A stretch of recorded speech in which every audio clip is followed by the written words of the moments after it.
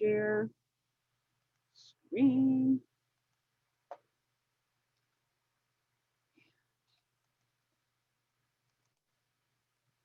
So once again, charitable gifts of real estate make money and make a difference. The secret niche that funds nonprofits by the billions.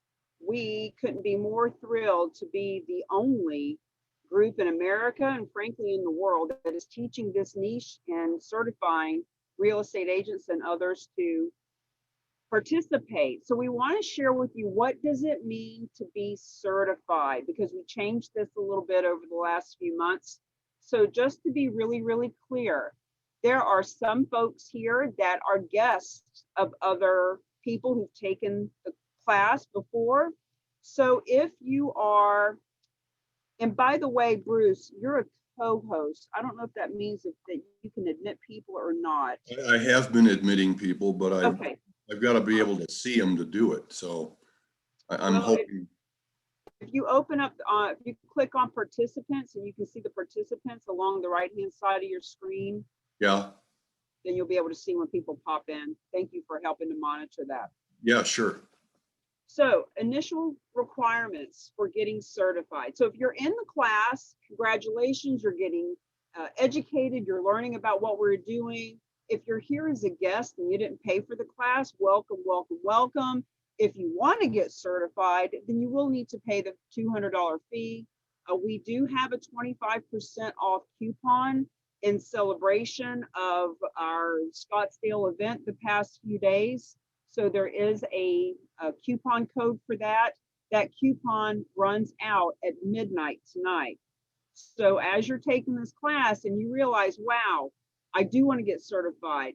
I do want to be in this class as often as possible. I do want to start bringing guests here to understand how this works. In order for you to do that, you need to be a paid participant. So to get certified, you take the class, notice underlined words. So as we're going through all the slides, you'll see that every slide has some words that are underlined. And you want to notice that because when the test comes out, which is going to be ready by June 1st, then the words that are underlined are the ones that you really want to pay attention to because that's what's on the test. So you take the class, you pass the quiz, you pay the $200 fee, you are certified and you have the right to use the certified, the logo to be a certified charitable real estate specialist for 1 year. You'll notice there's annual requirements.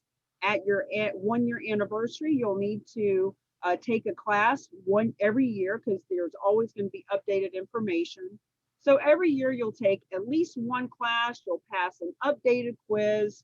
The renewal fee will be $100 a year, and there will be a master designation. In other words, when you bring your first deal to the table, you actually have done a charitable gift of real estate with Realty Gift Fund, whom you'll be meeting in a moment, you can become a master designation. So the benefits of doing all of this is having that CCRES designation. All our real estate friends love to have letters behind their names, and just about everybody has all the same kind of letters, but this is new. This is different. No one else is doing it, and you are the first in your marketplace currently, but it won't be like that forever. Over the next year, we plan to have at least 1,000 people through the class over the next year. And so little by little, you'll be hearing about it a lot more, and you want to have first movers advantage. RGF office hours. What that means is the first, second, and third Wednesday of the month at 1 p.m. Eastern. If you are part of the certification program, you have access to Bruce Geist and his brilliance in the Q&A open office hours. And on Wednesdays at 1, specifically talking about what deals qualify. Hey, I've got this guy, he's got a property. Can I introduce you to him? Like, it's all around charitable gifting of real estate, the contracts, all that fun stuff. You have access to that. Third bullet point down, guys, you're going to be listed on our website that will start to have all of the certified real estate agents, all of the nonprofits who've gone through the class and participate with us. We'll be creating a list of all of the financial service folks. In other words, the website is just getting started, and part of the benefit for you being a certified specialist is that you will be promoted with us, by us, as we are talking about this all over the country, and people start learning more and more about it, and they start going to that website. They will be able to find your name there. You will also have 2 VIP tickets for guests every month. So this class is the 3rd Tuesday of the month, every month.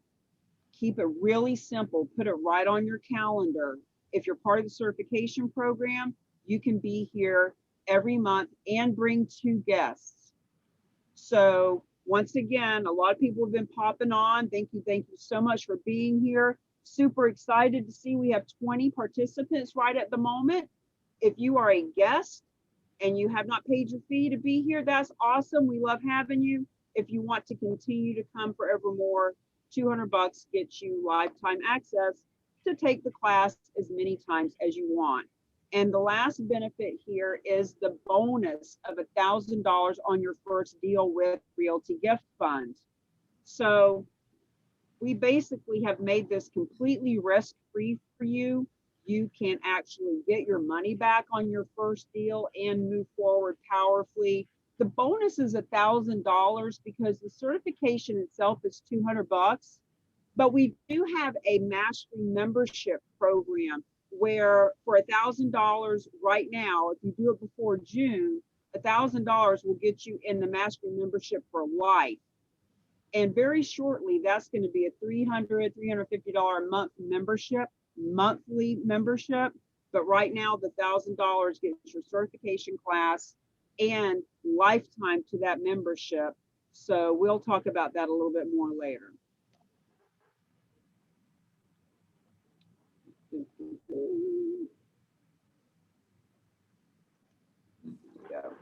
Okay, so section number 1, we're going to get into concepts, collaboration partners. What are we doing? Who are the players?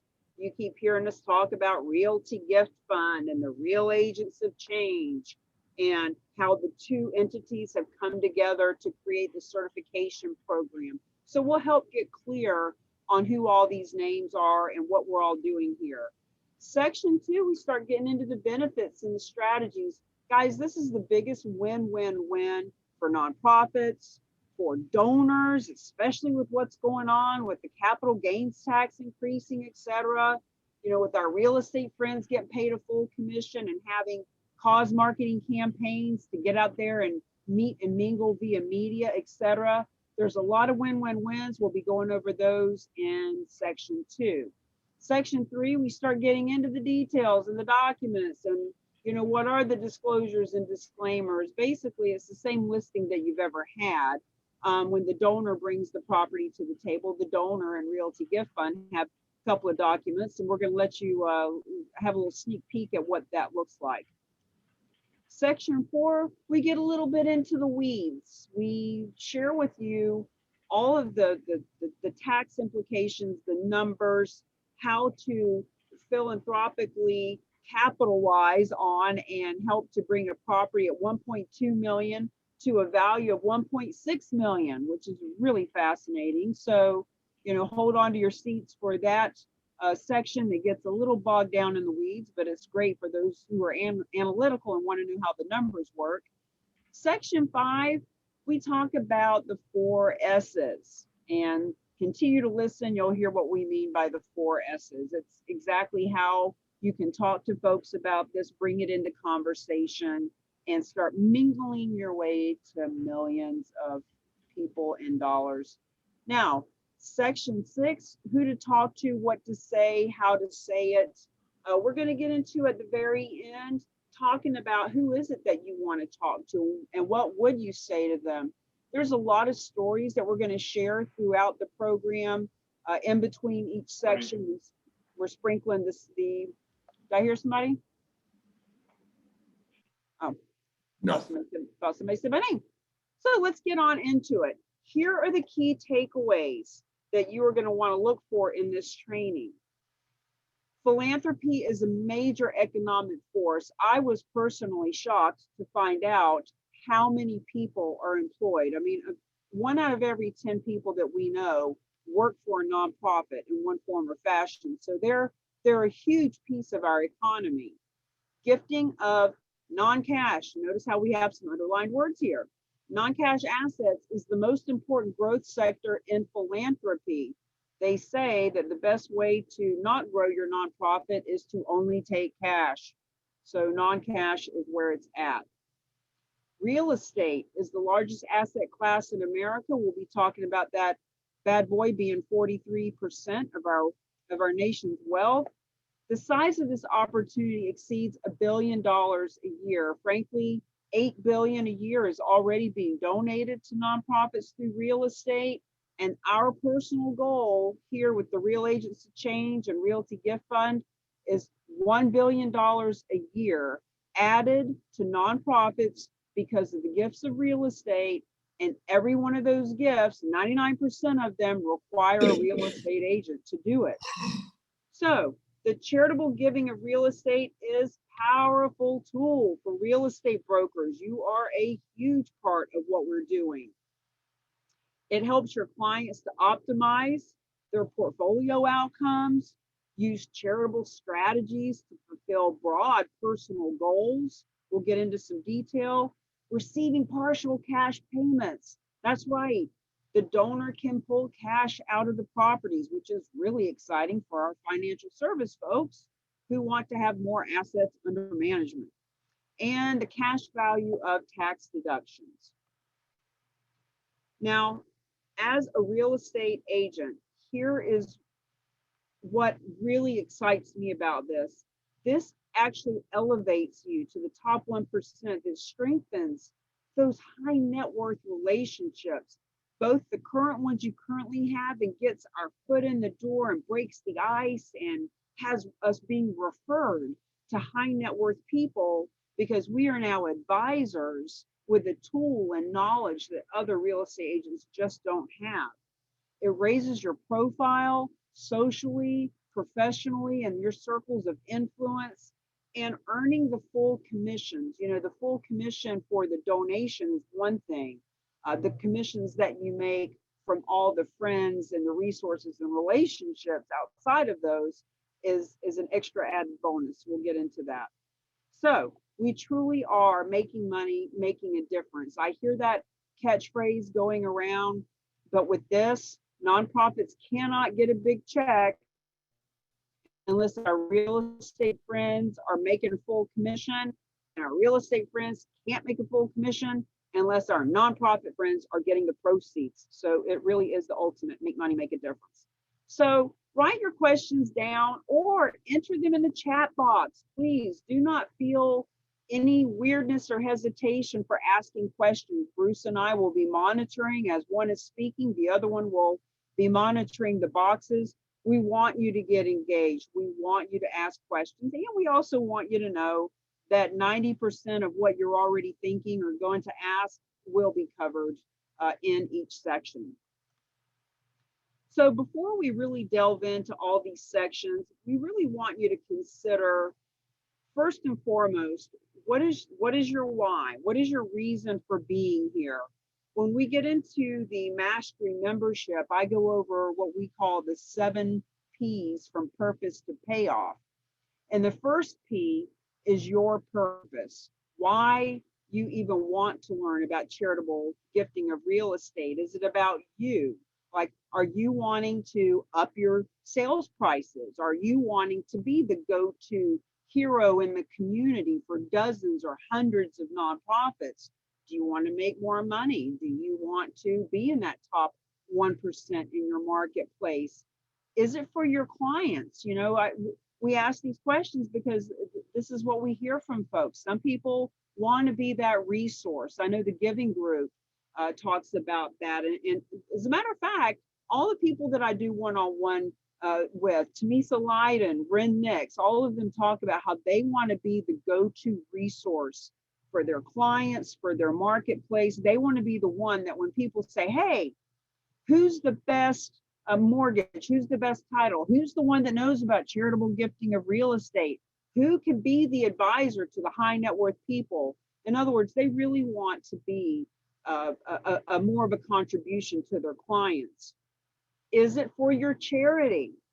Are you, do you have your own charity? Do you have one that you've been volunteering at for years? Are you spending days, weeks, months sitting on committees trying to help with fundraisers that just aren't nearly as well attended as they once were? Maybe you'd like to buy back some of that time that you've been spending on those committees by getting them a check that's an average of $550,000. So is it about that one charity, or is it about your whole community? Because there's a lot of people with community funds out there that actually help to trickle down funds to the whole community. And as we go through this next 3 hours or so of information, you're going to hear ways that this benefits you, your clients, your charity, and your community. We really just want you to be thinking about what it is that brings you here. So let's get into section number 1, concepts, collaborators. What the heck are we doing, and who are all these people that you keep hearing about? So let's get into a little bit of the background and the basics. A couple of words that we want to identify and actually define that I needed help with when I first learned about this, and that I've heard other people ask questions about. So philanthropy, for example, is the love of mankind and humanity, generosity in all its forms, the giving of time, talent, and treasure to make life better for mankind. I have heard people say, Cammie, I'm not a philanthropist. I'm not Bill Gates. Somewhere in their mind, they feel like if they're not donating millions of dollars, they're not a philanthropist. But my friend, if you're on this video, then you have a love of mankind and humanity. We do not attract people unless they have that heart-centered giving way of being. So congratulations, you are a philanthropist. 501c3, we throw this around like everyone knows what it is. And, to take a big step back, let's understand that when you're doing a Facebook Live about this or having conversations with people, not everybody knows what it is. It is an IRS designation for qualified organizations that provide goods and services for the public good. Tax deduction. 1917, the IRS introduced the tax deduction for charitable gifts of all kinds made to qualified organizations and designated as a 501c3. So you'll hear us talk about how charitable gifting of real estate's been around for 100 years. Why haven't I heard about it if it's been around for 100 years? Well, we're going to tell you why. Hang on to that. Powerhouses for good. From that time in 1917, charitable giving has been a sustainable element of our national culture, allowing America's nonprofits to grow into economic and social powerhouses for good, once again employing 10% of America's workforce. So, with all that being said, what is the charitable giving of real estate? Charitable giving of a non-cash asset to a qualified 501c3 nonprofit, which entitles the donor to claim a tax deduction against adjusted gross income and provides the nonprofit an asset it can sell to fund its social programs. So we are not expecting you to become a tax advisor. And as a matter of fact, as a disclaimer, let's just say we are not tax advisors. We are not attorneys. We always suggest that you and your clients advise with all of those types of professionals. We just want to give you a basis of what this conversation is. So if the asset is appreciated, in other words, if it's increased in value from the time of initial purchase, a donor also avoids the capital gains tax that would be owed were the property sold for cash. And we have been being asked a lot lately with what's happening with the new administration. Hey, did you have a crystal ball?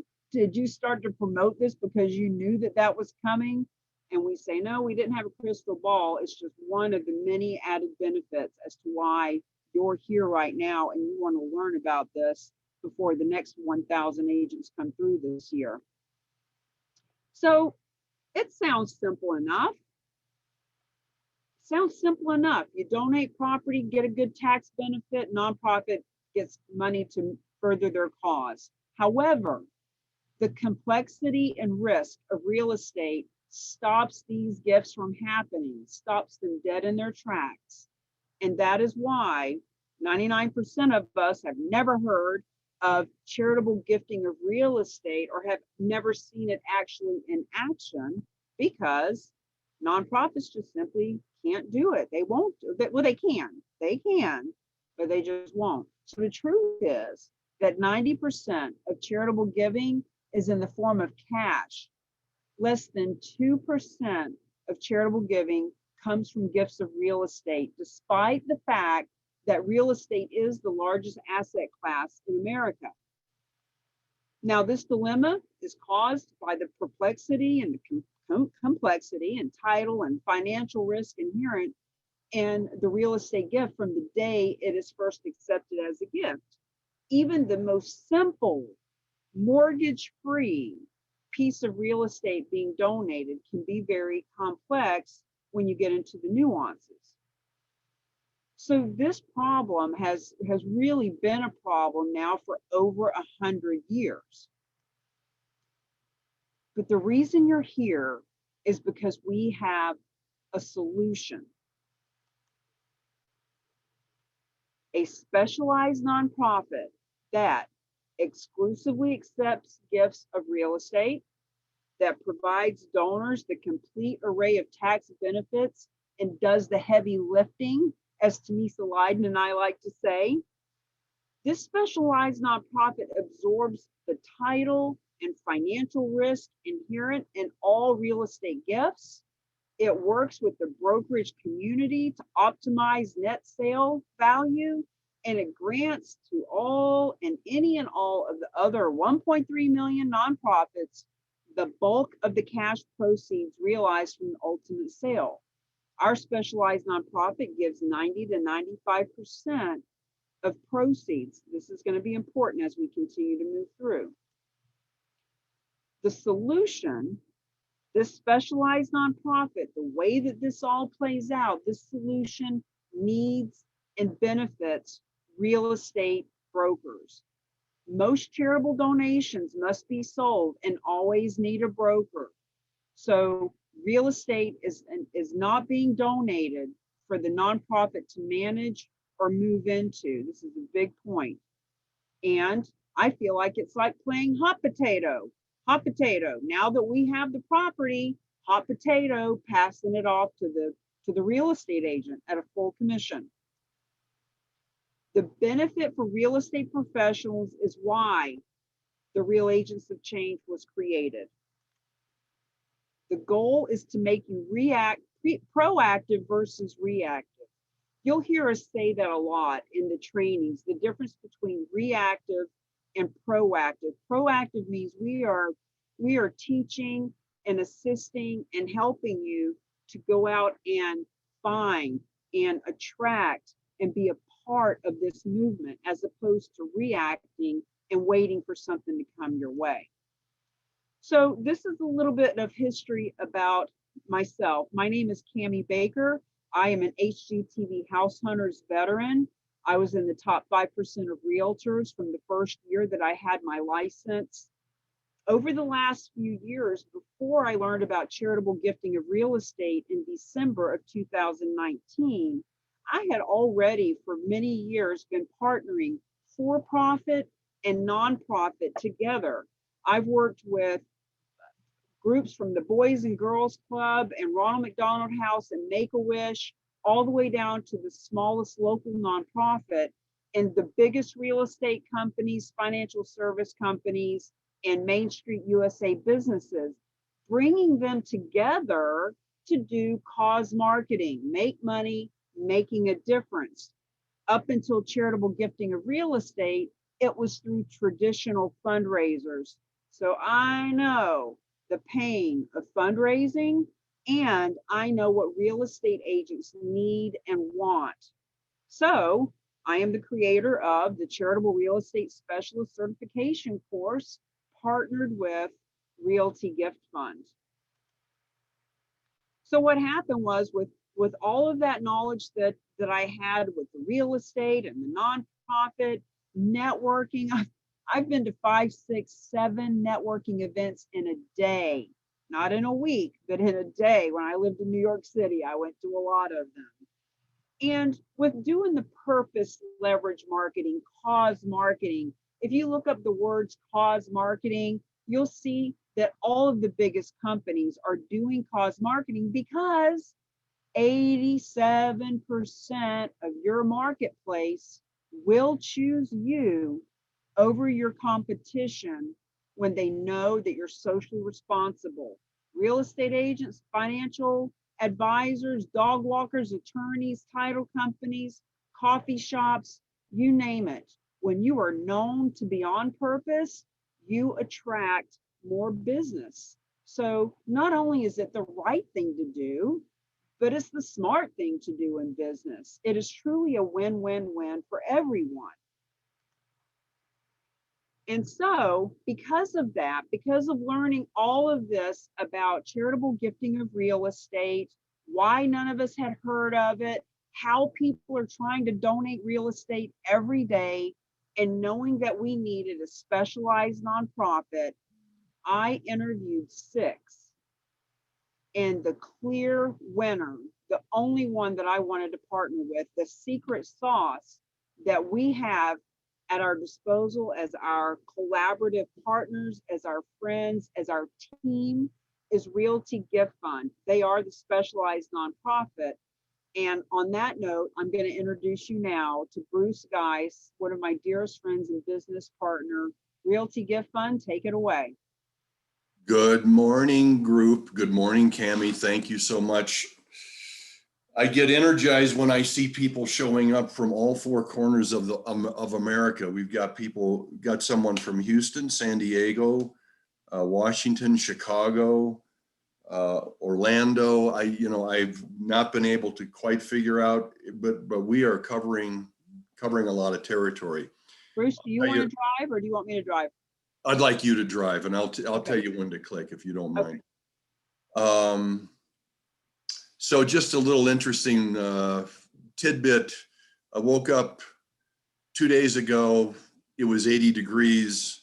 I woke up yesterday. I went to work. I put my short sleeve, lightweight t-shirt on. By the time I got home, it had snowed, and it's going to snow again today. So here we are in Santa Fe, New Mexico, and it's springtime in the Rocky Mountains. Anyway, really happy to have you all here. Let me tell you, Cammie gave you a good introduction about what you're going to hear and the material we're going to cover. Let me just give you a little sense that this is going to be a short, quick ending to section 1, telling you about who Realty Gift Fund is. I'm glad we have, by the way, we have a nonprofit in the class. We have a wealth manager in the class, in addition to a bunch of real estate brokers who we actually designed the class for. But as we keep teaching this, more and more of the nonprofit stakeholders show up, and everyone is like super welcome to be here. Realty Gift Fund was founded by 4 people. We've known each other for 4 decades. We've been in the private real estate business for that long, mostly in the commercial and investment world. I started as a builder hauling concrete in a wheelbarrow a very long time ago. And we've all been brokers, investors with our own money, other people's monies. We've been builders, developers, consultants, and all of this has been very useful in the fact that we always had one foot in real estate and the other foot in the nonprofit world, helping them out, running nonprofits, raising money for them. We're just 4 people who just have an affinity to the nonprofit world. Years ago, we discovered there was a problem of real estate making it into the charitable pipeline. We have done what Malcolm Gladwell would ask us to do. We had 10,000 conversations about it.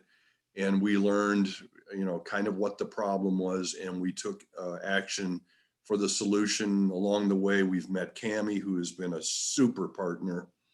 And because of Cammie, we've got other super partners. Many of them are on the in the class again today as repeat people who have just become great friends of ours. Okay,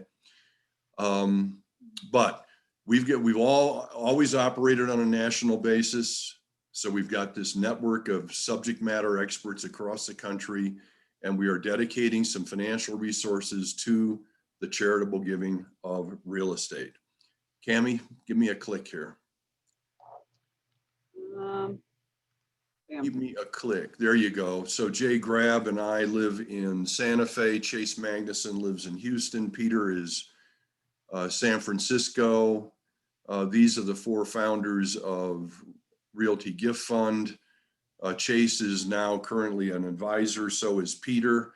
And Jay and I are actually run Realty Gift Fund.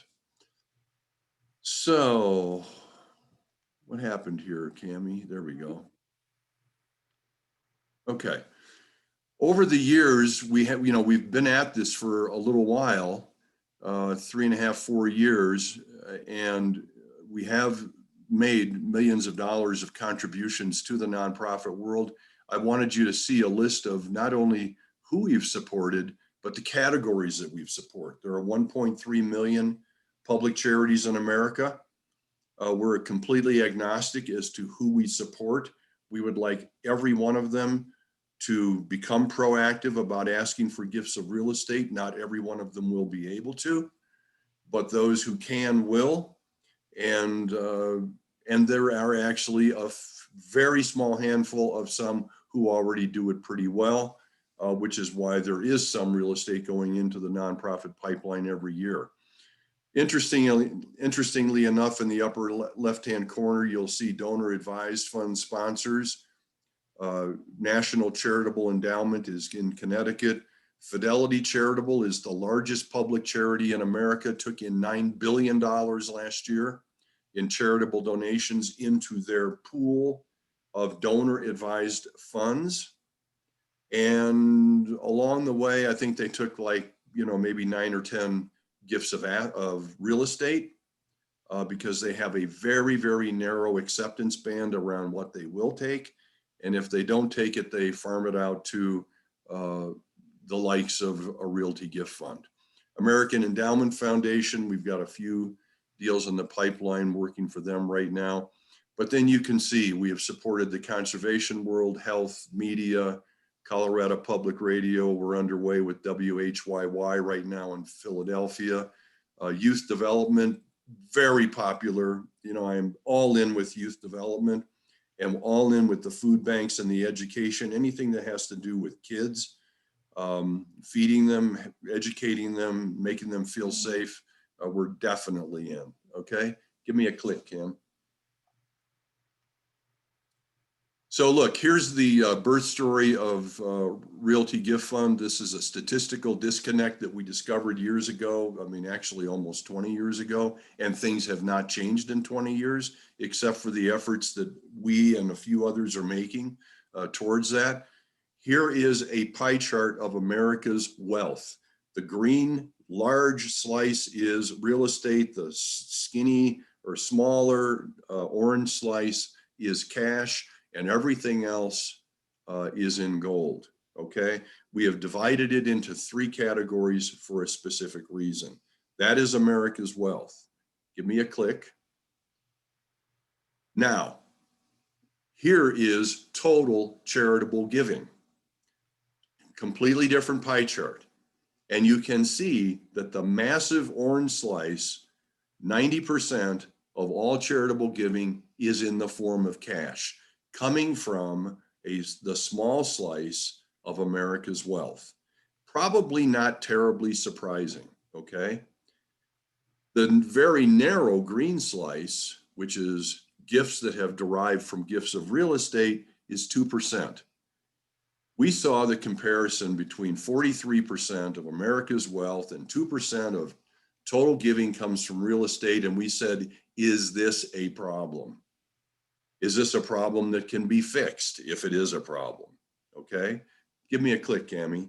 The reason we got so really interested in it was not just the disparity between the two slices of pie, but the fact that total charitable giving in 2017 hit $400 billion for the first time. It is a massively important part of our economy, the nonprofit world and charitable giving. And so we thought, well, an impact that we might be able to make could be a very significant impact. So give me a click, Cami. I'm going to convert the pie charts that you just saw into dollars. Here is the $400 billion pie chart, which is 2019 charitable giving. It's actually over that, but I'm just rounding the number down to make this math simple. And 2% of $400 billion is $8 billion. That's the skinny green slice gifts that came from real estate, okay? And here's what we think. We think after actually studying this, talking to researchers, financial advisors, and what have you, that we can move charitable giving from 2% to about 6.6%. So I call it just under 7. All right.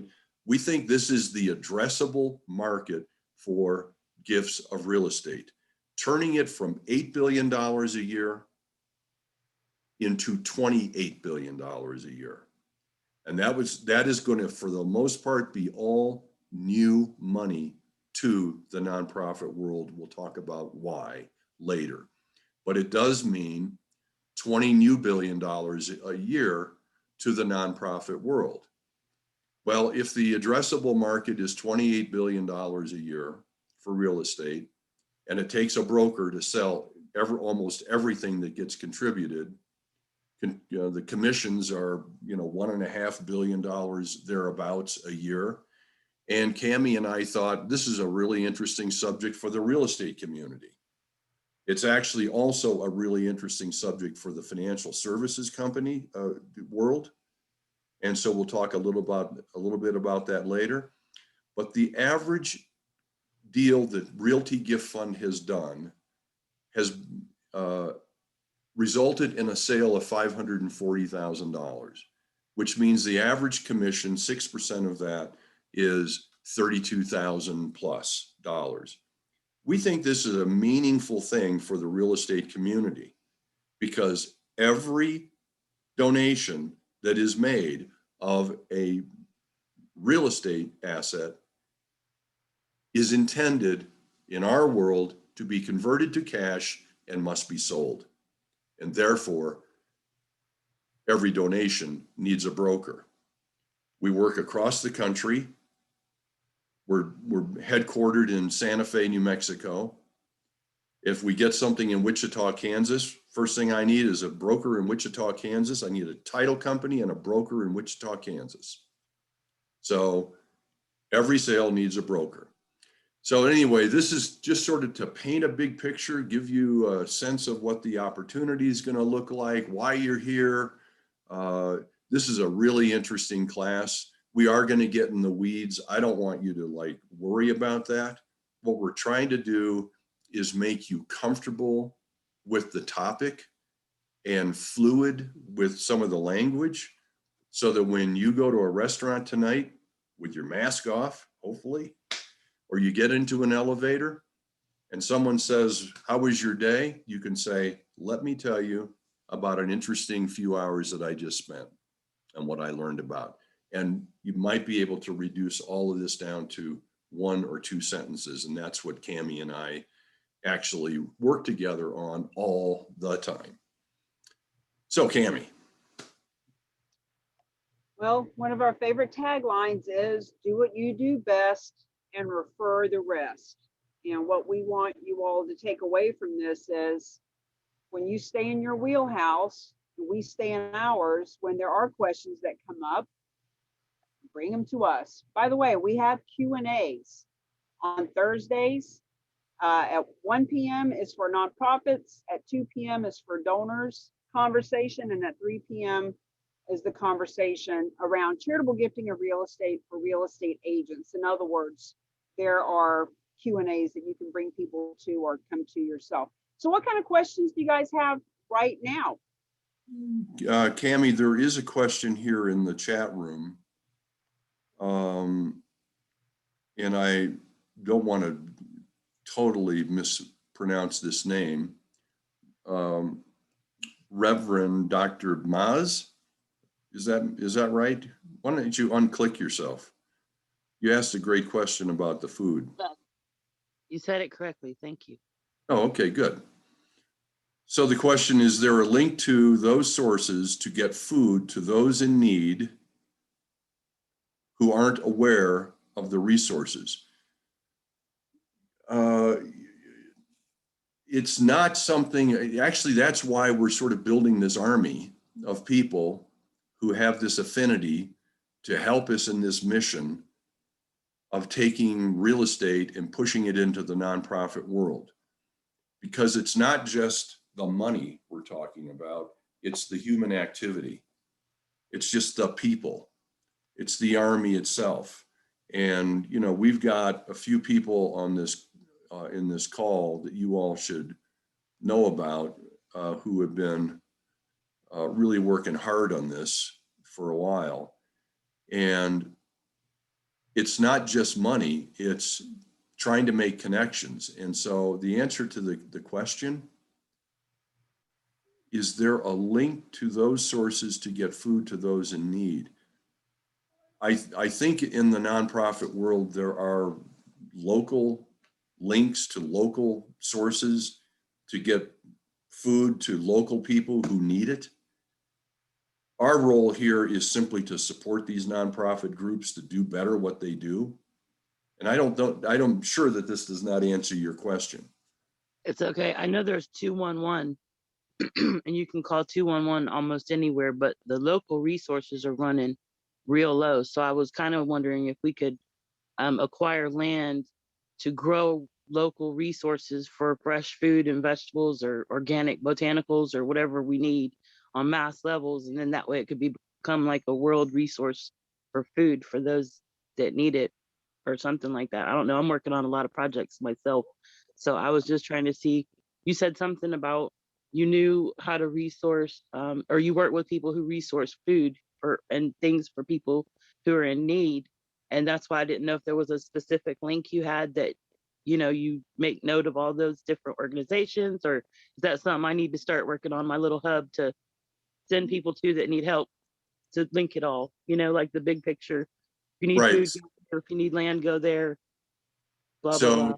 you know, you'll hear Cammie and I say more than 5 or 6 or 8 or 10 times today. Mm-hmm. Everyone's got to do what they do best in this. Okay. Everyone comes here with a different talent, with a different narrow vision. Mm-hmm. When you add all these narrow visions together, you have a broad vision as to how to help the, you know, our friends in need and serve causes that have nothing to do with friends in need, but other things.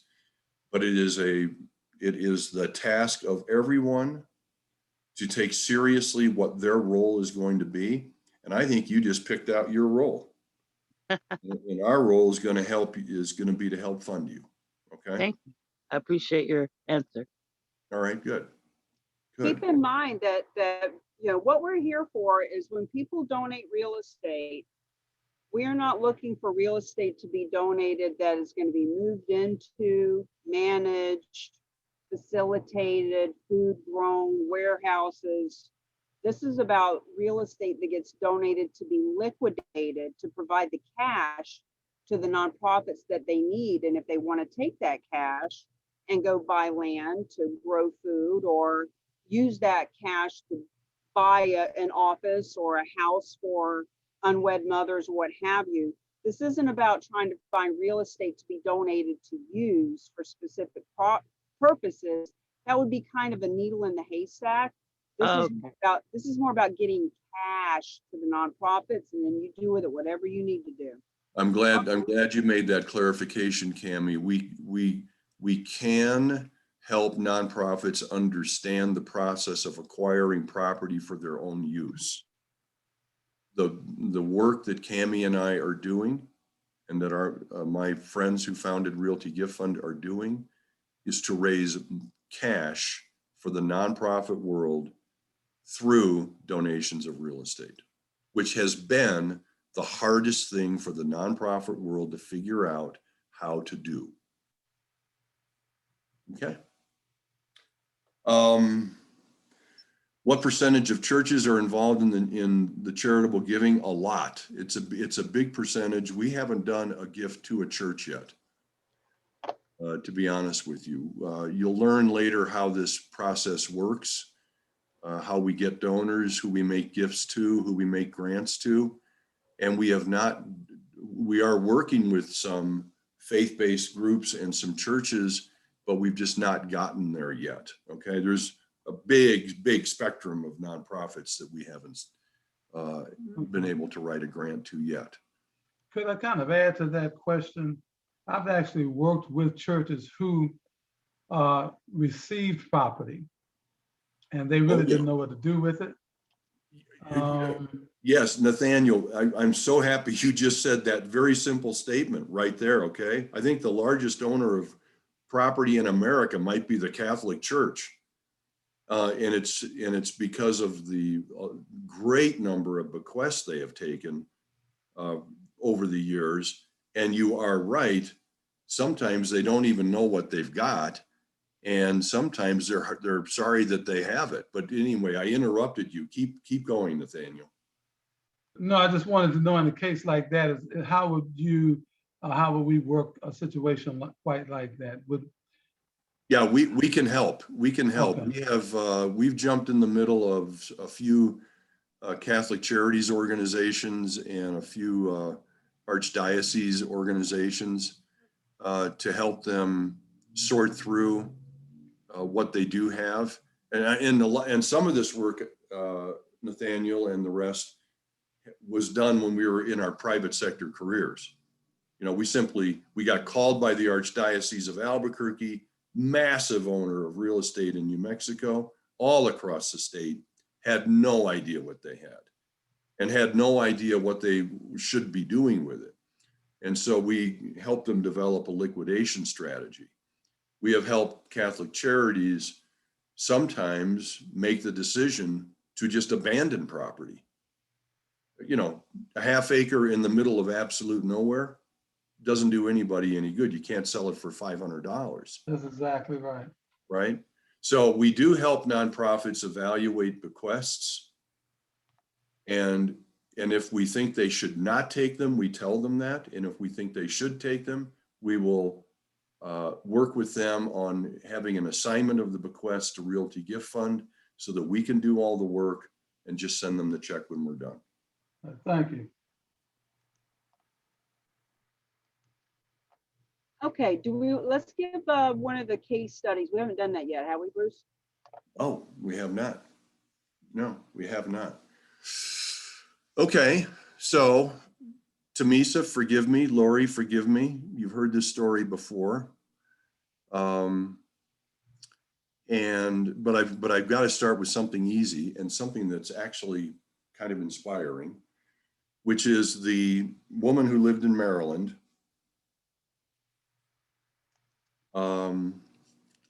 And was supporting a hospital in Denver, National Jewish Health, the largest respiratory hospital in America. They have one hospital. They have 22 or 3 fundraisers who live and work around the country, because there are people from all over America who at one time or another have either gone to National Jewish Health or one of their family members has. Okay.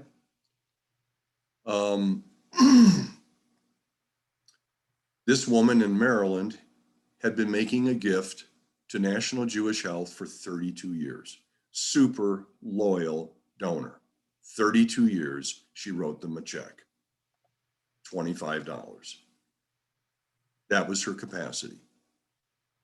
But for some reason, the fundraiser in Washington, D.C., took her and made her part of her book of 150 donors in that area that she was responsible for, kept in touch with her, birthday cards, phone calls, the occasional email, how are you doing, a real letter from time and again. And lo and behold, Linda Grable, who's the donor that we're going to talk about here, gives her a call and says, I have a ski cabin. I bought it 30 years ago for my parents who lived there for decades and have passed away. I rented it.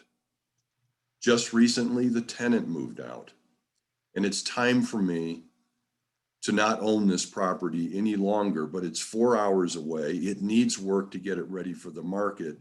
And if you'll take it, I'll just give it to you.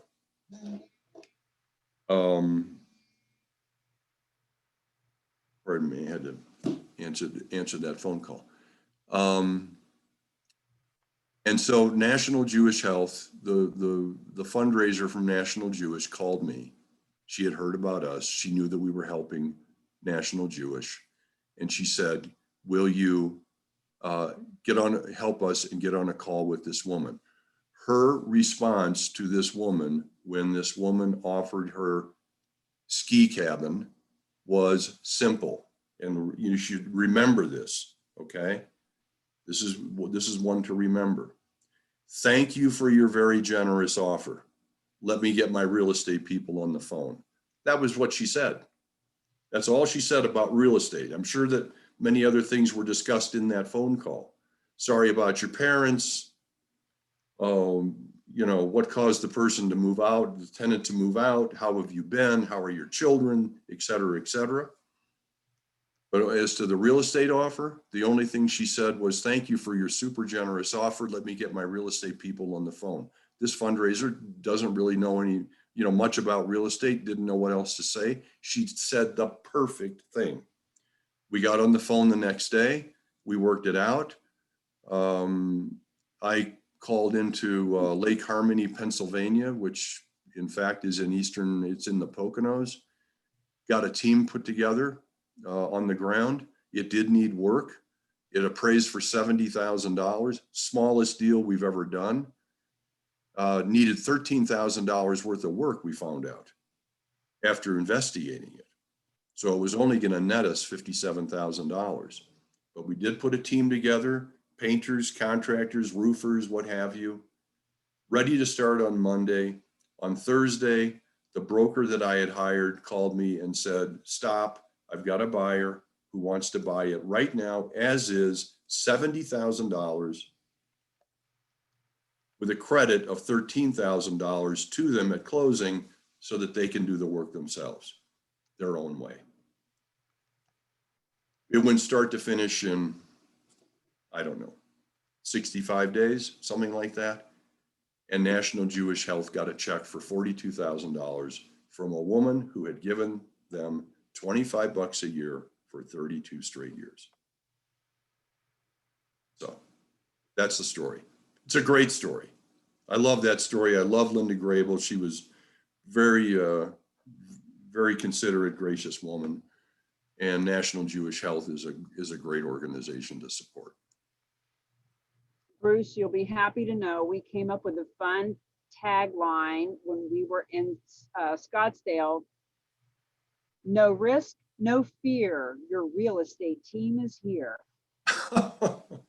This sounds like something that you and Lori and Tamisa came up with over a margarita.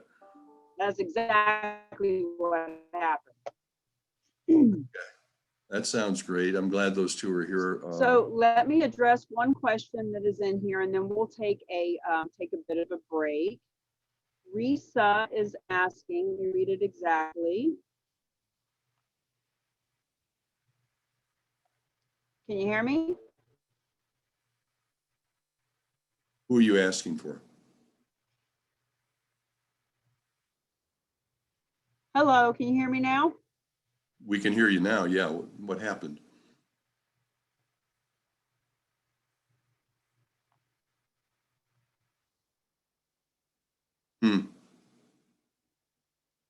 Cammie, I've lost you. We've all lost Cammie. Oh, there she is. Here I am. I don't know what that was. Okay. There was a question in the chat that is, I completely lost now, but I get what it was.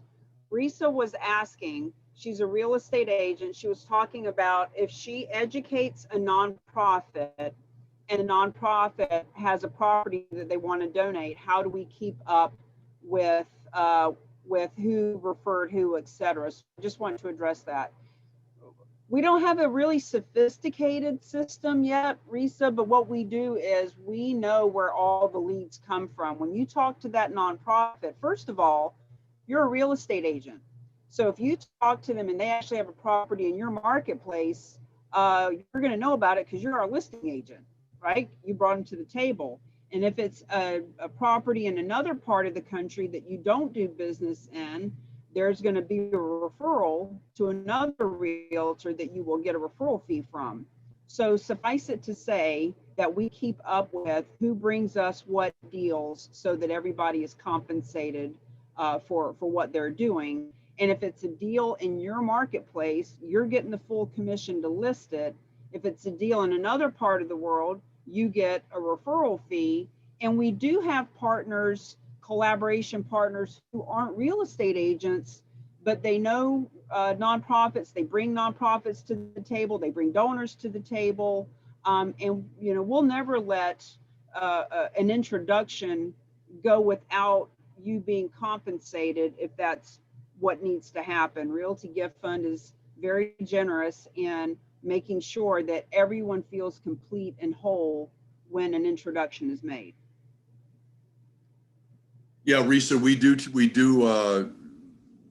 it when we meet a new nonprofit and it's been introduced to us by, you know, somebody. We do connect them together in our database. We do the very best we can. You know, it's not perfect, but it's human driven. But that's how we do it, and that is our intention. And in my 40 years of being in real estate, I've never blown a deal because of a commission. It's just, don't do it. You know, it's not worth it. Okay. Let me address, the Reverend has a question. So I had made a comment that as you were saying that you hired plumbers, electricians, et cetera, contractors. I made a comment to the folks about how exciting that is, that you can build your center of influence by talking to them about this. So she's asking, do we send the contractors, roofers, plumbers, et cetera, to you, or is there an application for us to use to share with them? We don't have anything that sophisticated. What I was saying in that comment is every one of us as business people, whether you're a nonprofit or a for-profit, we need resources and relationships in order to attract and generate revenue. So what I'm saying is this is just another reason and way to build that center of influence. When you're out networking, when you're at a real estate meeting, when you're at the Chamber of Commerce, this is a way to say, hey, by the way, you're a contractor. I am the charitable real estate specialist in this marketplace. And when we have properties donated, if it needs a roof or a plumber or a contractor, we need people like you. In other words, it's a great conversation starter. It's different than what other people are saying. It gives you a reason to say charitable gifting of real estate. Next thing you know, that plumber sits on a board for a church and you're getting a listing because you were talking about it. In other words, it's conversation starters that are interesting. So it's not about having an application for them. It's about what a great way to put these people in your own phone and be talking about these donations.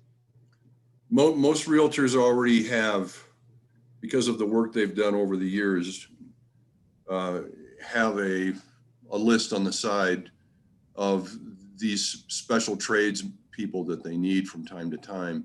And that is exactly how we put together a team in Lake Harmony, Pennsylvania. When we took the gift for National Jewish Health, I found the right broker. She helped me put together the team.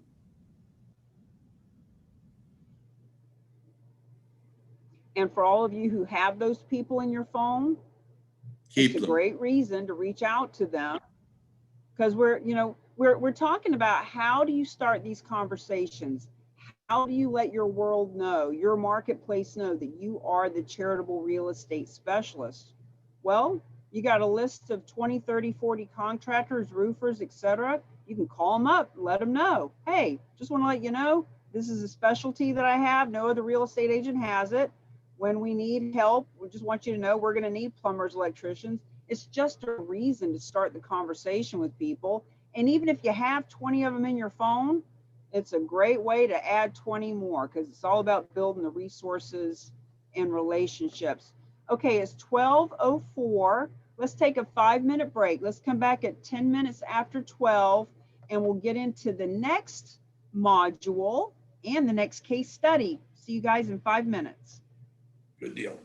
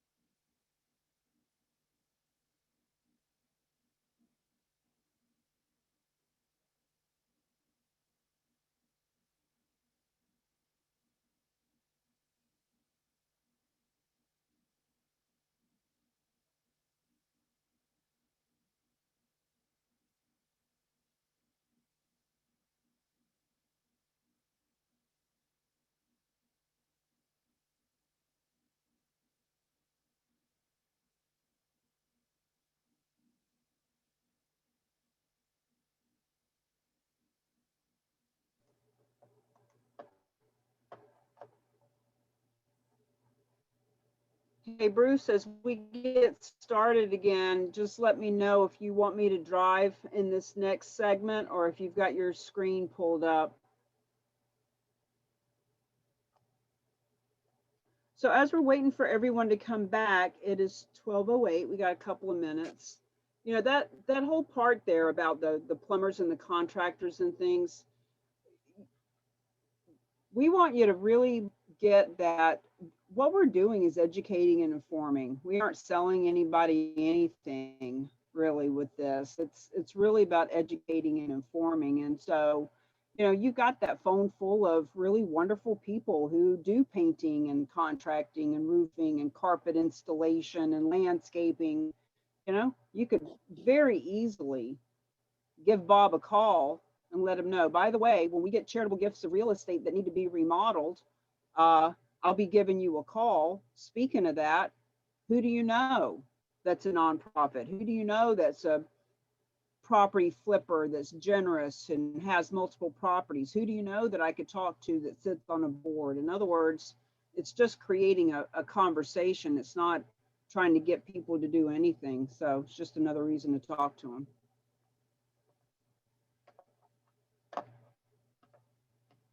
Bruce, do you want to take it? You got this next slide pulled up? Let me get Or I there. can drive. I've got it up. You got it up? Yep. Okay. You can drive. Okay. Well, it's 12:10, so we're going to get started, guys. Is there any lingering question that's coming up for you? We want you guys to be just as involved as humanly possible. So feel free to speak up, or we're going to jump into the next module. All right. I'm going to share the screen.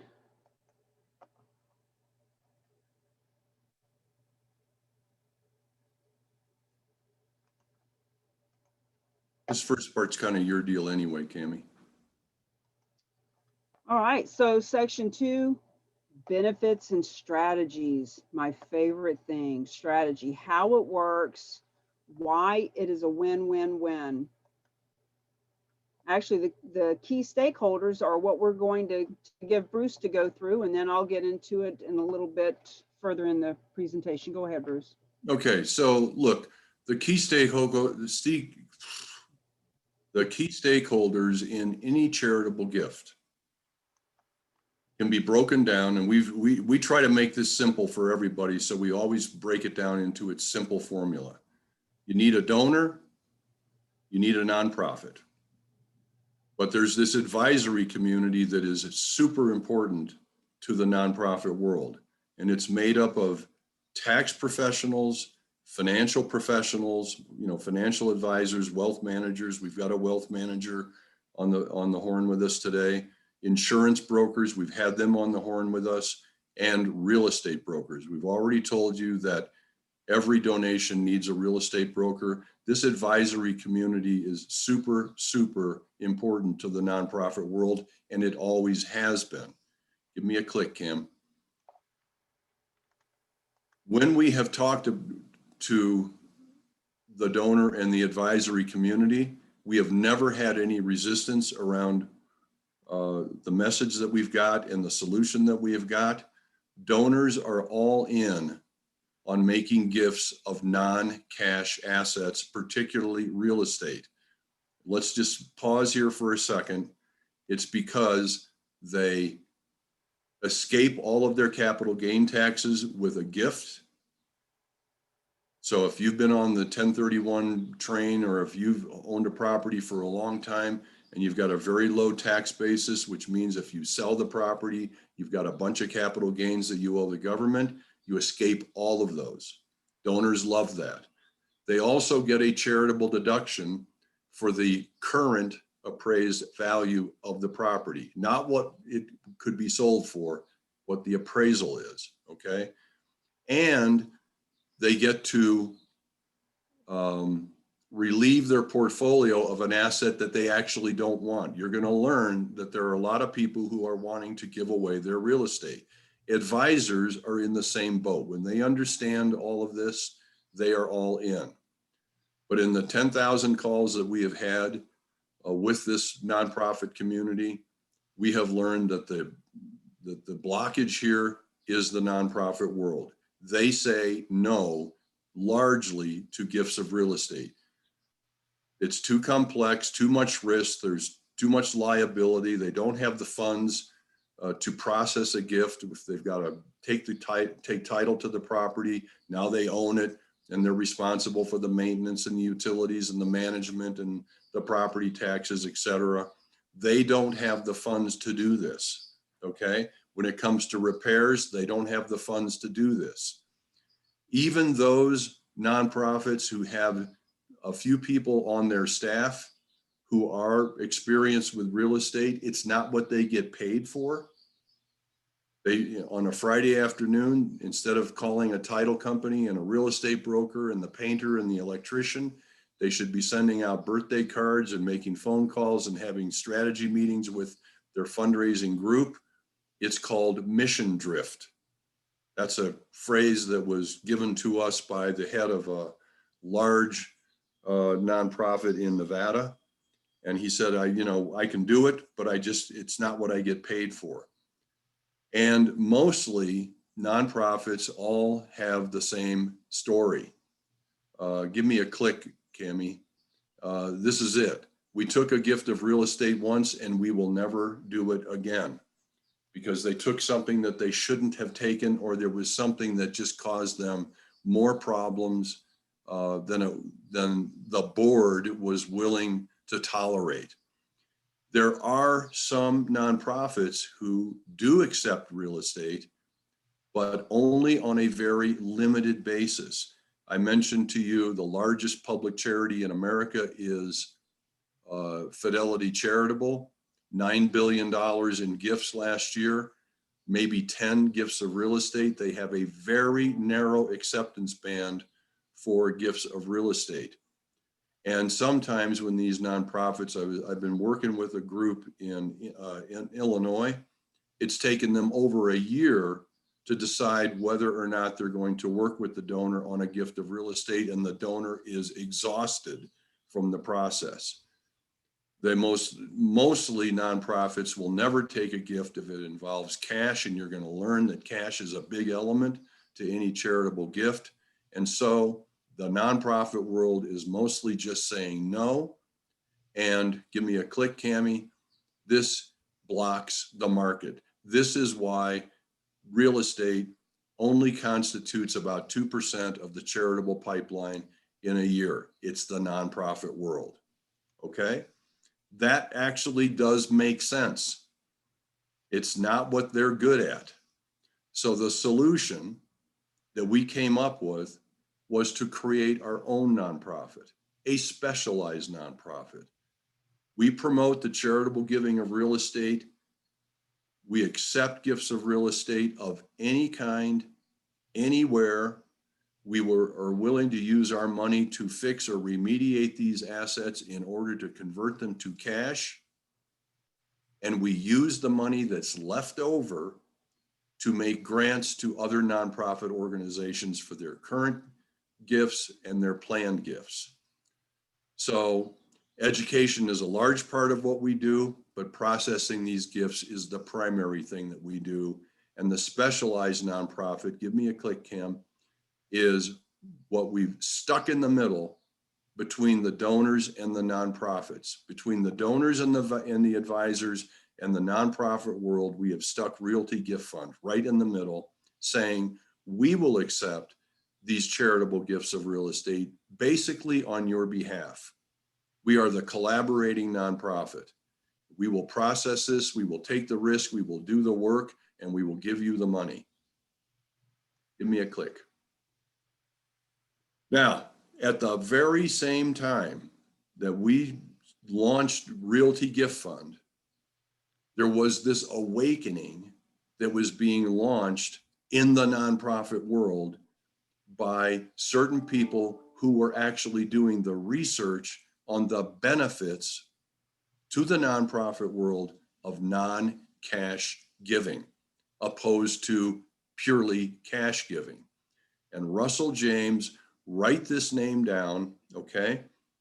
You can write down Russell James.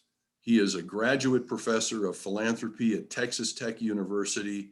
If you Google him, you will find all kinds of statistical evidence that he has worked on that proves that a nonprofit who opens the doors to non-cash gifts, principally real estate, will grow their endowments at 5 times the rate of a nonprofit that only accepts cash.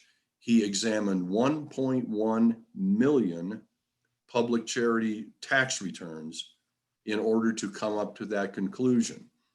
Working with Jackie Franey at the Nature Conservancy, her anecdotal advice to the nonprofit world, and she is a super popular speaker on the nonprofit circuit, is that donors will give 3 to 7 times more to your nonprofit if you will open the doors to real estate. Why?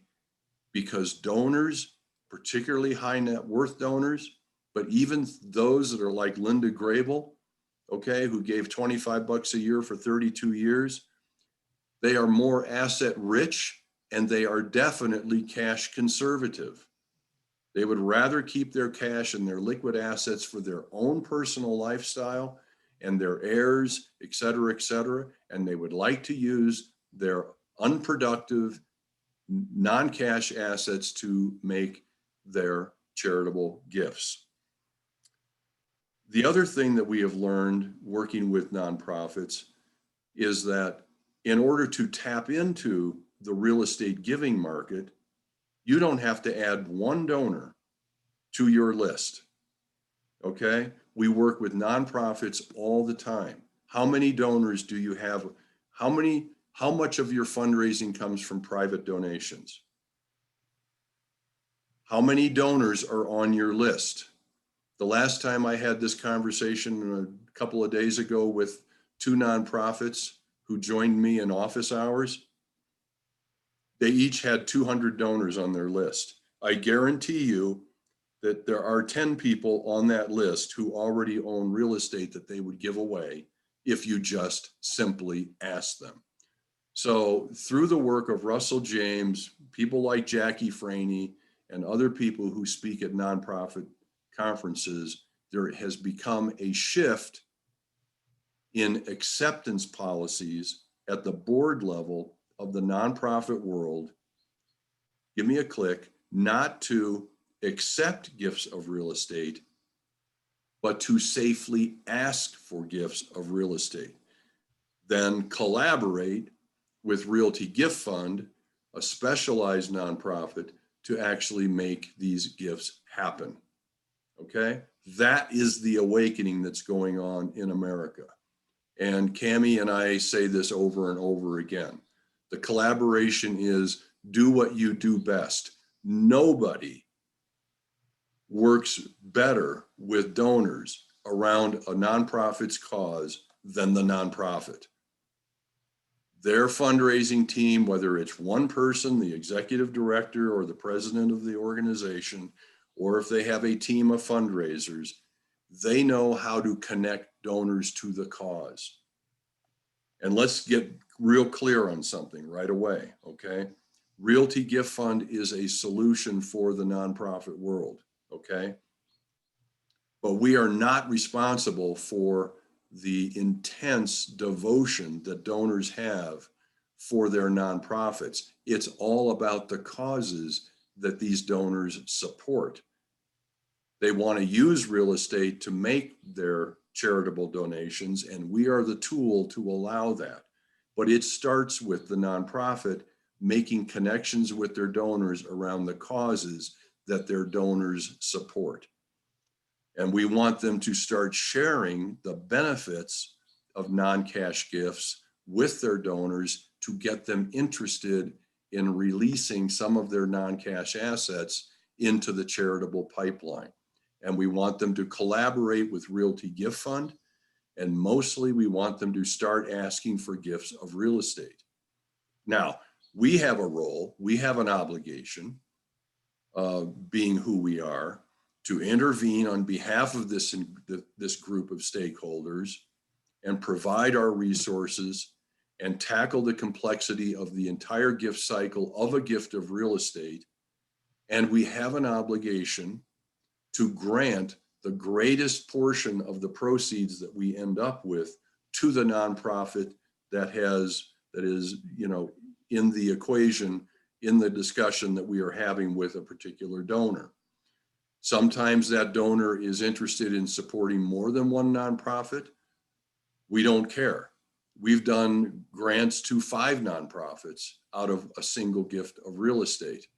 But if a nonprofit brings a donor to us, that those cash proceeds almost always flow back to that nonprofit. Okay? Give me a click, Cam. So look, you saw the stakeholder diagram that I gave you. Okay? Donors, nonprofits, the advisory community. They're all listed here on this little chart, okay? This peace symbol chart. But here's the really important thing. I have had meetings with 2 people. I've had meetings with 200 people. I've had presentations in front of 500 people, okay? I'm giving a presentation tonight in front of 150 estate planning people in Florida, in Palm Beach, Florida, okay? No one doesn't like our story. No one doesn't think this is a great idea. But it's what do you do with this knowledge once you learn it? How do you actually take it, become proactive, and get yourself involved in creating more charitable gifts of real estate? That's why we have teamed with Cammie Baker. Cammie is a genius when it comes to what do we do now? And so she is definitely part of this charitable giving of real estate movement that we have been promoting for the years. And now Cammie's come up with the Real Agents of Change, which is her army that she's building. You all are part of this army now, okay?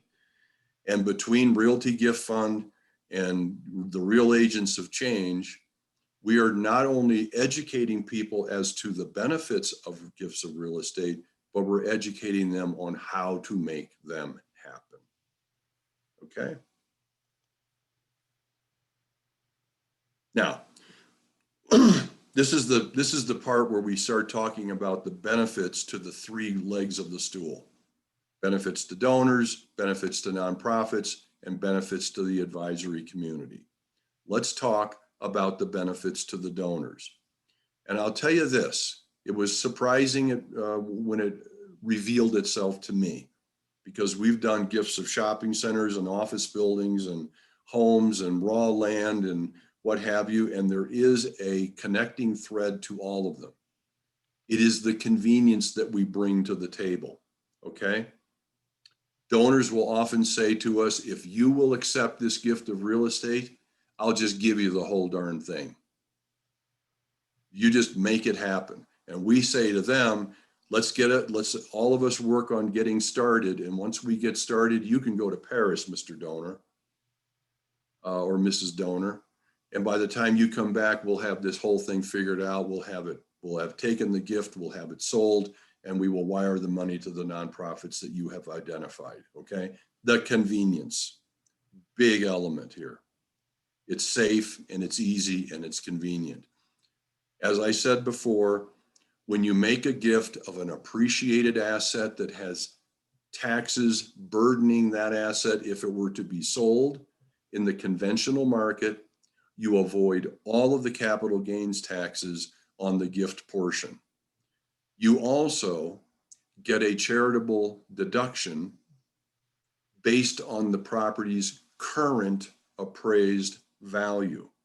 This is a really important element to donors.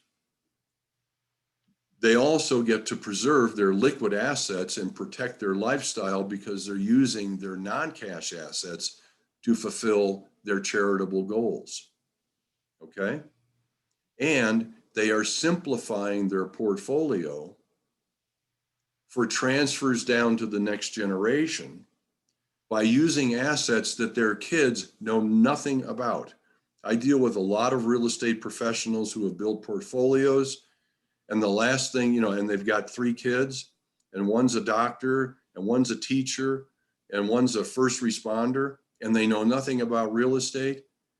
They, when the parents pass away, all of the liquid stuff should pass down to these kids so that they can easily divide the assets and everything is kind of simple. But please don't give me the shopping center that is 70% vacant on an intersection that's trending downwards. They wouldn't know what to do with it, particularly if it has debt on it and the debt's coming due in a year. Now what do we do? Okay.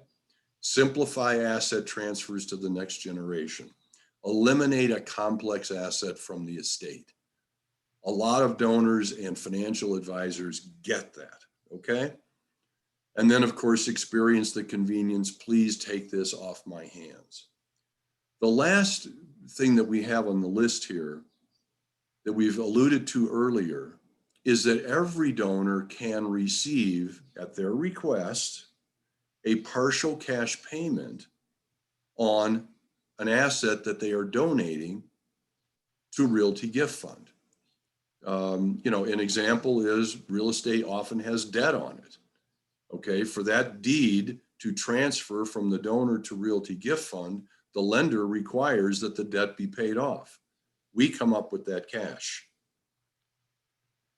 When there is a partial cash payment involved in a gift of a non-cash asset, the transaction is called by the IRS a bargain sale. Part cash, part gift. The cash can be used for any reason. I said, pay off debt, sure. Return the initial investment. I bought this property for 200 grand. It's now worth 600 grand. I'd like my 200 grand back. Okay, we'll write you a check for $200,000 and it'll pare the gift down to $400,000 because the gift portion is the difference between the appraisal and whatever cash we send to the donor. And so oftentimes donors will say, well, I don't need any money back, but I can't use a $600,000 charitable donation. I can only use a $400,000 charitable donation against my adjusted gross income. Let's pare the gift portion down. Please write me a check to pare the gift portion down. Sometimes our donors want to buy replacement life insurance for their kids because the kids have just been robbed of an asset they thought they would get, even though they wouldn't know what to do with it if they did get it. So the donor says, give me a check for 150 grand. I'm going to buy a fully paid up life insurance policy naming my kids as the beneficiaries. The cash can be used, guys, for any reason at all. A trust for the kids, invest in the market, take your spouse to Paris, reinvest the cash in a 1031 exchange and buy another piece of property. It goes on and on and on. Okay. Any reason at all, we will provide cash. Okay. That's a nice bundle of benefits for a donor. Well, so now that we're talking about donors, we might be thinking, well, okay, so I'm impressed by the benefits, but who in the world would ever possibly donate their property? Well, my canned response to that is the people that donate property are the ones that you want to know. They're the generous ones. But in all seriousness, 80% of the people who donate real estate to our team do it for altruistic reasons. They are veterans and they want to help the veterans. They have a house full of cats and dogs and they love animals and they're leaving more money to the animals than they are to the people that they know. In other words, they do it because they want to. And 20% of them do it for the tax benefits. And as we all know, with what's happening with capital gains, et cetera, it's becoming even more beneficial for people who need the tax breaks. So either way, what we want you to know is that they want to do it. They are grateful that you inform them about it, and they will be eager to learn more. This has nothing to do with selling, persuading, convincing. And for those of us who've been in real estate for a long time and have on that hat of objection handling and convincing, we have to take that hat off and know that we are simply providing an option, an opportunity, a tool, another way that they can give smarter and that they can save on their taxes.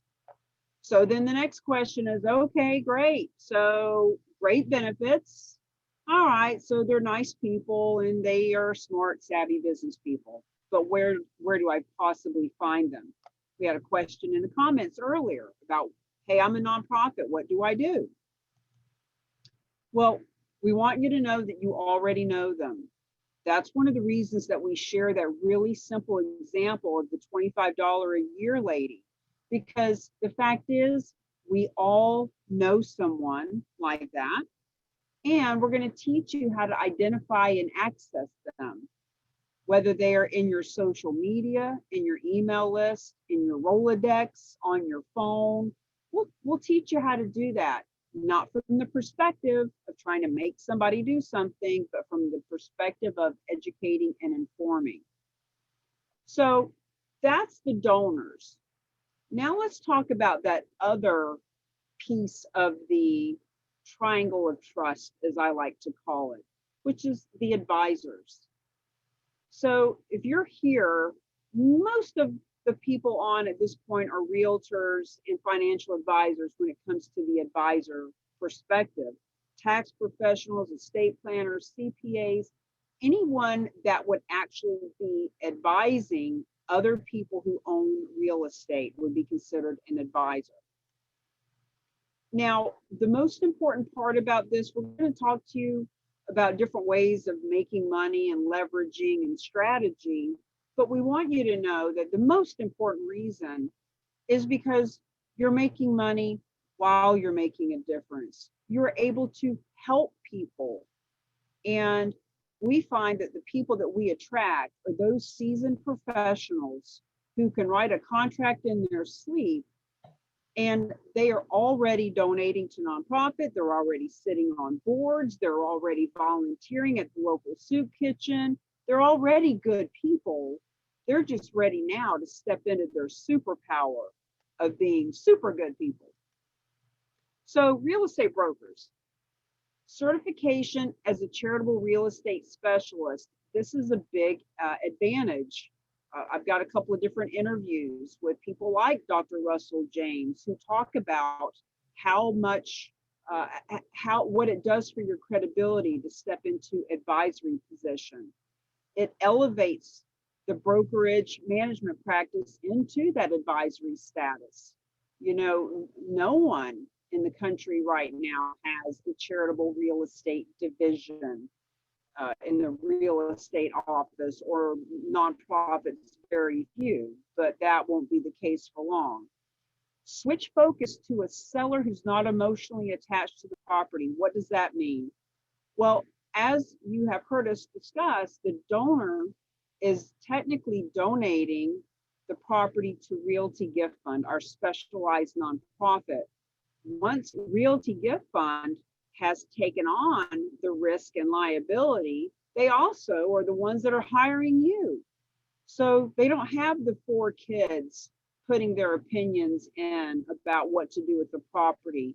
They're not attached to the appraised value and that's what we paid for it 20 years ago. They are completely unemotional. They are commercial savvy real estate professionals who will listen to what you have to say about pricing and making it marketable, etc. And of course, earning the full commission on the listing. What does that mean, full commission?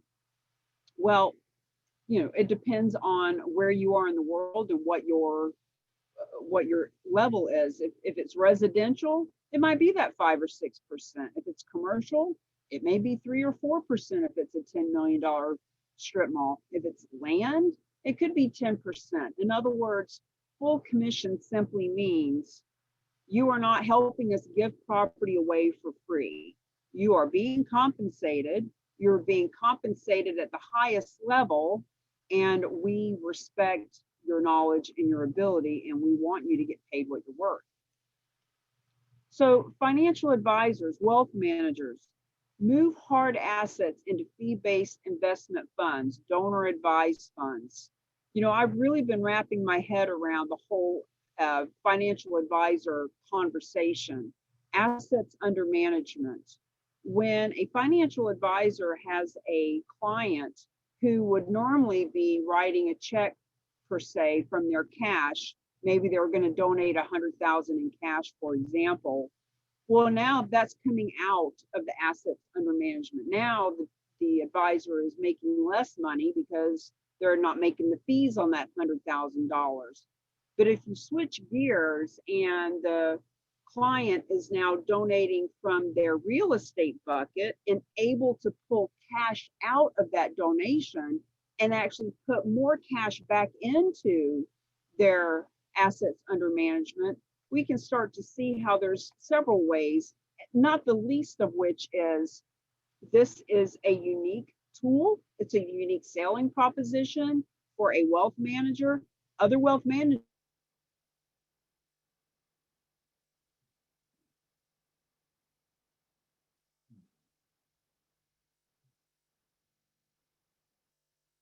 We seem to have lost Cami. Are you all there? Otherwise? I'm here. Okay. Yes, I'm here. All right. So Cami sometimes can struggle with her Wi-Fi connection, but let me jump in here for a second. Financial advisors, wealth managers, the fastest growing public charity in America is a device called the Donor Advised Fund. And for those of you, I'm just going to tell you quickly what it is. I don't expect you to, grasp all this stuff perfectly. A donor advised fund is a fund in which you make a charitable gift. You have had a big event. You've sold your business. Before you sell your business, you donate 10% of it to your donor advised fund. And then you sell your business and 10% of the business passes free of taxes into a charitable vehicle called a donor advised fund. Or you sell your real estate through Realty Gift Fund and you say, I'd like all the proceeds to go to my donor advised fund. That donor advised fund has to be held by a certified sponsor, Fidelity Charitable, American Endowment Foundation, Schwab, et cetera, et cetera.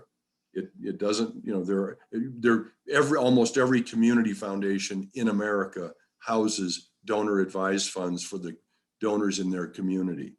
Okay. That donor, having made that gift and received the charitable deduction to create that donor advised fund, now has the ability over the years to make grants out of that donor advised fund to causes that they believe in.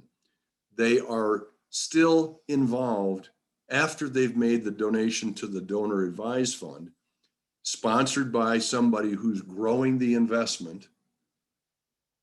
Okay. And over the years, this investment grows and grows and grows. And from it, they make grants in small amounts to nonprofits that they all support. I hope I've still got everybody on the phone here, but the reason I'm going into that is that financial advisors and wealth managers can actually manage those funds for a fee as they do everything else for their clients. They've taken a hard asset for which they are not paid, converted it to cash into a bucket for which they are paid. Okay. Now, most people who are on this call, most people who we deal with are just all wound up about making a contribution to the nonprofit world. They want to do their part. That's what we're here for. We want to do our part. Okay. We don't make a lot of money doing this, believe me. Okay. Neither does Cami. Okay. But what for the real estate brokers, guess what? You get paid a full commission for selling everything that gets donated to us. And for financial advisors, there are some financial incentives as well. Okay. So we just want you to know that there is nothing wrong with making money and making a difference at the same time. Okay.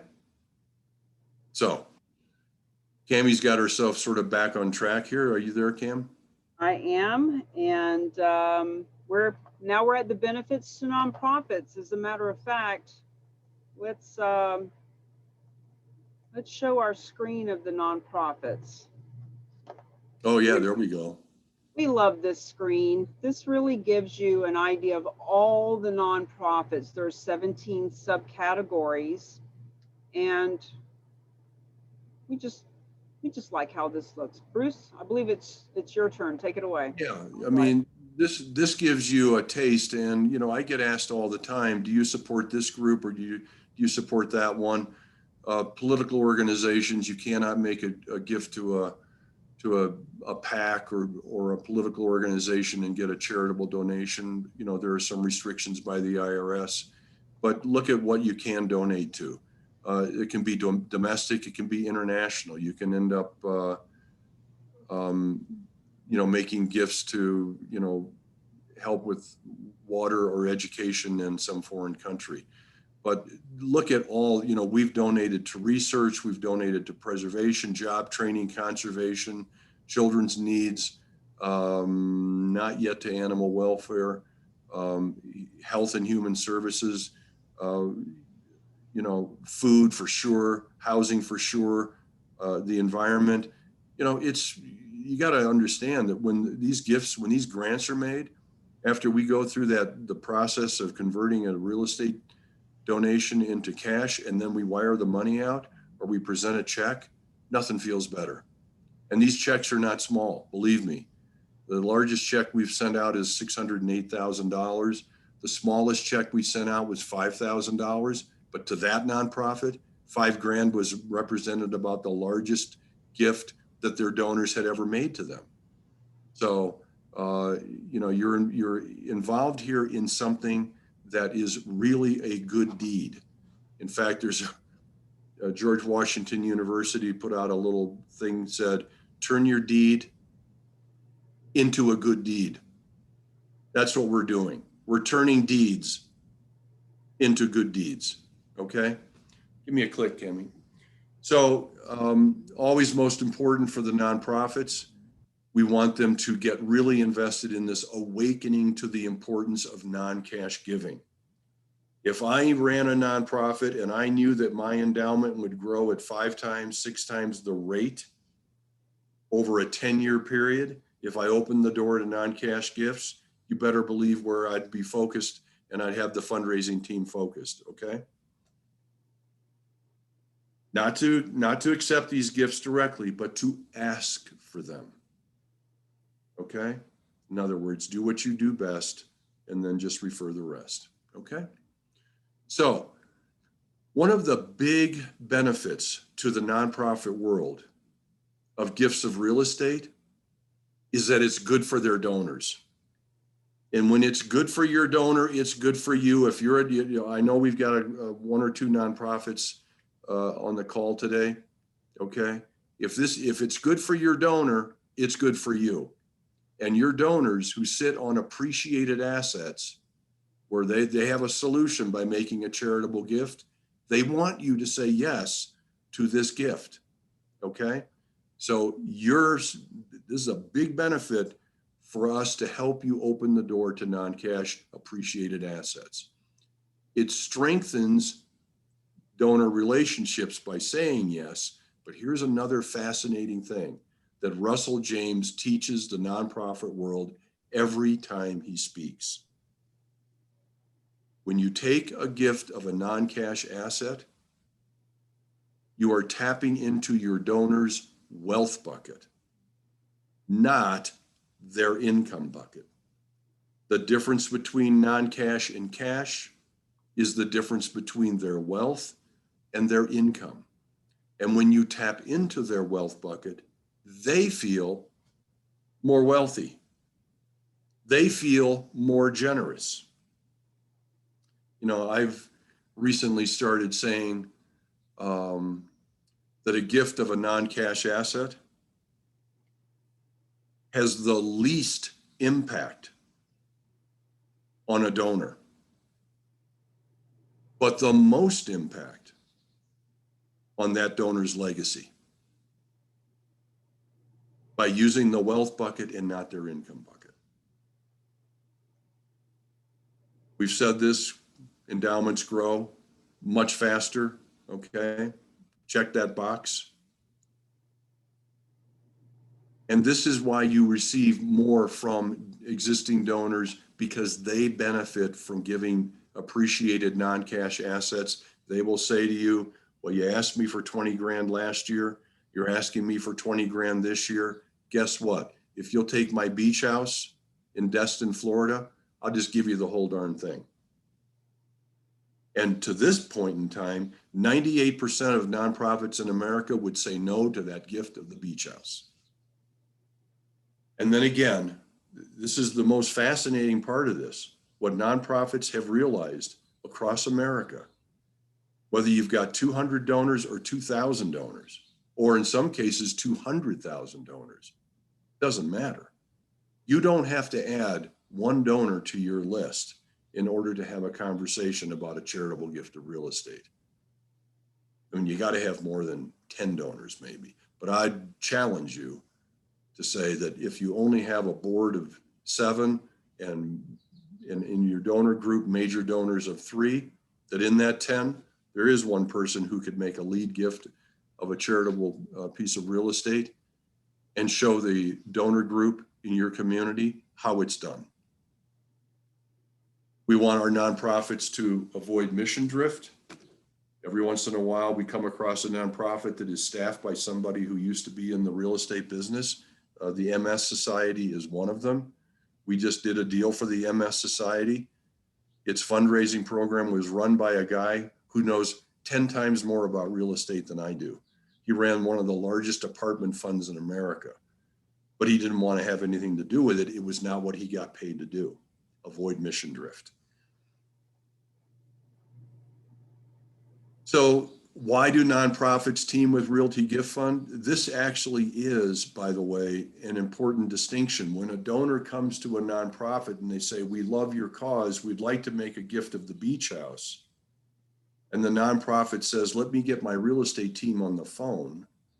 And the donor realizes at some point in time that they're making a gift not to that nonprofit, that we're making the gift to Realty Gift Fund on behalf of that nonprofit. That donor has to be convinced, why am I doing that, okay? Why am I making a gift to a nonprofit that I don't know when I'm trying to make the gift to you?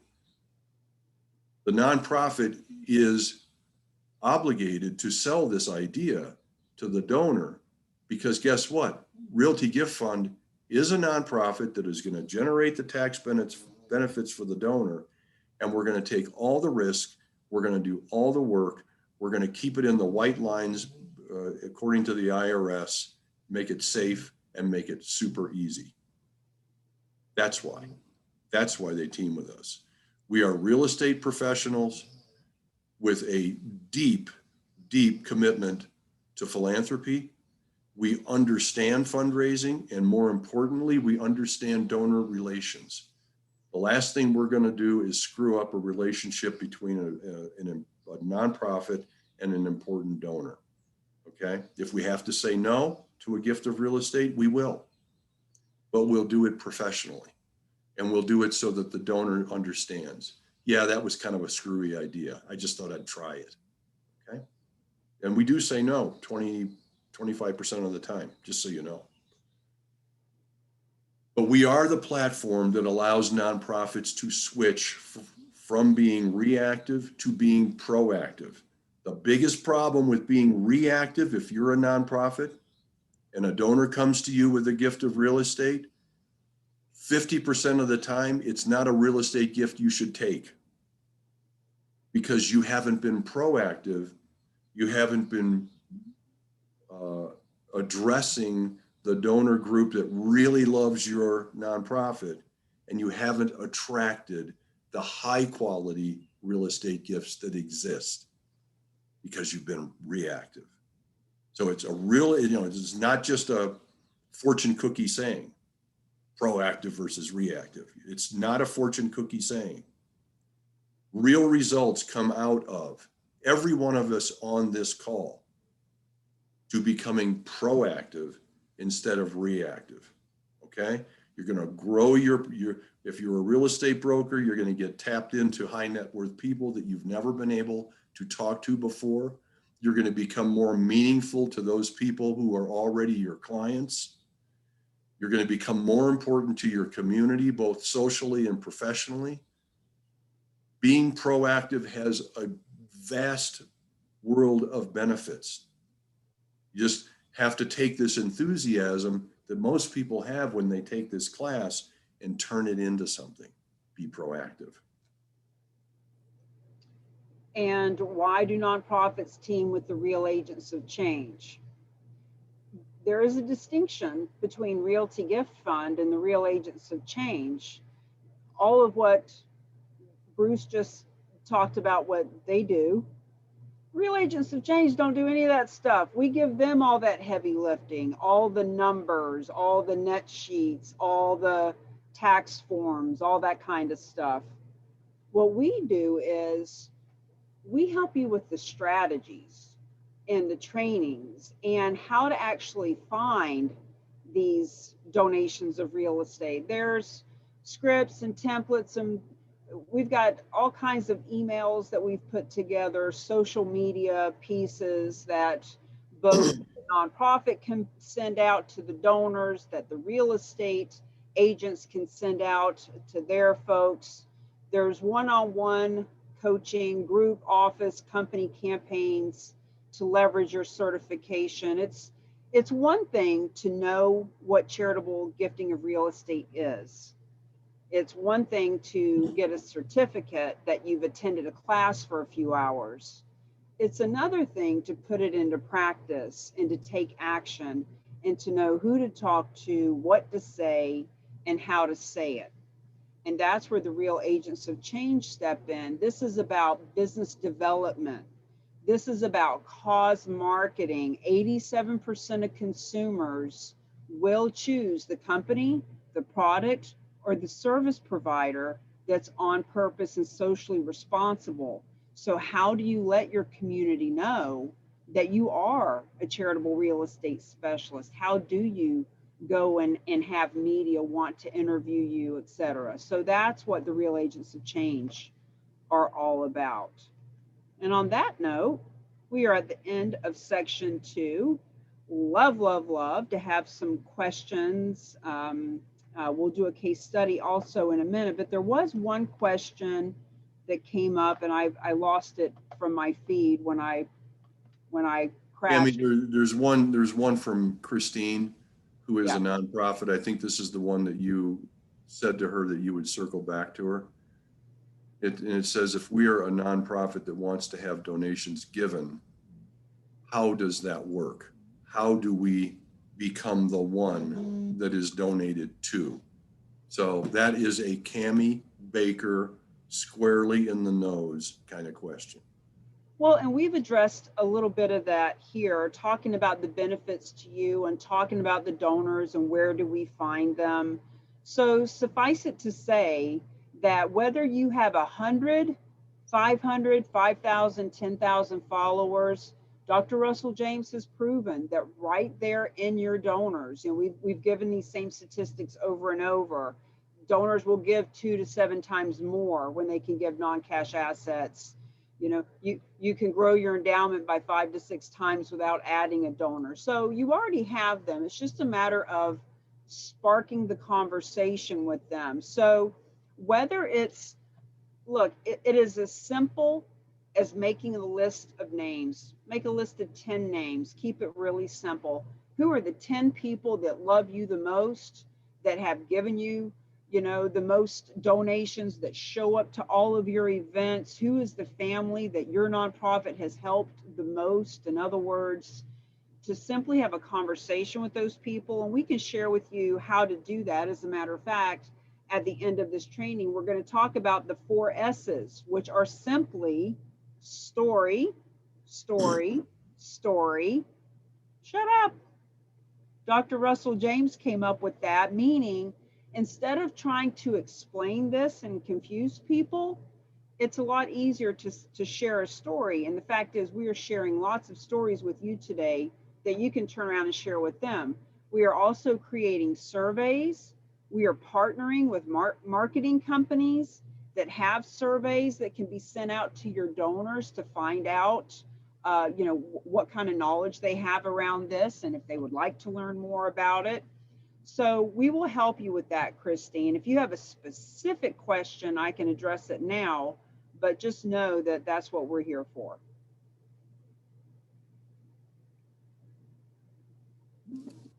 There's another question in the chat room, I and see it. So there is no list of philanthropists that come to us and ask you to connect them with the cause they can support. So Christine, you'll hear us, as a matter of fact, Bruce, why don't we share as the next case study, the one where the guy brought the property and he didn't have a nonprofit in mind. And Christine, this comes up almost every day. I heard it 3 times yesterday when I was in Scottsdale with Tamisa.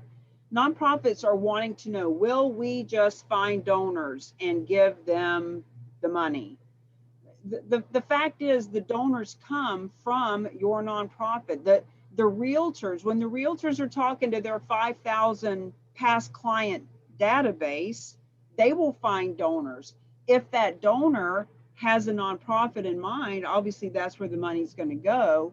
There are randomly going to be people who just say, you know what, I want the tax write-off. I don't care where the money goes, just give me the tax write-off. But that is back to our difference between being reactive and proactive. Reactive is waiting for someone else to show up that may not have a nonprofit in mind. Proactive is saying, you know what, our nonprofit needs funding now. There are people who love us, and I'm going to be proactive and educate the people that I know that this is a possibility. yeah, just to say it another way, we do get asked all the time, can you put us on your list of a nonprofit that needs money the next time you get a gift of real estate? And the answer is sure, we can, but that's not really how it works.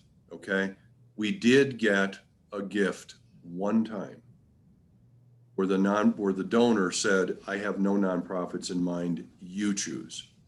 Okay, and we did. And I'll tell you that story. But for the most part, the donor comes to us with a nonprofit in mind, or the donor is brought to us by a nonprofit because that connection's already been made, or a donor comes to us from a financial advisor who has listened to the donor say, I'd love to support so-and-so. And the financial advisor says, I think I have a way for you to do that. So that donor commitment to the nonprofit world almost always is already decided before they even call. Oh, and that makes me think, because I'm always thinking of strategy, how to help. So if 65% of real estate donations are instigated or come from a financial service provider. Major giving, 65% of major gifts are originated by a financial advisor, right? And if we know that those financial advisors have clients who want tax deductions, some will have nonprofits they love, some won't really care, then it is a possibility for you as a nonprofit to actually build relationships with financial service people, i.e., you could actually even do your own kind. And I would help you with this if you wanted to do some kind of a Zoom where you brought together a handful of financial service people in your area and they learned about charitable gifting of real estate, how we are the bridge, how we are the go-between, and you could actually plead your case as to why your nonprofit would like to be one of those that they choose. So there's all kinds of ways to spin this so that donors are coming to the table, realtors are coming to the table, financial service people. So there's ways to play with that. To put a fine point on that, I met with a nonprofit here in Santa Fe the other day. They have 2,000 donors, but on their donor list, they have carved out as a special category the 40 financial advisors who are part of their donor list, and they are putting on their board somebody who's in the financial advisory or wealth management sphere to make that connection to the financial advisor world stronger. Okay. And I know, Scott, I don't want to put you on the spot here, Scott Pilchard, but I know that you're a wealth manager. Is that right? And, I'd love to hear from you whether or not do you serve on boards? Do you get, how do you respond to this little conversation we're having about the importance of you? Well, I think that, first of all, thanks, Bruce. And yeah, I guess I serve a couple different roles. One, I've been a financial advisor for a long time and have plan giving experience with a number of nonprofits that I've been involved with. Currently, I head the fund development committee for an Arizona-based foundation. There you go. It's an education-based foundation. There you go. Supporting agriculture education and the FFA. I think, yes, it is important to have somebody with some financial services experience, if not necessarily on the board, at least on a development committee, or somebody who's acting in an advisory capacity with the nonprofit, who can be a non-partial evaluator of opportunities that come along, where there's not direct business for that particular person involved. Unfortunately, I've seen many times in my career, you get a financial advisor who gets on a board, and then pretty soon that financial advisor is managing the endowment for that organization, which I think is a tremendous conflict of interest.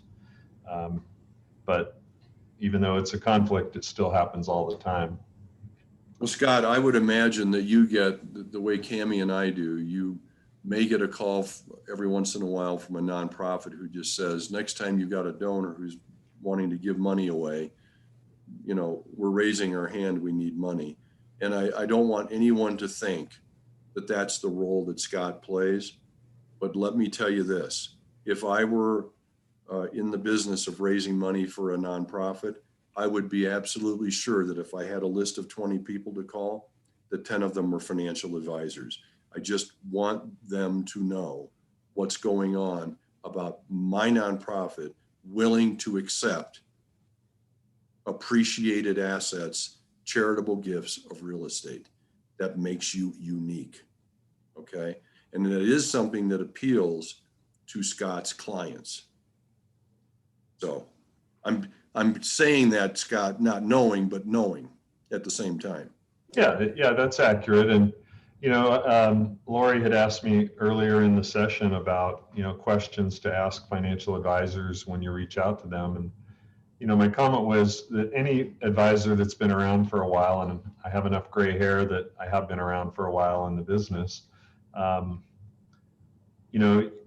if you're not doing estate planning for your clients, you're at least referring your clients to an estate planning specialist, which is usually going to involve a tax attorney or an estate planning attorney as part of that team.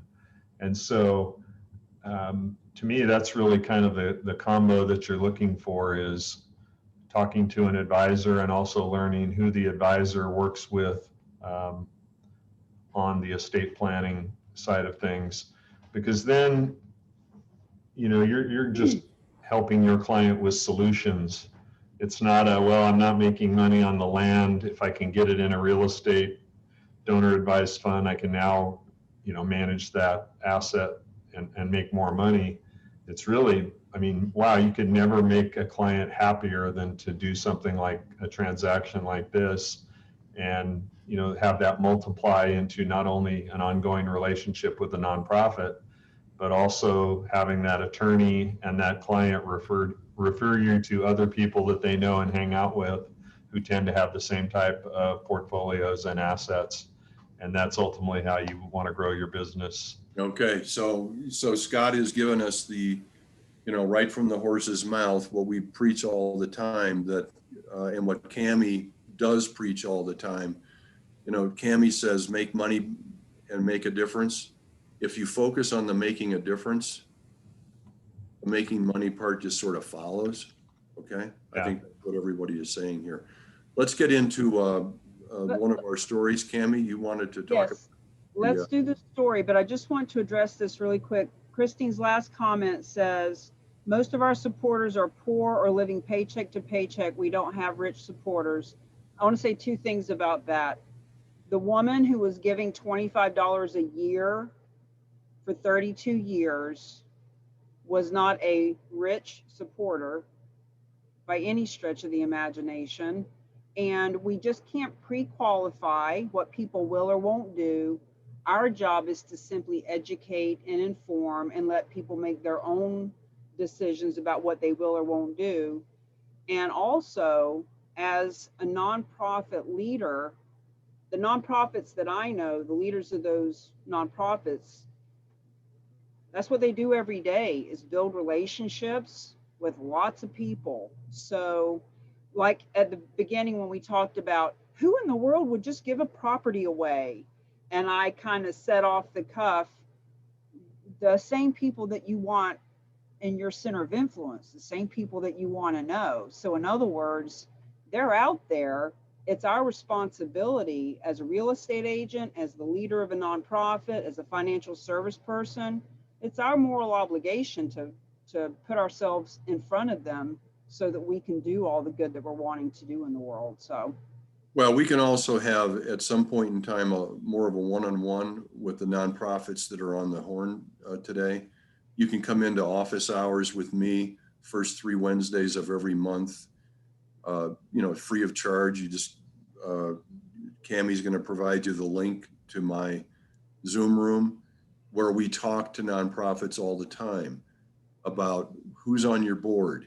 What are they obligated to do? I've talked to nonprofits who have a board of 10 people and they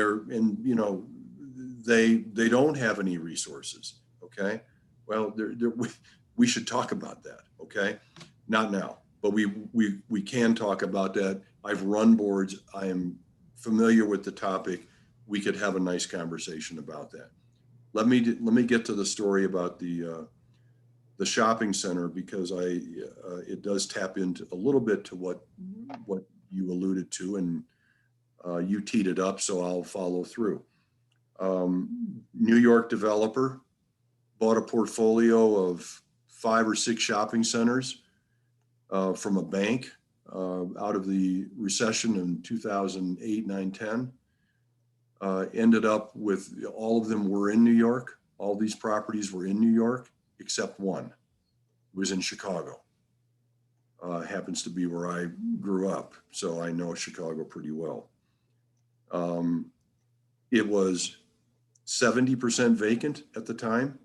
He had a $515,000 mortgage on the property at the time. He had had it listed for over a year and couldn't get an offer because he refused to lower his price from what it had appraised for, $3 million. So he found us and we struck a deal with him. We said, we will take your shopping center, 70% vacant, on an intersection that is trending downwards, on the basis of your $3 million appraisal. And we will give you we wrote him a check for $600,000 to pay off his mortgage and to give him some cash. Therefore, $3 million less $600,000, his charitable gift was $2.4 million. He's done. And actually, he was done. He was super happy. He made the transaction, the deed transferred to us, and we took title to this property. We spent another $75,000 fixing up the property, which was part of the problem that he was having. The parking lot was a disaster, which meant that the trees were a disaster, the lighting was a disaster, the signage was a disaster. The roof leaked, created some mold on the inside of one of the empty spaces. We had to mitigate the mold and repair the roof. and fix the glass and some other things, 75 grand.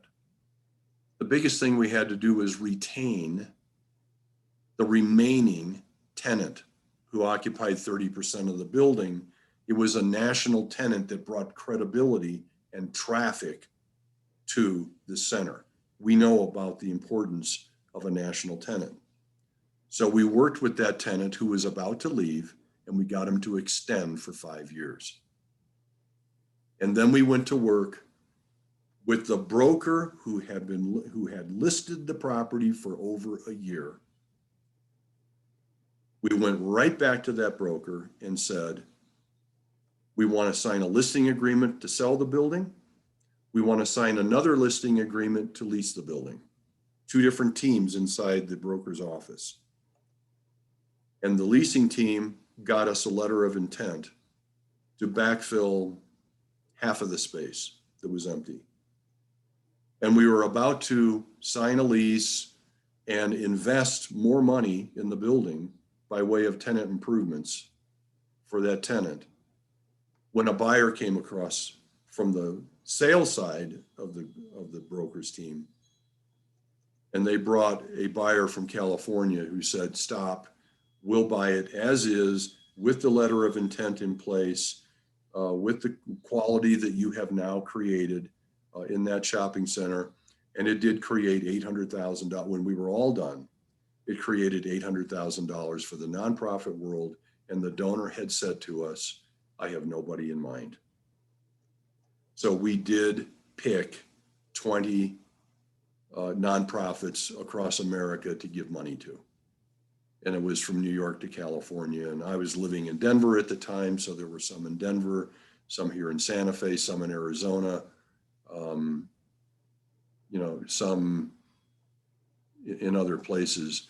And it's the only story I have about a donation that we accepted where the donor had nobody in mind and we were asked to choose the nonprofits, okay? It might happen again, but this is one where you don't hold your breath. But it was an interesting deal and it was right in our wheelhouse. We felt totally comfortable with a 70% vacant shopping center. We knew exactly what to do. I didn't actually know that little town west of Chicago.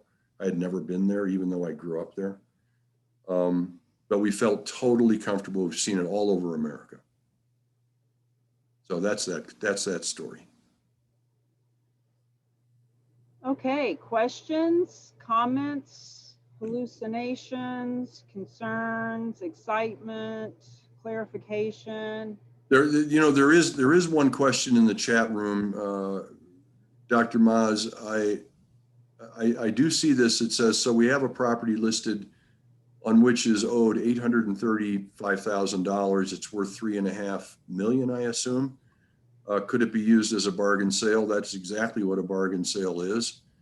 Let's just round it up and say there's $850,000 worth of debt. There's $3.5 million value. You subtract those two, that's the charitable gift portion. That passes free of taxes. And by the way, the cash portion, if we pay off debt, if we write a check to a donor for one reason or another, the cash portion is taxed by the IRS. The gift portion passes free of taxes. They simply prorate the tax burden between how much cash you're taking and how much is the charitable gift, and it all works out really well. You'll see that math later, okay? But this is, if it's a marketable property that you're talking about, Dr. Maz, then we'd be interested in that deal and we could do that deal. If it's not a marketable property, if it's 1,000 acres in the middle of nowhere, we'll say no.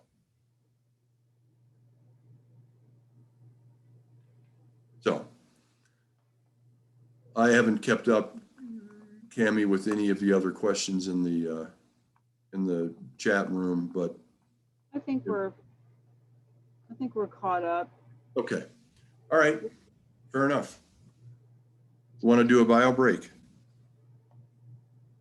We do want to do a bio break. I was just seeing that Dr. Moz was saying, wonderful, we wanted to gift it to Miss Christine Breeze. It's valuable. That's very nice, very generous of you. So, We should talk about that. so once again, it takes resources and relationships to lead to the revenue, whether you're a for-profit or nonprofit. So welcome to the relationships and the resources right here. Hi.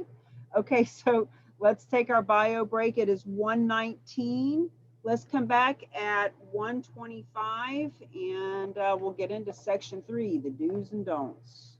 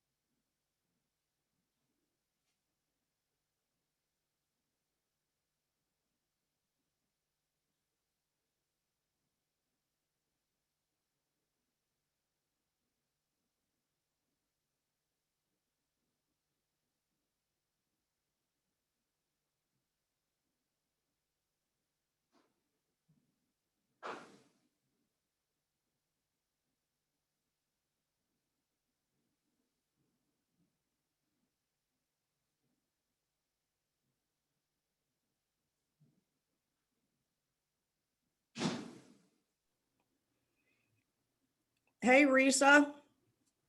Good to see you. Glad you made it.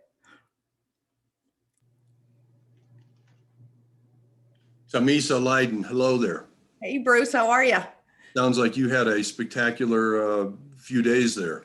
Oh, it was wild and crazy because Fireball was in town. Fireball was in town and you had a closing. Yeah. Oh, yes. A really nice one. Yes. A really hard one. It was very, very difficult to get done, and it got done. So yay. That's what you Yay! that's what you get the big bucks for.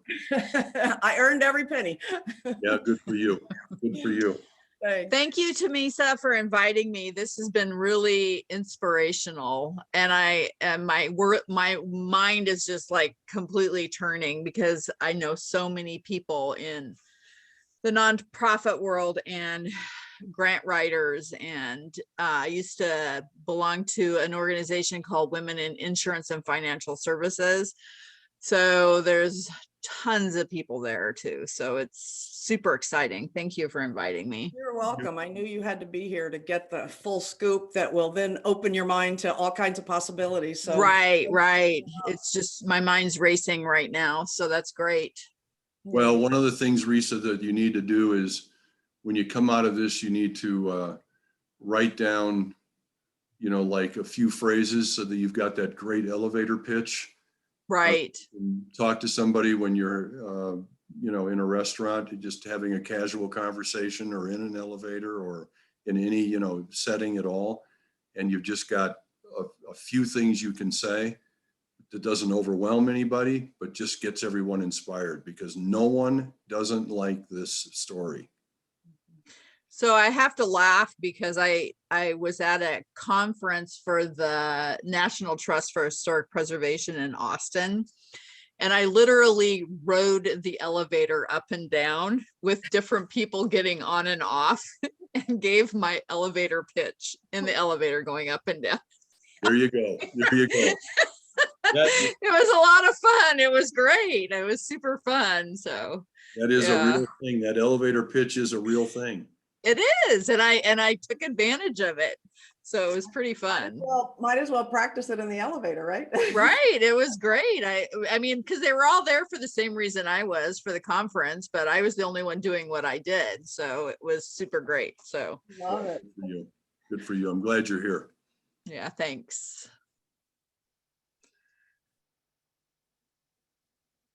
Okay, it is 1:26. You know what? We're at a place. Let me find out where we are in this.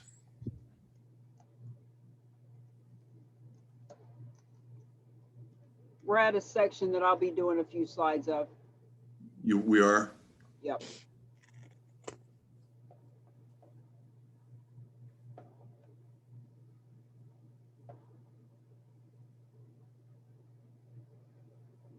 I'll do the property qualification, and then you go from there.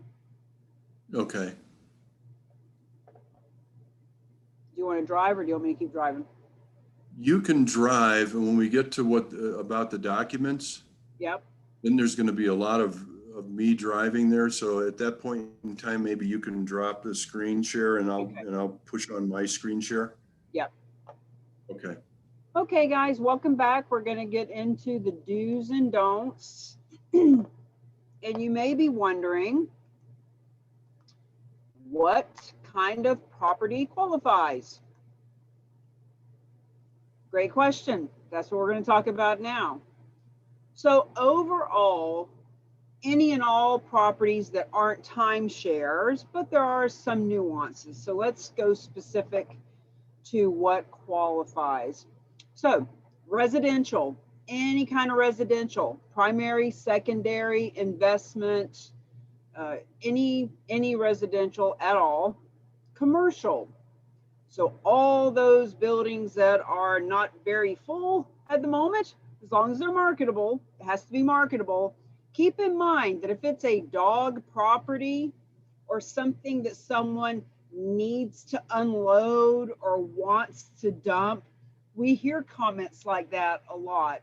And keep in mind that whatever it is that's being donated, Realty Gift Fund is taking title. They're taking financial responsibility. They're the ones that are going to maintain and manage it. So they want it under contract as soon as possible. So it has to be marketable. So any of the multifamilies, office buildings, restaurants, hospitality, all of them qualify.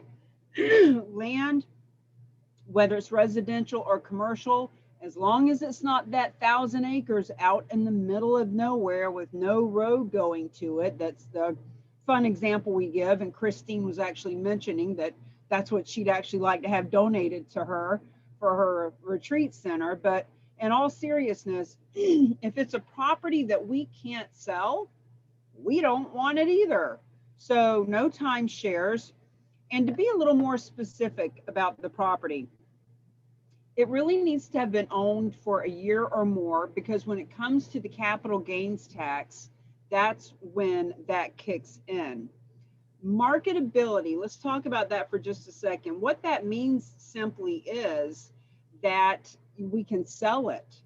So if a property is appraised at $1 million and the owner won't come off $1 million, that's what they're going to sell it for. They're not putting on a roof, they're not dropping their price, then that property's not marketable. But if Tamisa says, well, Cammie, they've had it listed for $1 million for the last year, but I know if we put it at 850, you'd get a contract on it in a week. Well, then now that it's being donated, they're getting their $1 million appraisal as the basis for their tax deduction. But now Realty Gift Fund can actually list it at 850. Well, that same property that was not marketable is now marketable.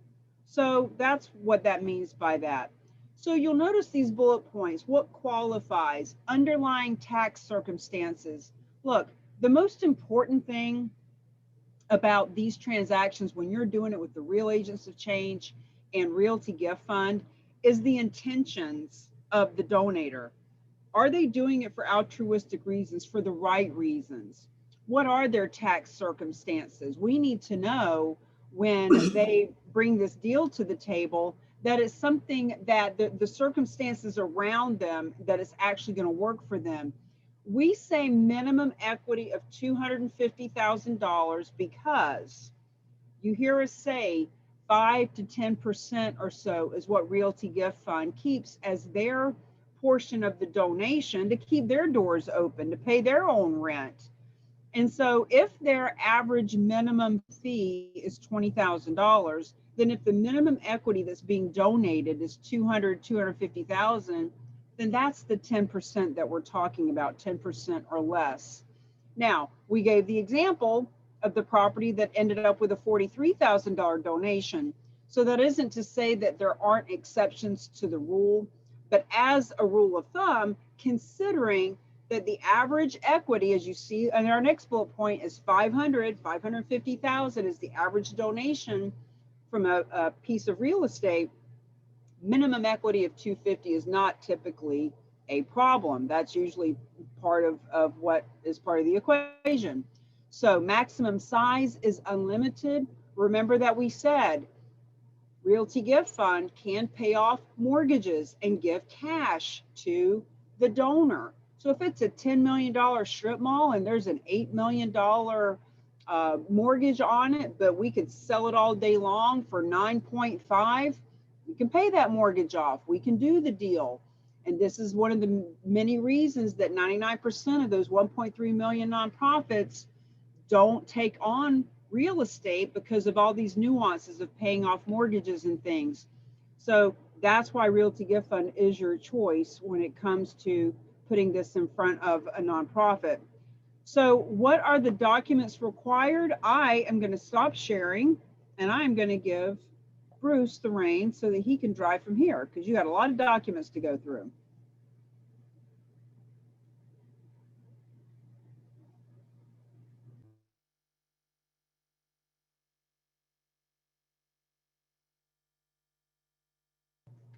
You're muted, Bruce.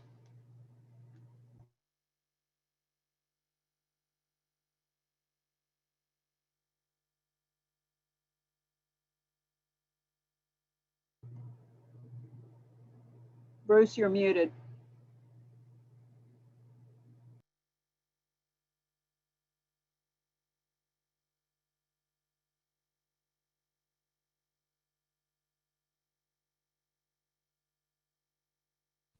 Bruce, right top hand corner of your screen of your picture of you.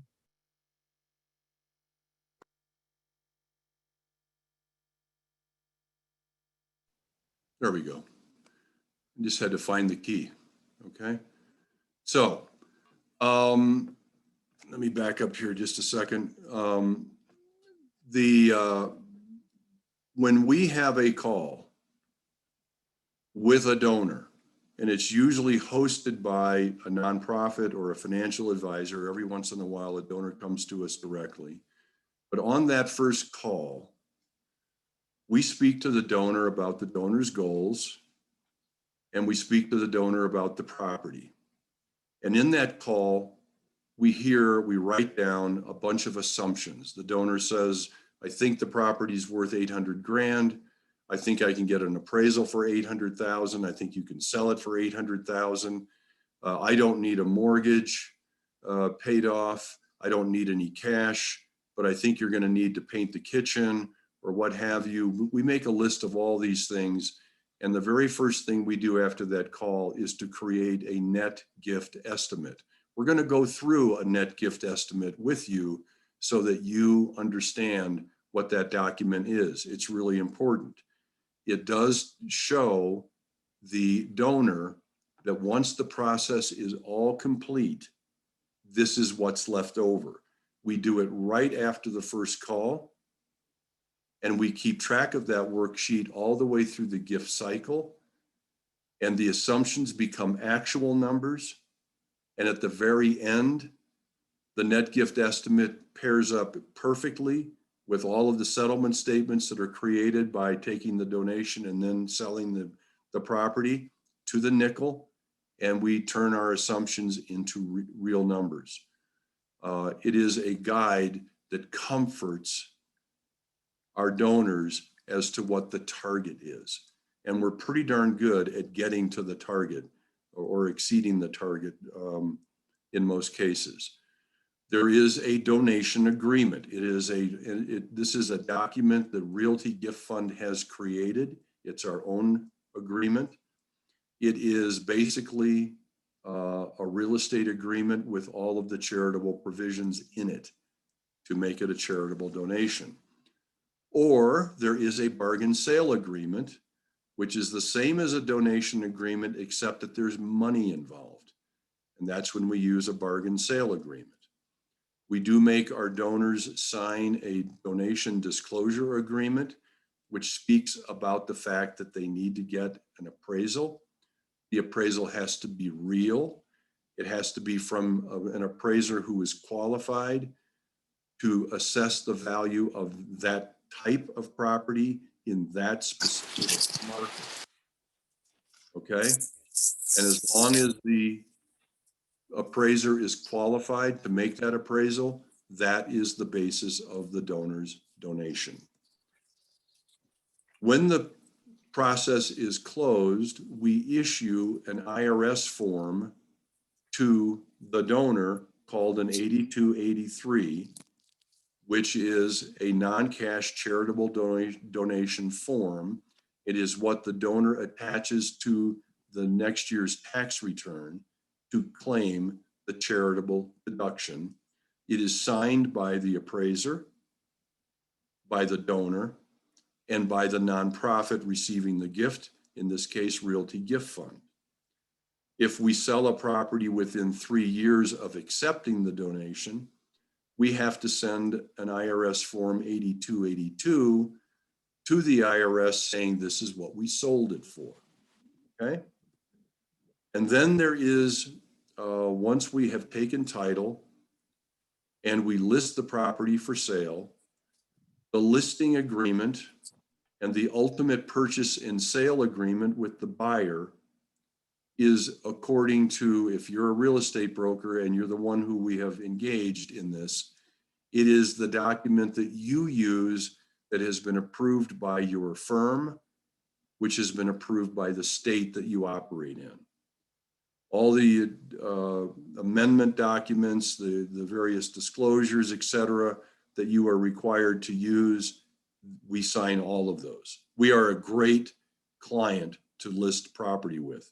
We know what all these documents look like. We use your form, okay? So look, here is an example of a net gift estimate. This is exactly the document, what it looks like when we first send one to a donor. The donor in this case has said, I think the property is worth $1.2 million. And I think the mortgage I have on the property is $300,000. These are guesses. If that's the case, the difference between the $1.2 million and the $300,000 is the charitable gift, $900,000. That portion will pass free of taxes and will become the basis of the tax deduction, okay? So we have to write a check for $300,000 to the donor, but we also have other costs to close on the donation, just like any other real estate deal. We might hire an inspector during the due diligence period. We might have to pay certain closing costs to the title company, including the proration of property taxes. Once we take title, we may have some holding costs for utilities or maintenance or what have you, and we may have some repair costs. These are all the costs that we incur along the way before we sell the property. And in this particular case, we are saying to the donor, we think by the time we get to a sale, we're going to have $305,000 invested in this property from our resources, which we call the donation costs. Then we sell the property. And let's assume that we sell it for $1.2 million. The first thing that happens is we return the donation costs to Realty Gift Fund as a reimbursement for what it has invested in this property. This is where we hire a broker, and the closing of that sale pays a commission. It has other closing costs from the title company, recording fees, transfer taxes, et cetera, and there might be another proration of property taxes that has to be accounted for. And in this case, we have said $79,000 of those kinds of costs. And therefore, at the end of the day, we have netted $816,000 to be shared with the nonprofit world. And we state right up front with the donor, having gone through these assumptions, if this is the case, this is how much is going to be retained by Realty Gift Fund. The gift is made to Realty Gift Fund.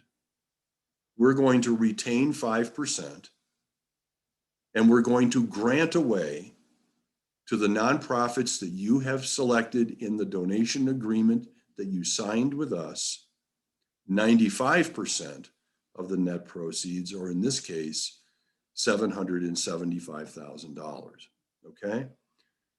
So the first step creates the charitable gift, $900,000. The second step creates the charitable funds for the nonprofit world. Sometimes the sale value is less than the appraised value. That's okay with the IRS, as long as the appraisal has been created by a qualified appraiser whose specialty is that type of property in that submarket. The donation agreement is basically a real estate agreement, but it has some charitable provisions in it. In the recitals, we say the donor has charitable intent, is making a gift of this property, and there is an acceptance of that gift by Realty Gift Fund. In the standard provisions throughout the agreement, We talk about how closing costs are shared. We talk about the fact that if there is going to be a claim for a charitable deduction, that the donor must get an appraisal. In the representations provision that always occurs in a real estate agreement, we restate that the donor has charitable intent so that there is no mystery around that. And that Realty Gift Fund will be reimbursed for any money that it has put into the deal before the sale.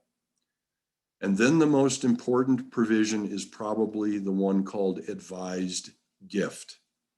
This is where in the contract itself, we say, this is how much Realty Gift Fund is going to retain. And this is where the rest of the money is going to go according to the donor's suggestion. Okay, and we both sign that agreement. We always say that we want our donors to get independent tax advice when they sign a donation agreement with us. That's always important. Now, in a bargain sale, the only difference between a bargain sale and a donation agreement is that there's a purchase price put into the provisions saying, as the example we just showed, there's going to be a purchase price of $300,000. We want it to be clear. We want the donor to be comfortable that we're going to write a check for $300,000 that may be used to pay off the mortgage. So the donor may not get that money, but it's being paid on behalf of the donor to pay off the mortgage. Maybe it's used for something else, but in our example, we're saying that it's being used to pay off the debt. The disclosure that I referred to earlier, which is all about really the appraisal, states that an appraisal is required, that there will be an IRS Form 8283, and when you go out and get your appraiser and he gives you a bid to do the appraisal, you have to make sure that that appraiser understands, he or she, that they're going to have to sign an 8283, which is going to be turned into the IRS. We have a clause in there about fraud protection. We don't want anyone going out and getting an unfounded appraisal amount that is really just fraudulent. And we do want them to know that if we sell the property within 3 years, we are going to submit to the IRS Form 8282 stating, here's what we actually sold the property for. This is what an 8283 looks like. Don't spend much time looking at it. I just want you to know that this is a real form produced by the IRS. It's all accomplished in a non-cash donation on the second page, where part 1 describes the property, part 2 describes the taxpayer, part 3 describes the appraiser, and part 4 describes the nonprofit. All 3 of those parties sign this agreement, and it has to be filled out properly, and we help our donors get that done. Form 8282, it looks like this. It simply gets filled out where we say, here's the property we took in, here's how much we sold it for. And then I want you to know, of course, again, that we're not asking our brokers to sign foreign paperwork that they're not familiar with. We sign your paperwork. We sign your listing agreement. We sign your form of purchase and sale agreement when you come up with a buyer. And that includes all of the disclosures that typically come with a standard purchase and sale agreement that has been approved by your state real estate commission. Okay. As a specialist, we're going to get you familiar with how to gather small amounts of information. And I want you to know that this is what we do when we're talking to a donor for the first time. And really, donations of any form are all about the donor. And so we're trying to, right up front, determine the donor's unique goals. What motivates you? what's true about your circumstances. Well, I need some cash. I want to use the cash for this, or I want to use the cash for that. I have a tenant. I'm sick and tired of dealing with this tenant. I've got a kitchen. The broker who I've talked to said, if you'll paint the kitchen, I'll list your house. I don't feel like painting the kitchen. We want to know all these things about the donor because it helps us understand the property. So in the form that we use to collect this information, and you're going to get it, you've got a copy of this through the workbook that Cammie has sent you all. The top section is a place where you fill in the property owner's name and their contact information, and you write briefly down what are the 2 or 3 or 4 or 5 key elements of the donor's goals. And then the property details, we don't need much. We need an address. Would like to know what type of property it is. Would like to know who's in title. If it's, Bob and Mary Smith, maybe they own it in a trust. Who is actually in title with that property? Who are we going to write the agreement with? Who is going to be the seller, or who's going to be the donator? Who is going to be the donor in this agreement? Maybe it's not Bill and Mary Smith, maybe it's their trust, right? And then we just say to them, we just ask them, what do you think it's worth? Do you have any debt on it? What do you think the debt is? We don't need to know exactly. Is there any income? Is it a leased property? What do you think the income is? And what do you think the expenses are? We just want a ballpark so that once we go under contract, the first thing we do in our due diligence period is we go out and we prove that these things are true, and we start gathering the real numbers, okay? And that's a real simple, probably not terribly surprising review of the kinds of documents that we go through when we do a charitable gift. It's really rather simple for us. We are 4 decades of real estate with experience, all 4 of us, and we take all this stuff in stride. We say over and over and over again, we want to make this easy for everybody. The easier we make it, the more gifts of this type we can accept. So we have some questions, Bruce. Okay. Nathan wants to know, what is the time frame for the typical transaction? Nathan, we can go start to finish on most gifts these days because the market is what the market is right now. Typically in about 75 days, I would say is an average time. Sometimes they're a lot quicker. Sometimes they're a little longer. And in the case of a commercial property, it might take 6 months to get the deal done. It might take a year. If we think we're facing a property that has all kinds of issues and it's going to take 3 years to convert the property into cash, we might be inclined to say no. And it's not because there isn't money at the end of that 3-year period.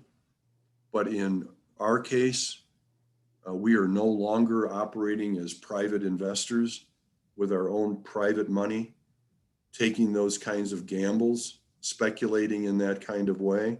We're operating a nonprofit. And in 3 years, I have no idea what the real estate market's going to look like. And we've all seen what happens when things change.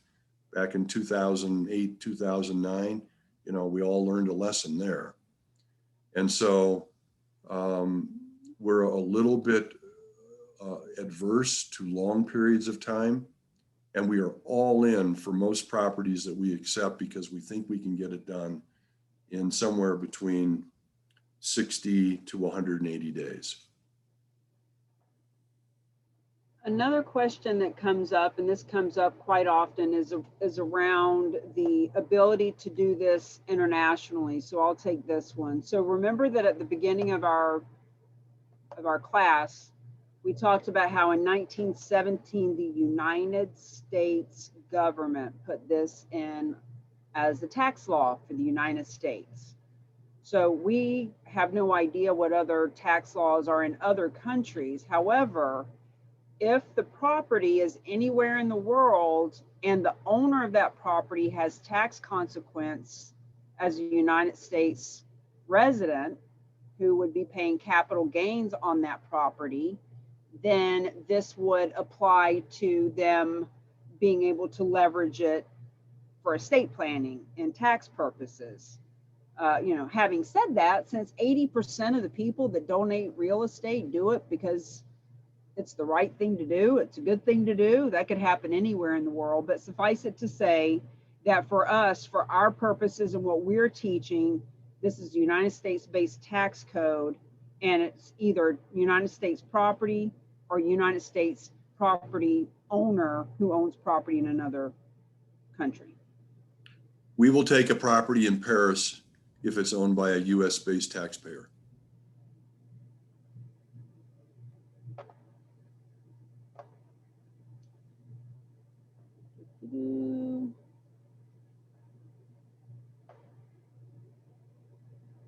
Terry's asking me if the documents that I just sent to you, Terry, I don't have time or resource to do that right now. What I just shared with you, one of them is a call sheet. So we're going to suggest that you come up with folks that you know that would benefit, whether they're nonprofit, property owners, real estate people, financial service, John and Mary Smith, USA, who needs to know about this, make a list of them. And that's what the call sheet is for, just a simple way to keep up with that, but you could do it on a scrap piece of paper. And then section 6 is something that we're going to be going over at the end around who to talk to and what to say. We can send that in an email after the fact, but to open it on your computer right now or when we get to that part would be helpful. Risa just asked, what if the property has contents? We've taken homes before that do have furnishings and what have you. We'll figure out what to do with the furnishings. Oftentimes the furnishings are not included in the charitable giving of real estate. The donor is giving away the furnishings to kids or to a resale store or another nonprofit or what have you. But if we're stuck with them, we'll take them. Well, and by the way, Risa, that brings up the whole thing around how this opens up doors for resources and relationships. Another resource to find property would be estate.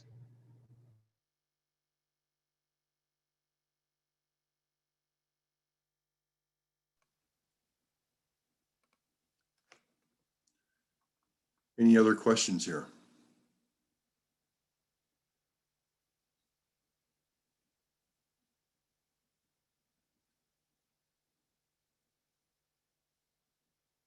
If the NPO is from an international nation and the founder has a visa to visit, are they eligible for a donation? It probably sounds like not.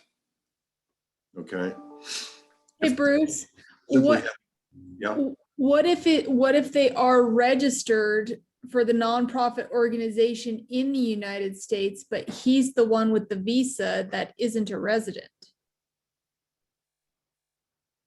Well, we're not so concerned about the nonprofit.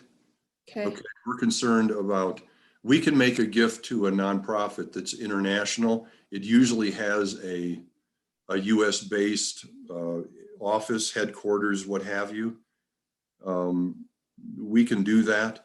I was simply referring to the founder has a visa to visit. Are they eligible to receive the donation? The answer is yes. Thank you. Awesome. Thank you, Bruce. Mm-hmm. All right, what's another story that we'd like to share before we go on break, Bruce? Let me Let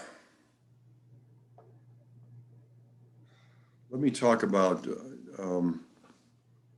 Bob Tate. It's a story that a few of you have heard before, but it makes a certain point that I'm trying to make. Bob Tate was a retired real estate executive from a big corporation. He was in charge of their leasing program and all their tenant improvements and various things that, you know, happen with inside a big company as to their real estate assets. He wasn't really operating as a broker, but he really did understand real estate really well. Okay. So he retires. He spent a brief amount of time, I think, working at Remax in St. Louis. And just to, you know, give him something to do. Then he moves to Denver and he is really officially retired. He and his wife bought a portfolio of small homes in Fort Collins, Colorado, to lease to students attending Colorado State universities. Colorado State University, CSU, is up in Fort Collins. So at one point in time, they had about 10 of these properties.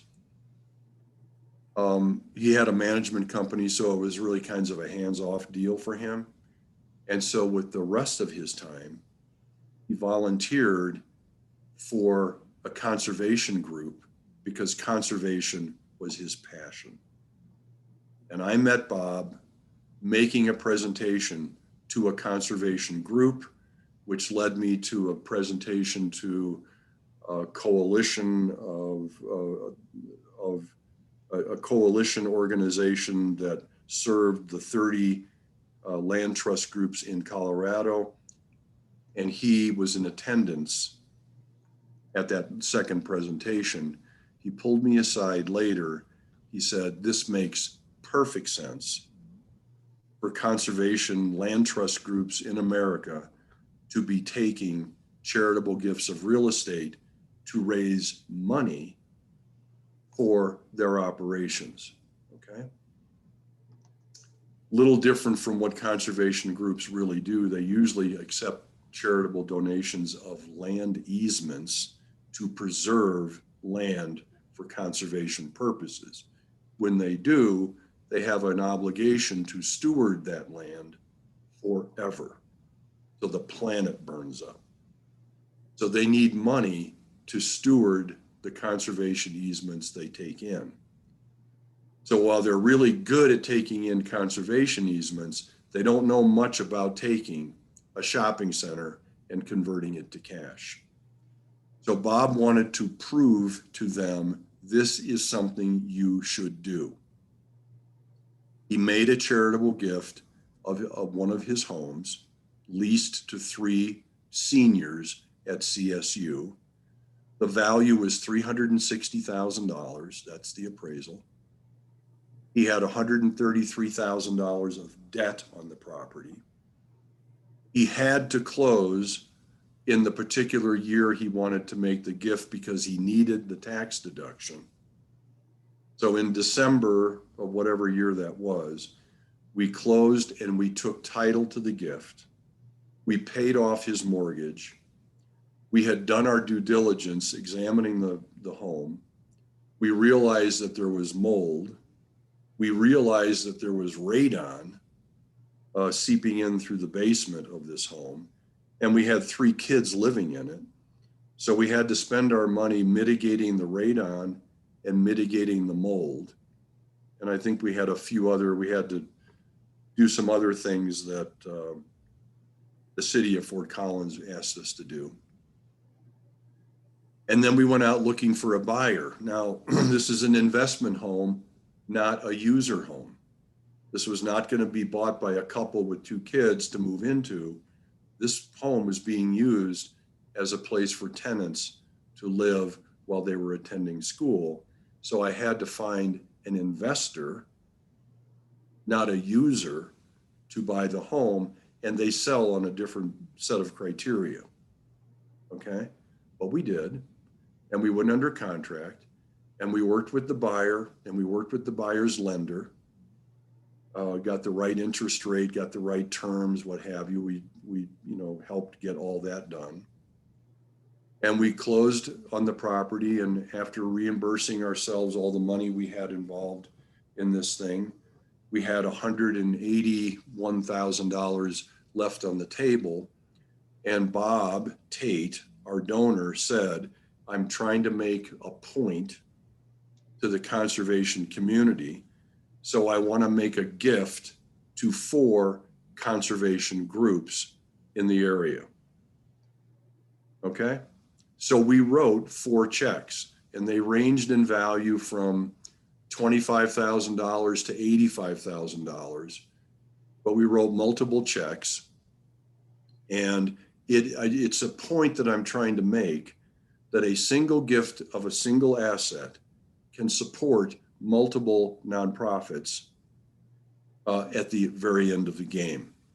And we even let Bob change his mind at the end, excuse me, and he said, I'm going to take one of those groups off the list and I want to substitute it with another group. This was months after we had closed on the whole shebang.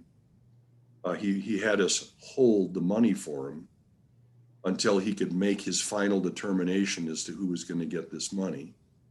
One went to the Land Trust Alliance in Washington, D.C. 3 of them went to conservation groups in Colorado, and the last check went to Colorado Public Radio. So, which is a group that I love and he loved as well. So anyway, it's just an example of how to split up a bucket of money when you're done making a charitable gift of real estate.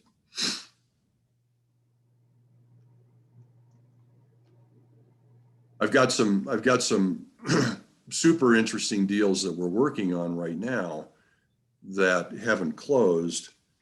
And one involves a piece of land up in Minnesota that we've been working on for over a year now. And we are set to take the charitable donation probably in July.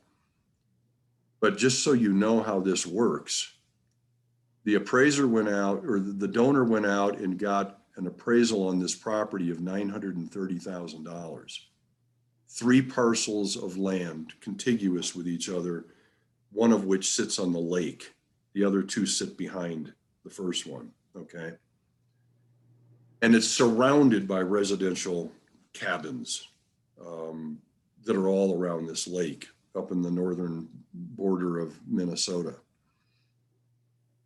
The best we could do, we said to the donor, we're not going to accept your gift until we find a buyer. And the reason for that is that after working on this for like 5 months, the best offer we got was $280,000 on these 3 parcels of land, which were intended for a commercial use in a residential neighborhood. And we just couldn't get anybody to buy into it because it's kind of the middle of nowhere and what have you. So we determined maybe the better thing to do is to convert these commercial parcels into residential parcels. We hired a surveyor, a contractor, we dealt with the HOA, we dealt with the county, and last night we had our first hearing. This is actually, Cammie, why I couldn't be on the horn with you, because I was in the middle of a public hearing to convert these 3 parcels into 7 residential parcels. And we have 6 offers for 7 of those parcels, totaling $710,000, much closer to the 930, right? And it's going to produce a lot more for the charitable world than where we were headed. But it is what we do. I'm a developer. I know how to do this stuff.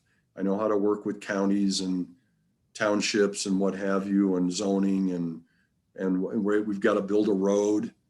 It's going to cost us $100,000 to do this, to extend a road from here to there so that all these new lots have access to utilities and what have you. And that's what we're doing. And we're doing it specifically to increase the value from 280 to 700 and whatever. We haven't closed on it. Again, it's this is a deal that has kind of worn us out. We've been involved in this deal, I think since before I met you, Cammie. But they're good guys. They want to do the right thing. And we did pass on our hearing last night. We got approved. And we've got many more steps that we've got to take. But, you know, it's going to end up good.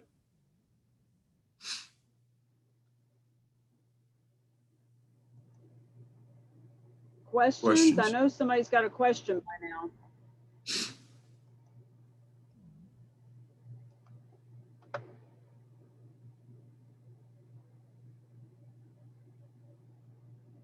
Okay.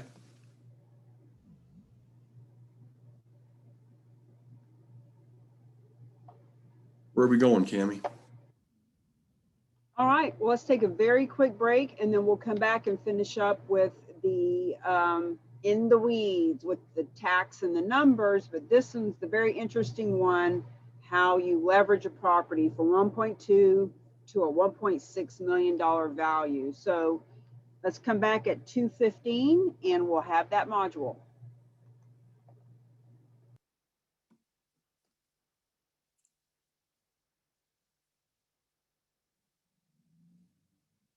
Hey, Linda Klein, unmute yourself there. Yes, hi. How are you? I'm good. How are you? I've seen you there from the start. Tell Yeah. me who you are, what you do. Well, I'm coming to a crossroads in my career with real estate and kind of bored with just working with buyers and sellers. I want something that I can stick my teeth into and keep on working. I don't plan to really retire, although I could in a couple of years, but I enjoy working with people. Yeah. Do you have a foot inside the nonprofit world at all? I do not. I really do not. Just the small, contributions that I do. So I'm kind of a open board there. Mm-hmm. Okay. But the charitable giving of real estate does appeal to you in some way? It does. Yes, it does very much so. I love thinking about working with people like financial planners and that group of people. I work with a financial planner that I'm going to be talking to about this. So yeah, I'd like to raise the bar for myself, so to speak. Mm-hmm. Good. Oh, I'm very happy that you're here today. Thanks. I'm enjoying it a lot. Good. Thank you. I'm glad. Yeah, we'll talk later at the end of the week, Linda. Okay, sounds great. Thanks. Amy is your girl. Yeah, I can see that. I love her energy. As they say.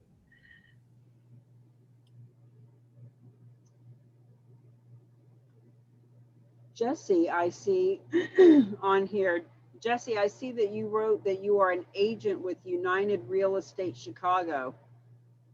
That sounds like a title company, but I'm guessing it's a real estate company, real estate brokerage. Jesse, are you there? Be interested. I don't know. There she is. Talk to us, Jesse. Are you a Cubs fan or a Sox fan?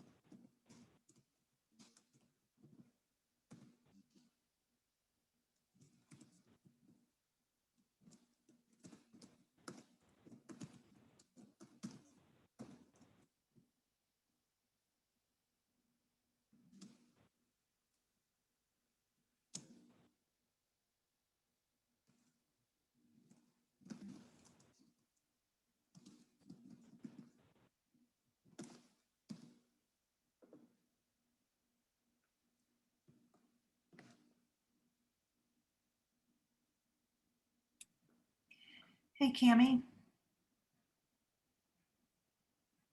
Or Bruce, either one of you. This Sure. is Linda Klein again. I was wondering, once you get the certification, do you like to deal with agents that have the certification, obviously, but you did say at one point that you went back to the listing agent who listed the property for you again. So what is I guess, the benefit of having the certification?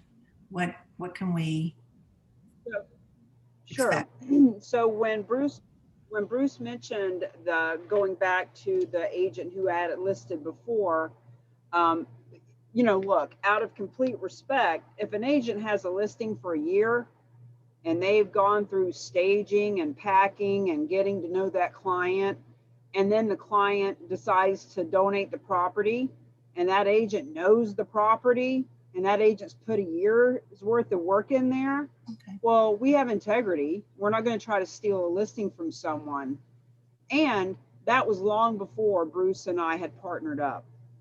So now that we are partnered together, it used to would have been that if a property randomly came up in Indiana, they would just, reach out into their sphere of influence and ask for a referral. But as the real agents of change are growing and, becoming available in every state, then yeah, the real agents of change are definitely going to have a first movers advantage. And of course, Bruce, you, any of us are going to want to work with someone who understands this concept, as opposed to having to teach somebody when we've got people who've invested their time, their money, their attention to learn how to do it. Those are going to be our partners. Because one of the things we haven't really talked about yet, Linda, is how to promote this, how to get media around it, how to really leverage this as a cause marketing campaign. So when we have agents that are trained to know how to talk about this, it's going to be to our benefit to have them in the marketplace with the sign in the yard, as opposed to somebody who just wants to get a commission check. Gotcha. Somehow I've lost you. What have you Got lost? that. No. Okay, it's 2:16, guys. Let's all come back, and we're gonna have this last very intense session with Bruce. So Bruce, if you've got it on your end, I'm just gonna let you take it away.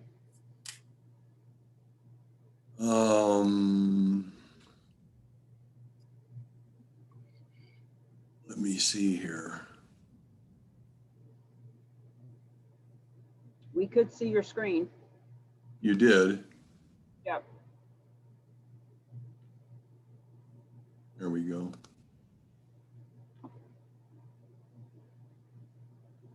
Okay. Okay. So I think we've actually decided to retitle this thing Understanding Taxes and the Numbers.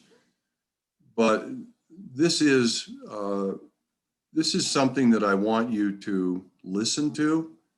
I'm going to go slow. It's very short. I want you to understand it, but I don't need for you to remember everything except for one thing, that there's a lot of leverage money-wise in the charitable giving of real estate that benefits the nonprofit world. Let me see if I can get, there we go. There we go. And in the examples I'm going to use, I'm making some assumptions, okay? I just want you to know that.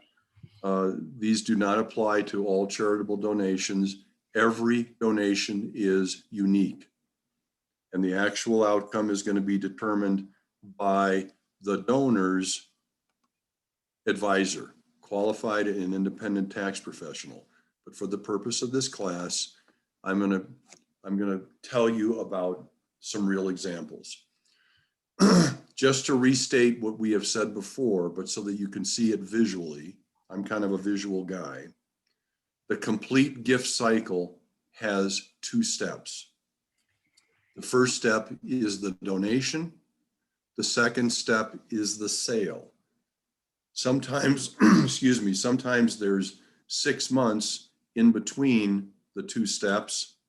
Sometimes there's 6 minutes in between the two steps. In other words, they both close on the same day.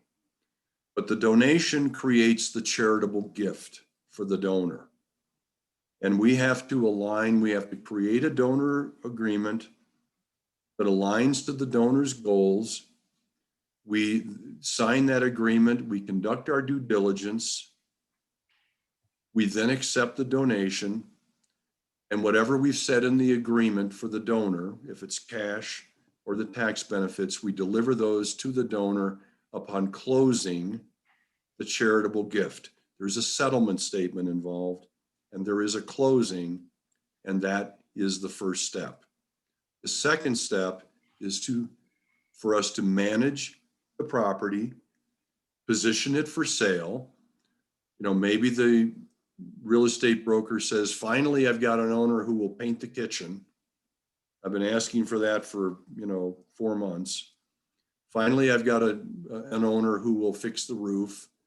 Because if those two things will happen, then I feel better about the price we're asking. We sell the property, and when we get reimbursed for the money we've spent on the property, and we have the net proceeds sitting on the table, we keep a small piece, and we grant the net proceeds to the other nonprofits. These are the charitable funds. Step 1, the charitable gift. Step 2, the charitable funds. 2 different closings, 2 different settlement statements, but they can happen on the same day, or they can happen weeks or months apart. Okay? I'm going to give you an example of how the taxes work for a donor. And I'm going to give you an example of someone who purchased a property for $800,000. And we're going to try to determine what this person's tax obligation is going to be if they sell a property that they originally purchased 10 years ago for $800,000. And it has to do, this example is about a commercial property, not a house, a commercial property that is owned by an individual. And in a commercial property that has been leased, you take depreciation every year and you subtract that phony cost called depreciation from your income, which allows you to own an investment property for years and accept rent from it and not have to pay taxes, because your taxes are reduced by the amount of depreciation you take, okay, every year. You cannot depreciate land, so we subtract the land allocation from the $800,000. You are allowed to depreciate anything else you invest in the property. We have said this owner has invested $22,000 basically in the first year that they own the property. And so their net depreciable asset value is $702,000. Commercial property is depreciated over a 39-year period. In other words, $18,000 a year. This donor owned it for 10 years and has taken over 10 years, $180,000 of depreciation. That gets subtracted from the original value of 702, which means that the current adjusted tax basis on this property is $522,000. The importance of that number, 522, is that whatever you sell the property for, the amount of gain that you owe taxes on is determined by what you sell it for, less your adjusted tax basis, which keeps shrinking over the years. You own this property for 40 years. Everything you sell it for, you're going to owe in taxes, okay? What are you going to pay in taxes? You're going to pay taxes on capital gains. You're going to pay a different tax rate on your depreciation recapture. And all the benefits you're going to get from a charitable gift are going to be determined by your ordinary income tax rate. And I'm going to show you how that works. But these 5 numbers that are in turquoise here are the numbers that you're going to see pop up in the worksheets that we're going to look at. When you owe taxes, you owe, you know, yesterday was tax day. I had to write a check to the feds. I had to write a check to the state. In a commercial real estate investment, you also have some taxes that you have to pay against the Affordable Care Act. That is how you add up your tax rate, okay? Just want you to know that. So we're gonna use this sort of avatar of a donor and these circumstances to go through the following examples. We're going to look at the outcome of an outright gift of an asset, $1.2 million. If you'll just take this asset, I will give it to you. We're going to compare that to a bargain sale, which is part cash, part gift, where we have to write a check on behalf of the donor for $300,000. That part is taxable. The gift portion is not taxable, okay?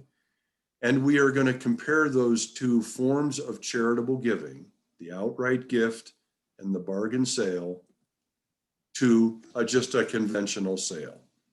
What if this person just says, please sell my property? Well, let's take a look at that. You're a real estate broker. A client comes to you and says, I have a property that I think is worth $1.2 million. You look into that and you say, yeah, I think it is worth $1.2 million. I'll list it for $1.2 million. And guess what? You get a buyer for $1.2 million. Okay? No appraisal is required to convince anybody of the property's value. If you have a seller who's asking $1.2 million and you've got a buyer who's willing to pay $1.2 million, that's the market value. You have closing costs when you go to the closing table. The client is going to pay you a commission and is going to pay the title company its various fees. There's going to be proration of expenses.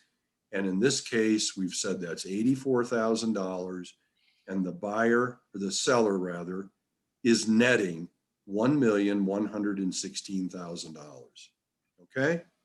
Most brokers leave the closing knowing that that's what the seller has put in the seller's pocket. What they don't spend much time thinking about is how much is the seller actually going to have left over after paying the seller's taxes. The taxable amount is $1,116,000. We looked earlier at this seller's adjusted tax basis and tax rates, and the adjusted tax basis was $522,000, so the gain was $594,000. That's the taxable portion for the seller. The seller pays this gain according to two different rates, tax rates.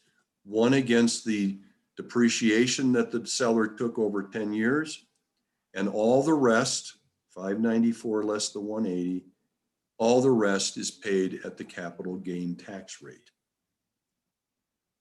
These are the tax rates we determined in the earlier page that get applied to each one of those values.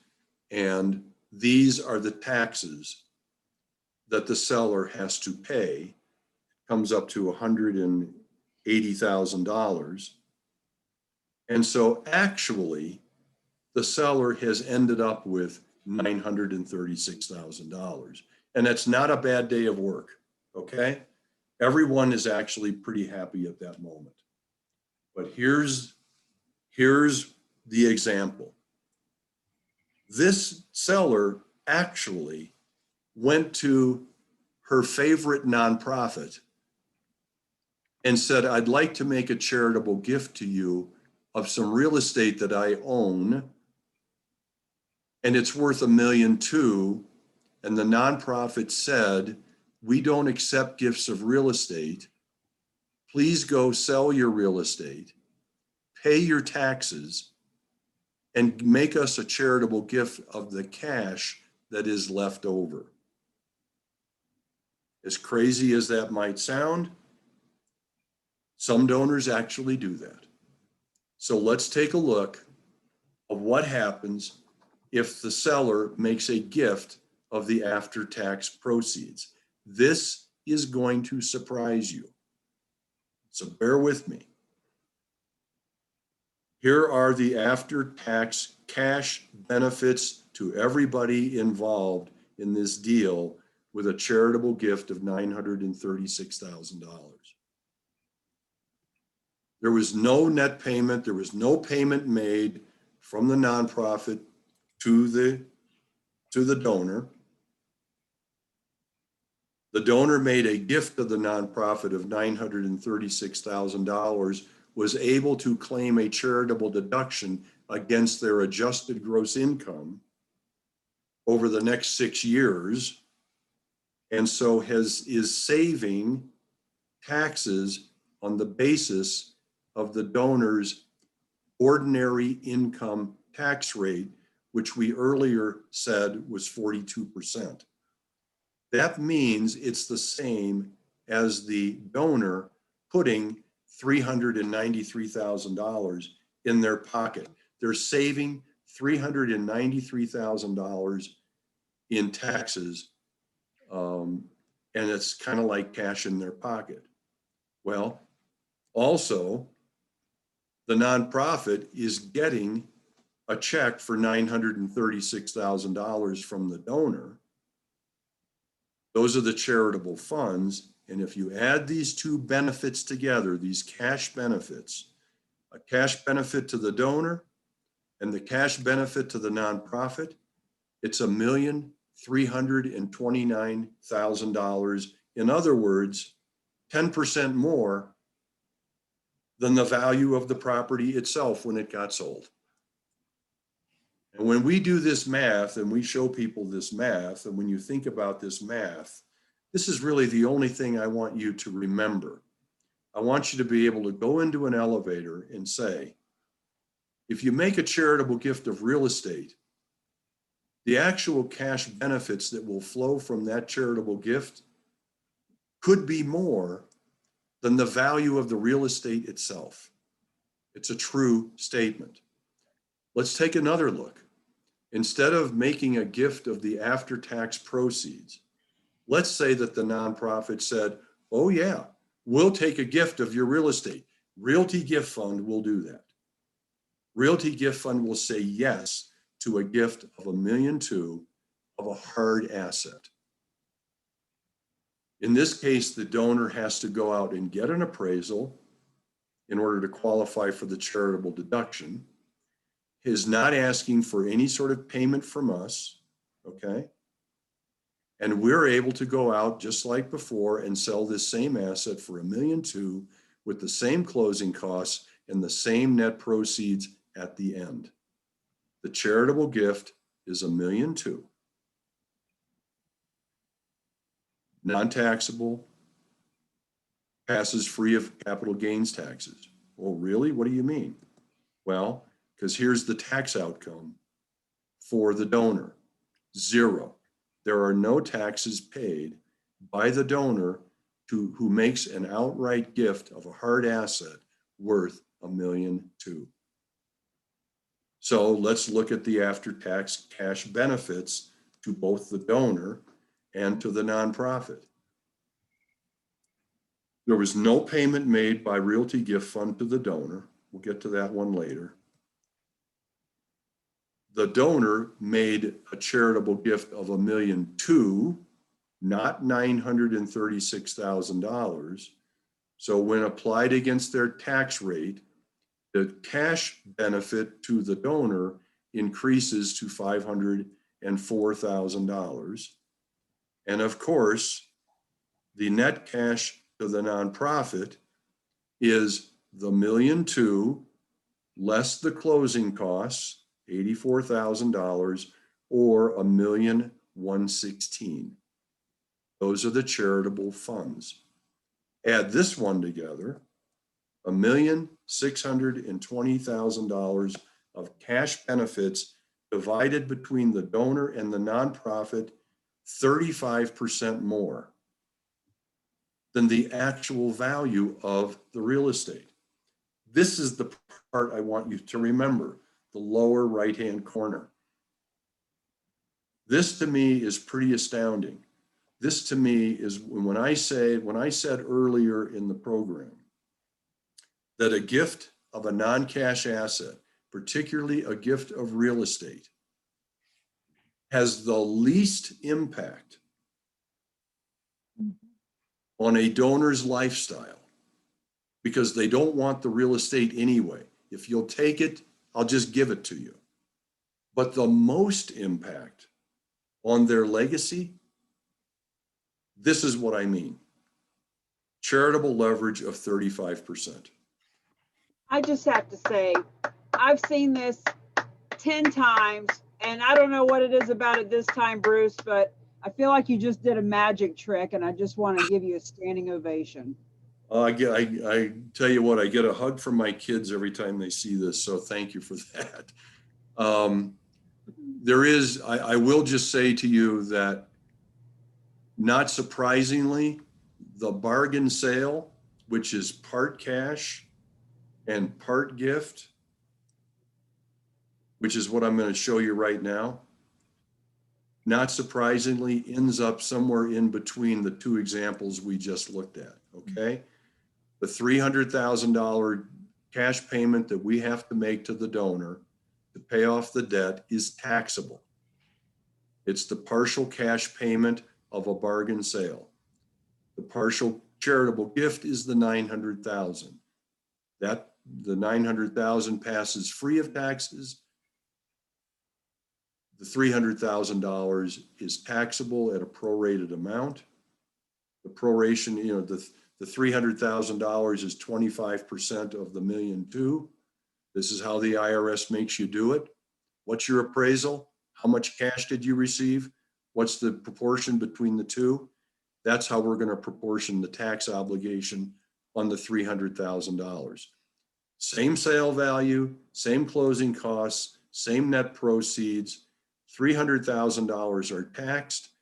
We take 25% of the adjusted tax basis to find out the gain. We take 25% of the depreciated recapture of 180, which is 45, to determine out how much that part is taxed at. The rest is taxed at capital gains rate. That comes up, the taxes come up to like $51,000. So I don't expect you to really understand all this. It's okay. It's in your workbook. You can refer to it. If you want, you can call me anytime. We'll go through it. But the after-tax cash benefits look like this. The donor got a check from Realty Gift Fund for $300,000. Had to pay $51,000 of taxes on it. The benefit to the donor is $249,000.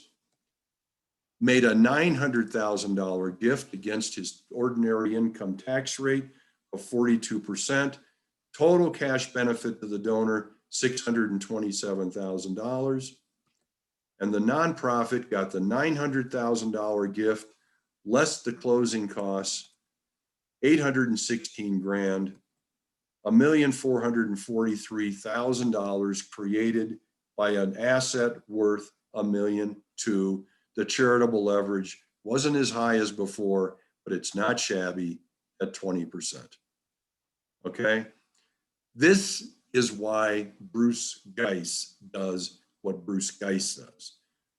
And Cammie Baker is doing her damnedest to help us take more of these charitable gifts of real estate so that we can do this, because everybody benefits from it. Everybody does. And guess what? Just so it's clear, in every one of these cases that I showed you, the real estate broker got paid a full commission. Okay?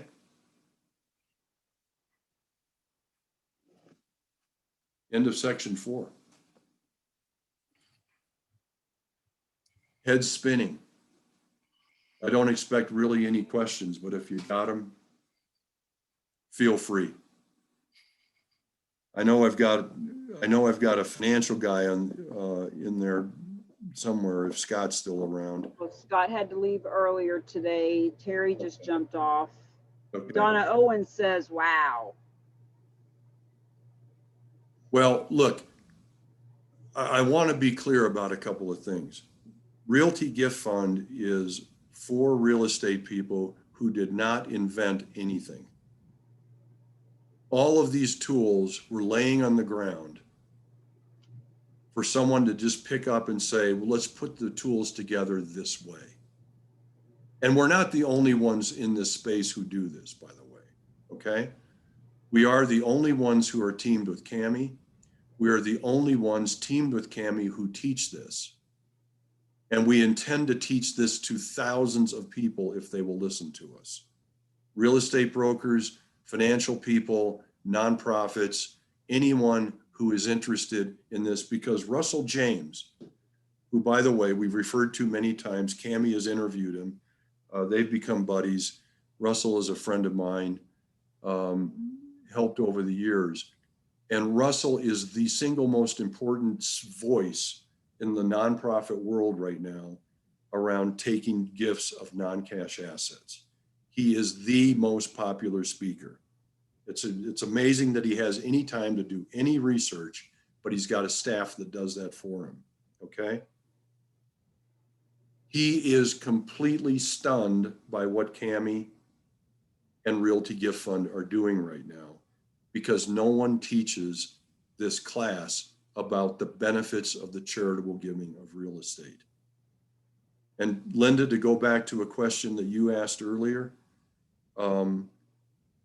you know, if we teach you and you become certified, okay, and you become a true professional in this topic of real estate, and yet I picked the broker who had the listing for a year because I'm loyal to, I'm a broker, I'm loyal to brokers. You know, I would walk in front of a train for a broker because I am one. Put my kids through school, you know, everything that's happened to me is because I've been a broker in my life, okay? Everyone needs to take this information and do something with it. The nonprofits who want to get on our list in case something falls out of the tree and we have no place to send the money, not going to pay off for them. The real estate brokers who think, good, I can claim Wichita is my area or Springfield, Illinois is my area, not really going to work for you. What we need for you to do is take this information and do something with it. Because if you do, the outcome that I just showed you is something that everyone gets to participate in, including you at a full commission. Yeah, love it. But just think of the nonprofits and the causes and the donors who start talking about, wow, what a great experience that was. So that's my little preachy side of this class, because I don't have much to say after this. Cami? Melissa, Linda, did you have something to say?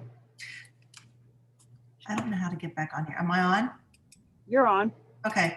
No, I think there's a world of opportunity out there, and it's just, I can see where it would make you just be a better person all the way around. I mean, it's a win-win-win. Yeah. It really is. And Melissa's on here. I met Melissa at we talked about the EXP thing, and then also Unblinded. There's really good heart-centered people that come to the table with this. We're attracting other people like us. And to Bruce's point, this isn't about how can I get somebody to throw me a fish for free. This is about, wow, not only are you teaching me how to fish, you're teaching me how to actually farm fish for other people, and this is generational fish feeding. It's a whole different animal. Yeah. Melissa, would you like to chime in? Absolutely. Thanks for the opportunity. I just like the possibilities that lie within something as this. We all know a bunch of agents. We all know brokers. Like anything or any project that you are working on that you need funding for, like I see a million different avenues of, okay, here's your ideal avatar. Go and contact those donors. Go to the churches. Go to wherever. And in collaboration efforts with everyone, I think that there's plenty of money, plenty of opportunity, plenty of everything. Bring other agents here, because without or agents or brokers, whatever you want to call them, without everybody being involved, then so much gets missed. There's enough room for everyone. So that's what I wanted to add to the conversation. Bravo, Melissa. I mean, that's the beautiful thing about, 1.3 million public charities in America are sharing in a pot that is created year over year over year. And by the way, that pot has steadily grown since 1977 through today. A few blips because of economic recessions and things like that. But it's now $450 billion a year donated by US taxpayers. There's a lot of money to go around to the nonprofits, to the causes who do the hard work. And there's a lot of financial benefit for the people who are on the call today, who can get involved. And look, if you only close 2 deals a year, if everybody in this call closed 2 donations a year, and maybe it's a $400,000 home, and maybe it's a little multifamily property for $1.2 million, a 4-plex, a 6-plex, or what have you.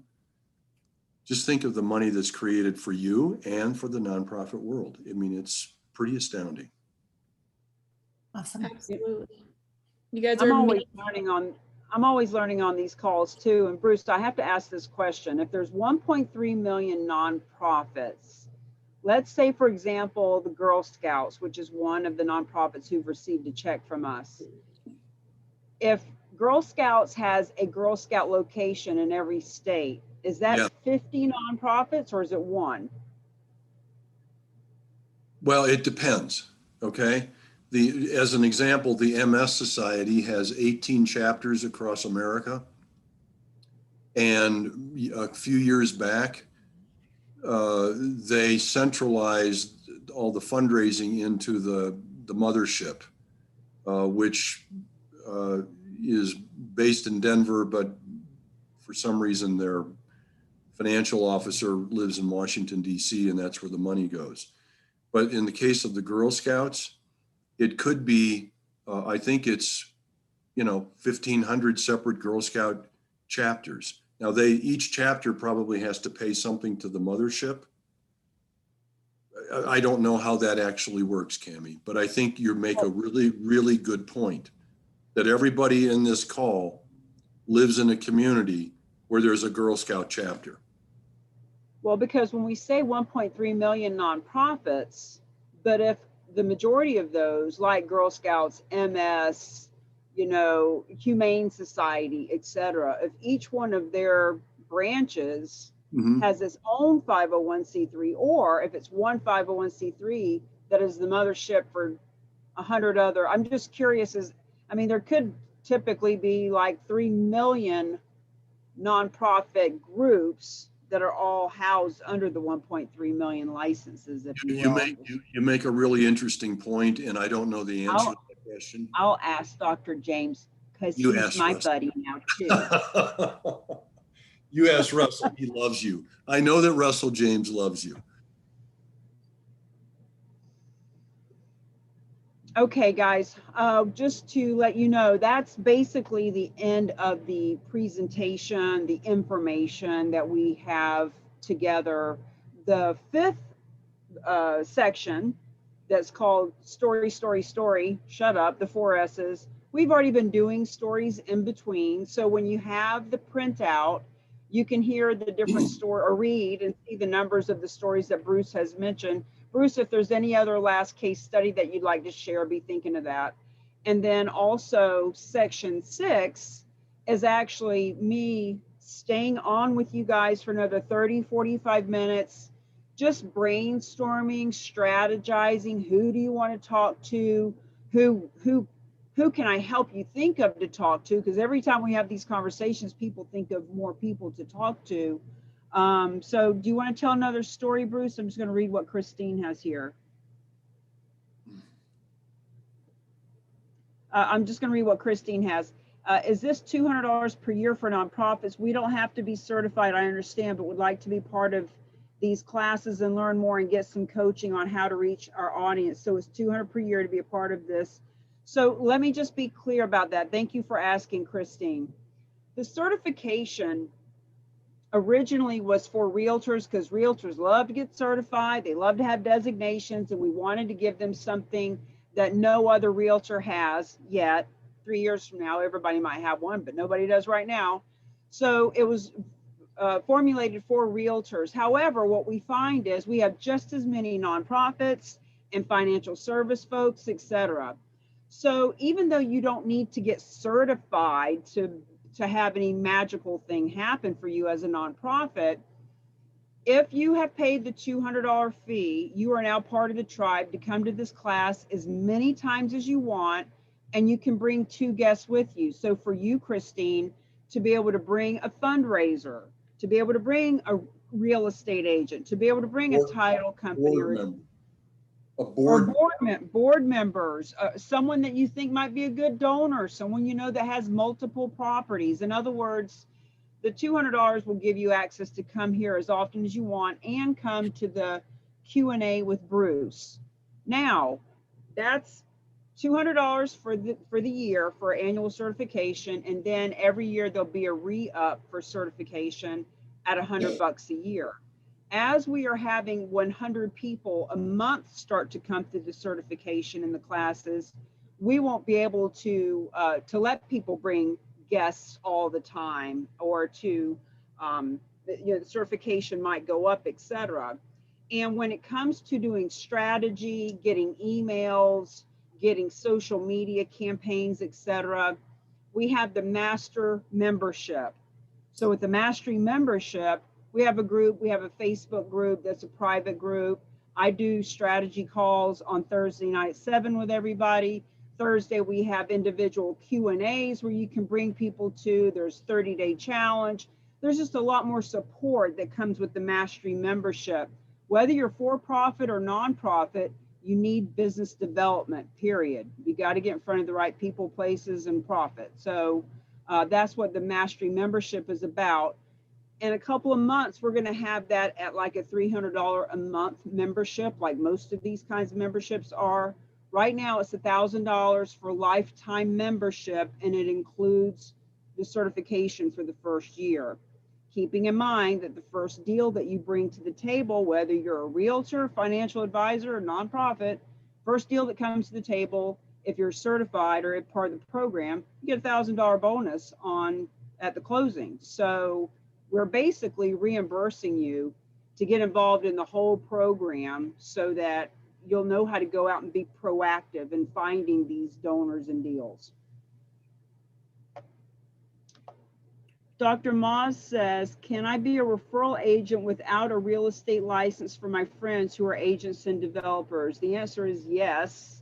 There are lots of people, Dr. Moz, who do not have a real estate license, but they're on fire for what we're doing. And as Bruce has said, you know, if a deal comes to the table that turns into a closing of some sort, we're going to give a referral fee. We don't seem to have a specific amount. Bruce, we've talked about that for months, about what that would look like. But yes, we will have some type of a marketing fee for you. Do you want to address that, Bruce? I've never, in my 40 years of being in the real estate business, I've never blown a deal by not paying someone who is entitled to be paid. And the beautiful thing about the real estate world that I have grown up in is that you get paid on your performance and you get paid for referrals.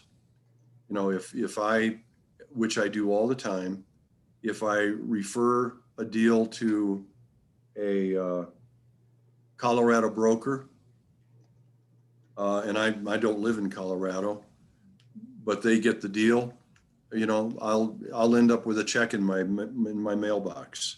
Okay. We always find a way of paying people in a way that makes everyone feel like they're appreciated and we have been fair. Okay. And we never squabble, just to say it again, we never squabble about what the brokerage fee should be. I've sold $8 million properties where the standard broker fee was 2%. Happy with that. I've sold houses where the standard broker fee was 6%. Happy with that. Whatever the standard broker fee is for the type of property that's involved, that's what we pay. I have a question.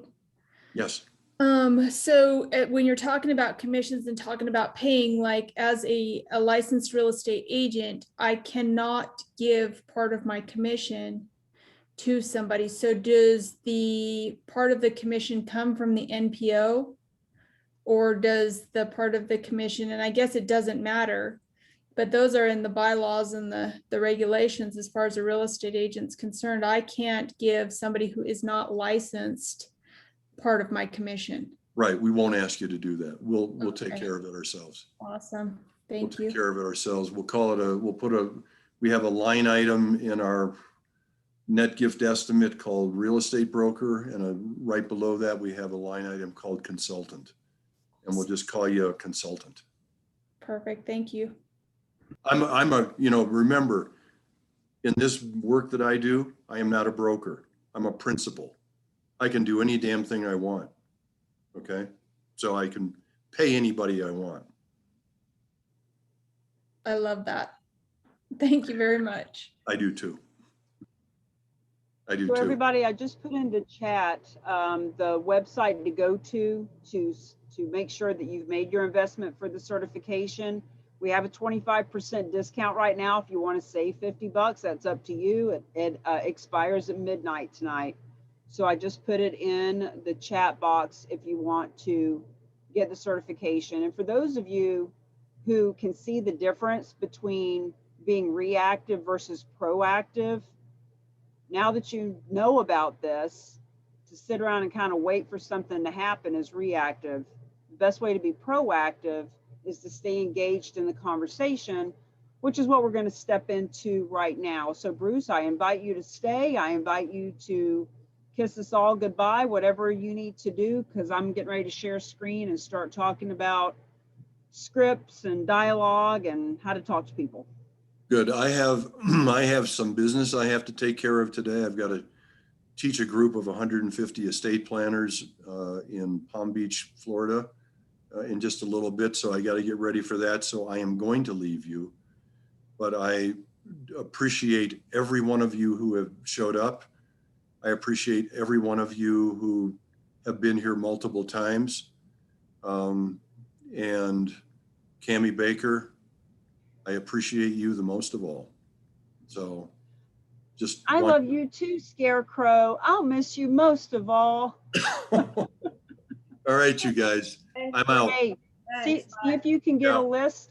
See if you can get that list, those 150 people you're talking to tonight. Start asking for an email list, please. I will do the very best I can. I have, it's going to be the shortest presentation I ever made in my life, but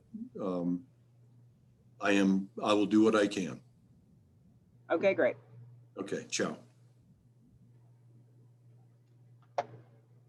All right, guys. I see Melissa says she's got a hard stop in 3 minutes. Melissa, quick question for you. Unmute yourself. Who is someone that you'd like to talk to about this? And let's do just a quick role play with you. Sure. So I actually have a couple of bigger investors that I would love to talk to about this. So that have invested up to 8 million in some different cases that are in need of tax relief. Okay, so are they more numbers oriented or heart centered? They are heart-centered, Christian-loving individuals that I think if it was presented correctly would be on the right path. But at this point, they're more numbers oriented. Awesome. Great example. Guys, story, story, story, shut up. And I'm so glad that I didn't come up with that, because if I came up with it, it would be harsh and nasty and ooh, icky. But Dr. Russell James, the godfather of what we're doing, actually came up with it. So what that means is tell them a story, Melissa. So you tell them, whether it's in a text or on the phone or email, hey, John, I just sat in on a class where I heard about property owners just like you who are not paying one red penny in capital gains tax. This is not a 1031 exchange. His name is John. So we told a story and we shut up, Okay. because when we do, he's going to say back to you, what do you mean? Or how does it work? Or tell me more. Or where can I get more? Like, he's going to ask you something. Guys, this is all about psychology. Now he has asked you to tell him more, as opposed to, hey, I heard about this thing. It's a charitable gifting of real estate. And don't worry, it's not too complicated. And you don't pay capital gains tax. And you can give money to a nonprofit. And it doesn't have to be just one. It can be a lot of them. And like, we start verbally vomiting and we confuse the crap out of people. And they're like, that's no. So we share a little bit of a story. When he asks you about, well, what do you mean? You can share a little bit more. Well, I heard that with charitable gifting of real estate, there's no capital gains. The good news is I have a contact with the group, right? With the team that is doing this for property owners just like you all over the country. I'll just make the introduction. Awesome. That is awesome. That is Very my similar to what we were learning last weekend, right? Yep, exactly. So love it. That's huge for me because I do get bogged down in the details sometimes, and I'm much better at asking them questions than being asked questions, so I don't get hung up in the details. So well, and we do have a form, a really simple form that that Bruce showed very briefly. It's in the private group where, hey, how much do you owe on the property? How much do you think the property is worth? How long have you owned the property? What's the address of the property? Because when you get that one form filled out, Bruce can really look on Google Maps, right, and find the property and kind of get a good idea about it. But what we're saying right now is don't even bog yourself down with how do I fill out a form. Like, do what you do best, refer the rest. Do what you do best. What you do best is list and liquidate property. We're not there yet. So refer them to us. We can help them to see, is this a good opportunity for them?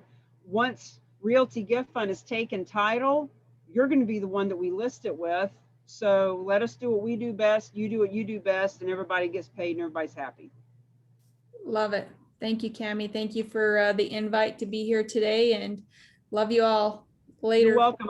We'll be talking in a couple of days, okay? Yes, ma'am. All right, bye. See ya. So ladies, that's a great setup for the whole thing about story, and then be quiet and not try to ask too many questions. I do have a form that I can show you to get into the next module, but basically what that form is about is, before we really get into, well, Cammie, there's this nonprofit that I know and I really want to talk to them, or there's this financial service person and here's their situation, what would I say? I want you to think for a moment, pen and paper in hand, and answer these questions for yourself before you start asking questions. Why? Why do you care? What is your purpose?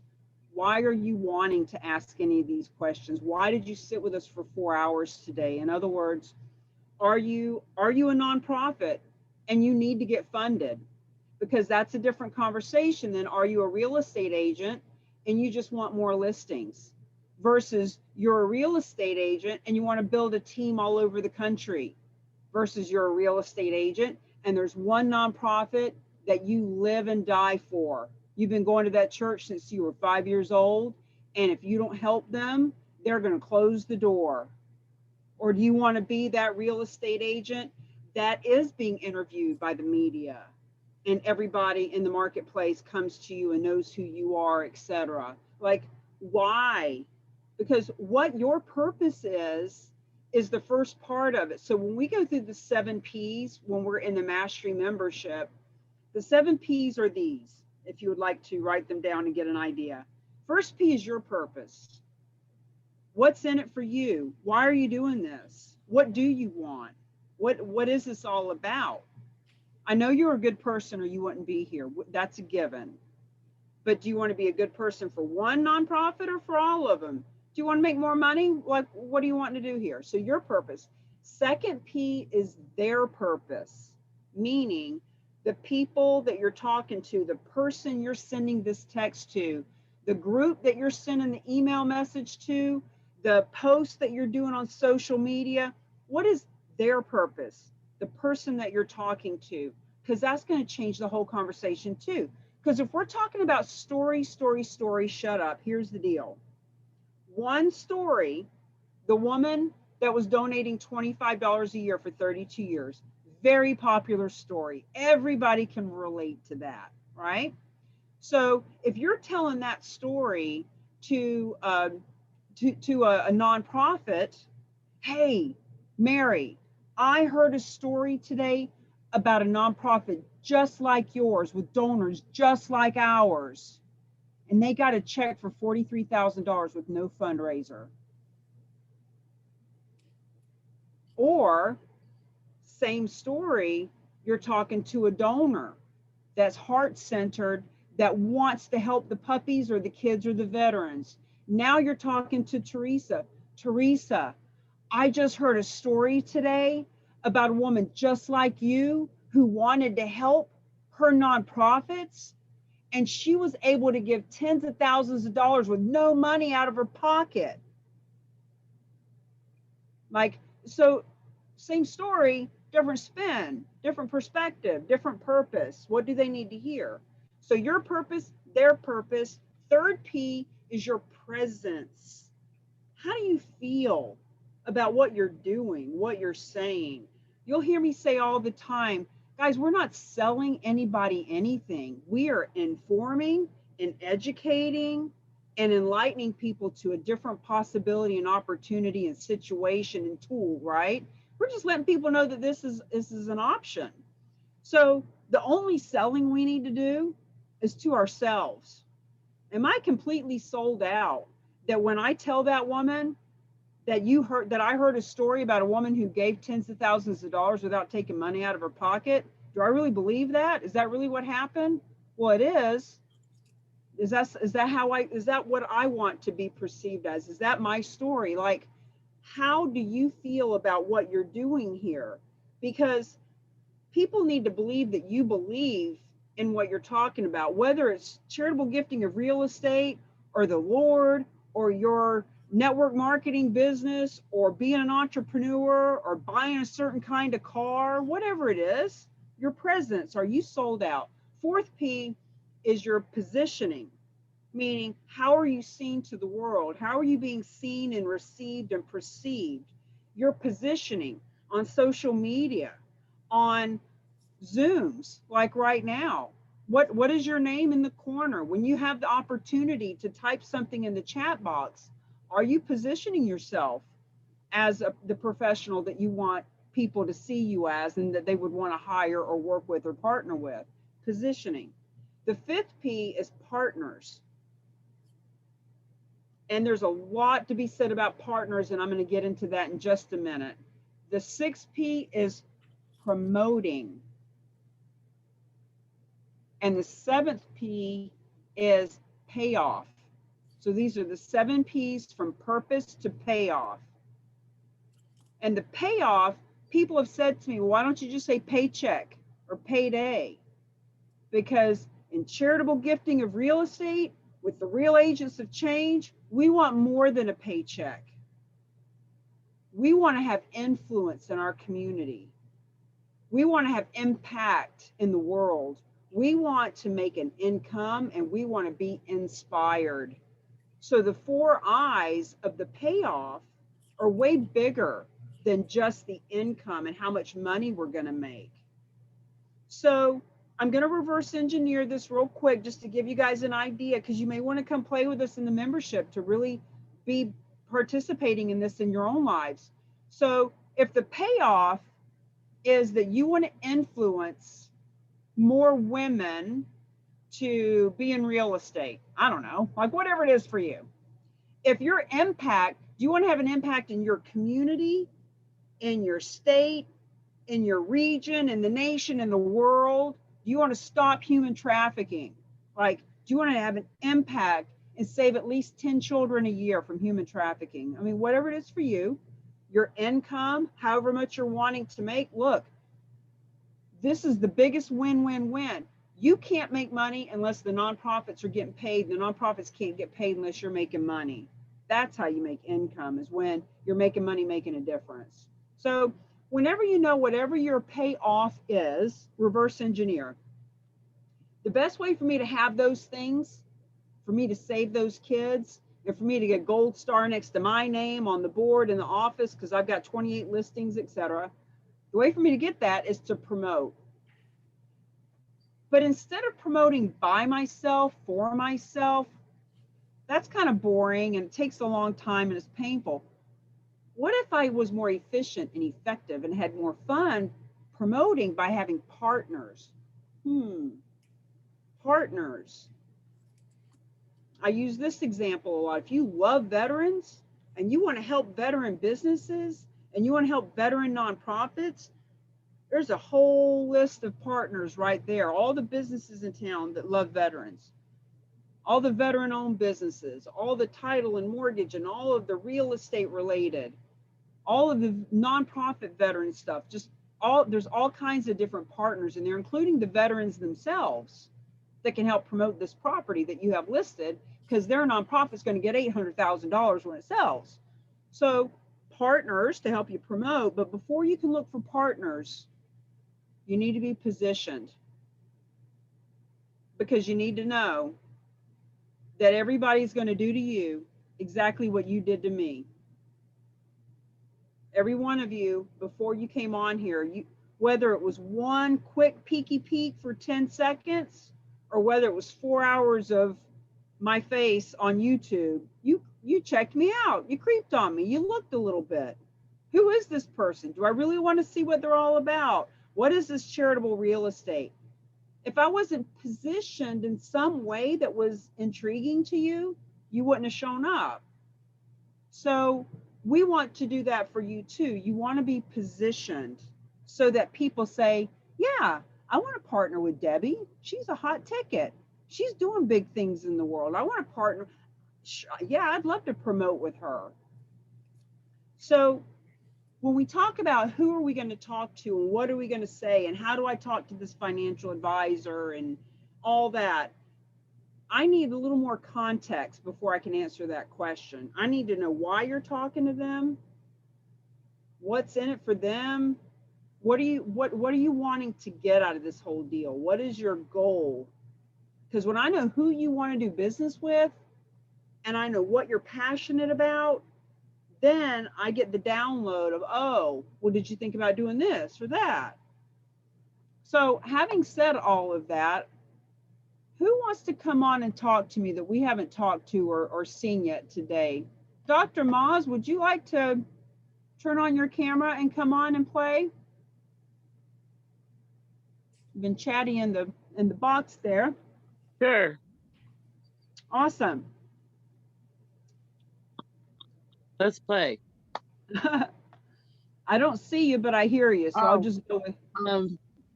So okay, you don't see my picture? I'm having trouble don't. with my photos. It's a flower.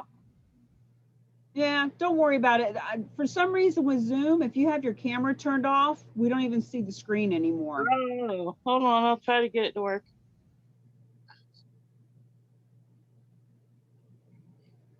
One sec. Let's see if this works. Are we there? Nope. There you are. Hey. Yes, ma'am. Kind of chilly out here. Where are you? Georgia. Georgia? It's not Mhm. chilly in Georgia. It's hot as hell in Georgia. Not today. Not lately. It's up and So, down a lot. so tell me, what's your purpose? Why are you here? How did you end up here playing with us today? I came here so that I could understand how to assist in my purpose in growing humanity as far as our ecological system goes. You know, like what can we do with what we currently have to provide means to get to the next level of where we want to be, and do it like through our own networks. I was working on an early retirement agency for ministers and other real estate agents and brokers, and just I have a lot of friends who already have nonprofits. I work with a lot of different organizations on bringing their ideas into fruition. So I came here so that I could figure out if this was a good fit to put in the network so that it could help people grow, whether it be financially or educationally, or find their So, place, their next place to go. so do you, how do you monetize? Do you actually do coaching programs? Do they pay to have a membership in your network? Is it all nonprofit? How do you monetize? Well, right now I've been doing this as a volunteer minister of peace. So I haven't charged anybody anything. I've more been trying to help people get what they need to keep their organizations flowing. And I just work part-time. I'm doing non-surgical hair replacement, and then I do energy healings when called. You know, I go where I'm called and just kind of stay in the flow like that. No specific, I just try to help as best as I can, which was why me and you met. At first, we were trying to figure out how to donate the land, you know, to get it paid off and then donate it to a good cause. And then you suggested I come to the class to learn how it works so that I could help people get what they need. Yeah. Well, usually for me, what helps for me to give the best ideas is when I know how you are wanting to monetize. In other words, like, let's face it, in order to be of the highest service to people, if you have a little bit of backing going on, if you know if you can pay for life and funnels and Facebook ads, or even just your own rent, you know, like who are people, you got to make money somehow. You talked about doing the hair implants. Is that something that you're Yeah. looking to build? No, I've been doing that for 30 years. That's what I do to survive. The rest of my time I donate. So who So would you like to talk to about this?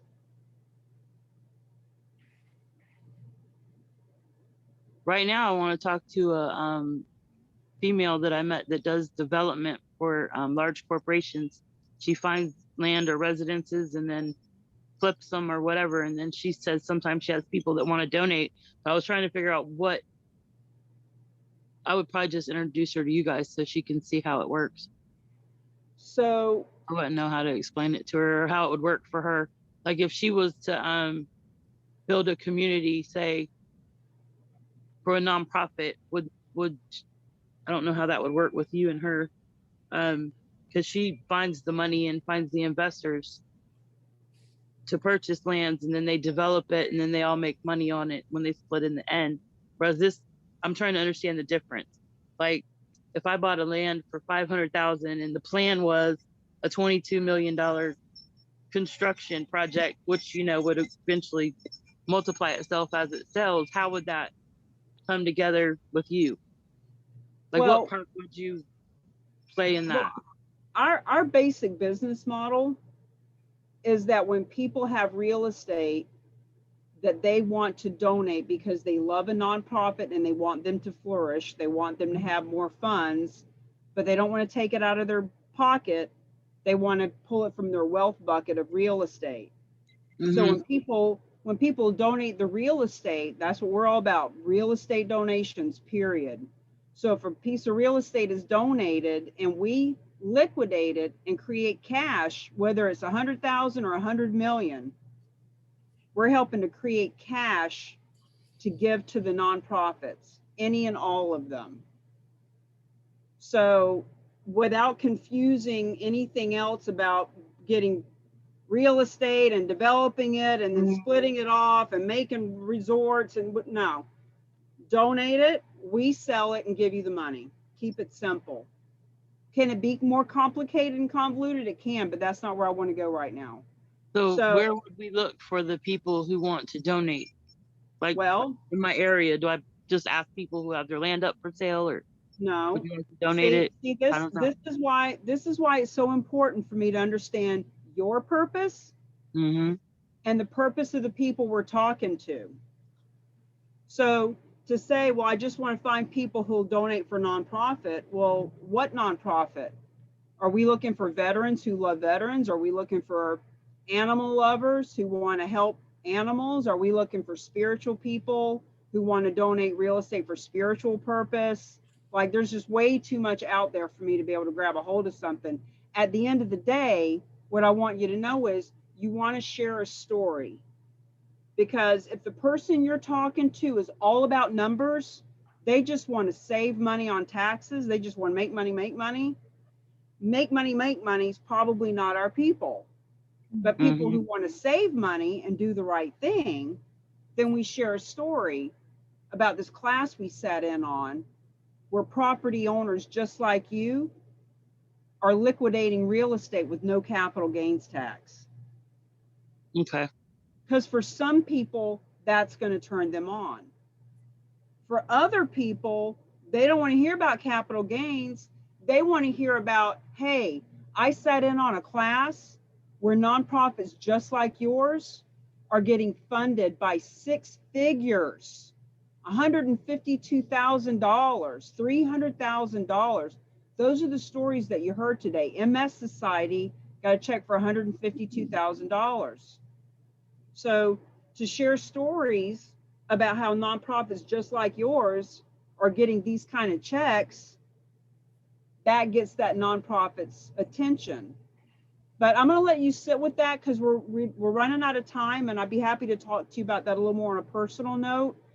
I just want to get some role play in with somebody who has an actual idea of how do you want to monetize. And I know I pulled you into the fire. I appreciate you playing. Hey, I just walked right into it. It's all good. Well, and I appreciate that because, you know, it helps me to be thinking like, how can I be of more service to everyone? But I know that my superpower, I'm like a dog with a nose that can smell the hunt. I can get on a track, but if there's nothing to track, I can't find it. Does that make sense? Mm-hmm. So let's see. Risa, let's talk to you for a minute, my love. Hello, You're a friend of Tamisa Leiden. I am. It was a great day that I met that woman. I agree. And it was a great week that I just spent with her in her lovely home and riding around in her soon-to-be new car. If Tamisa's still on here, she just had a closing that's going to pay for her new car. So Great, great. So Risa, tell me what, I know that you want to learn this because you're a good person. I got that. Mm-hmm. Who would you like to do business with? So I've been at real estate for 18 years, but I've always been on a board somewhere at a nonprofit all that time. I was a CASA for years. I teach classes to other real estate agents about National Register properties. It's like, and then I was also on the board of women's financial organization. So all the financial advisors, the insurance people, the attorneys that deal with wealth management. So all of this is coming together, and my whole thing is these are my clients. They are all these people. I love them. I've had relationships with them for years and years and years. But my favorite client is, because I'm 62, it's like I'm at the point where, I don't want to drive buyers around. I don't, it's just, I want to focus on trusts and properties that have no sentimental attachment, but maybe helping a person who is transitioning from their home into assisted care and wants to figure that whole thing out. So, you know, those are my market people right now.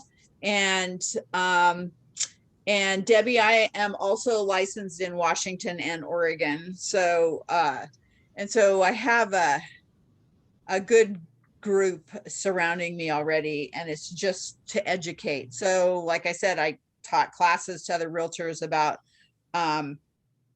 homes on the National Register, but this is just another teaching opportunity for me, which I understand is better at providing the end goal, you know, for me, the payoff at the end. So are you wanting to do more business with seniors?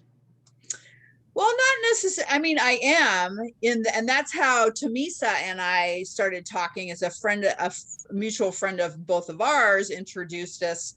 And, you know, Tamisa lives in Scottsdale. My friend lives in Palm Springs, and I live here in Portland. But that's how we were introduced, was, you know, because Tamisa does a lot of that. But, you know, I already do, but those are my favorite client at the end of the day, those in trusts and just liquidating assets. And at the end of the day, and helping. So who would you like to talk to more of? Like probably the financial advisors, and educate them on what you guys can do for them. That would be, I think, would give me my most bang for my buck. And then also the estate attorneys. So yes. Does that make sense? Oh, she's locked up. Hi, everybody. There she is. Okay, so you want to talk to financial advisors, right?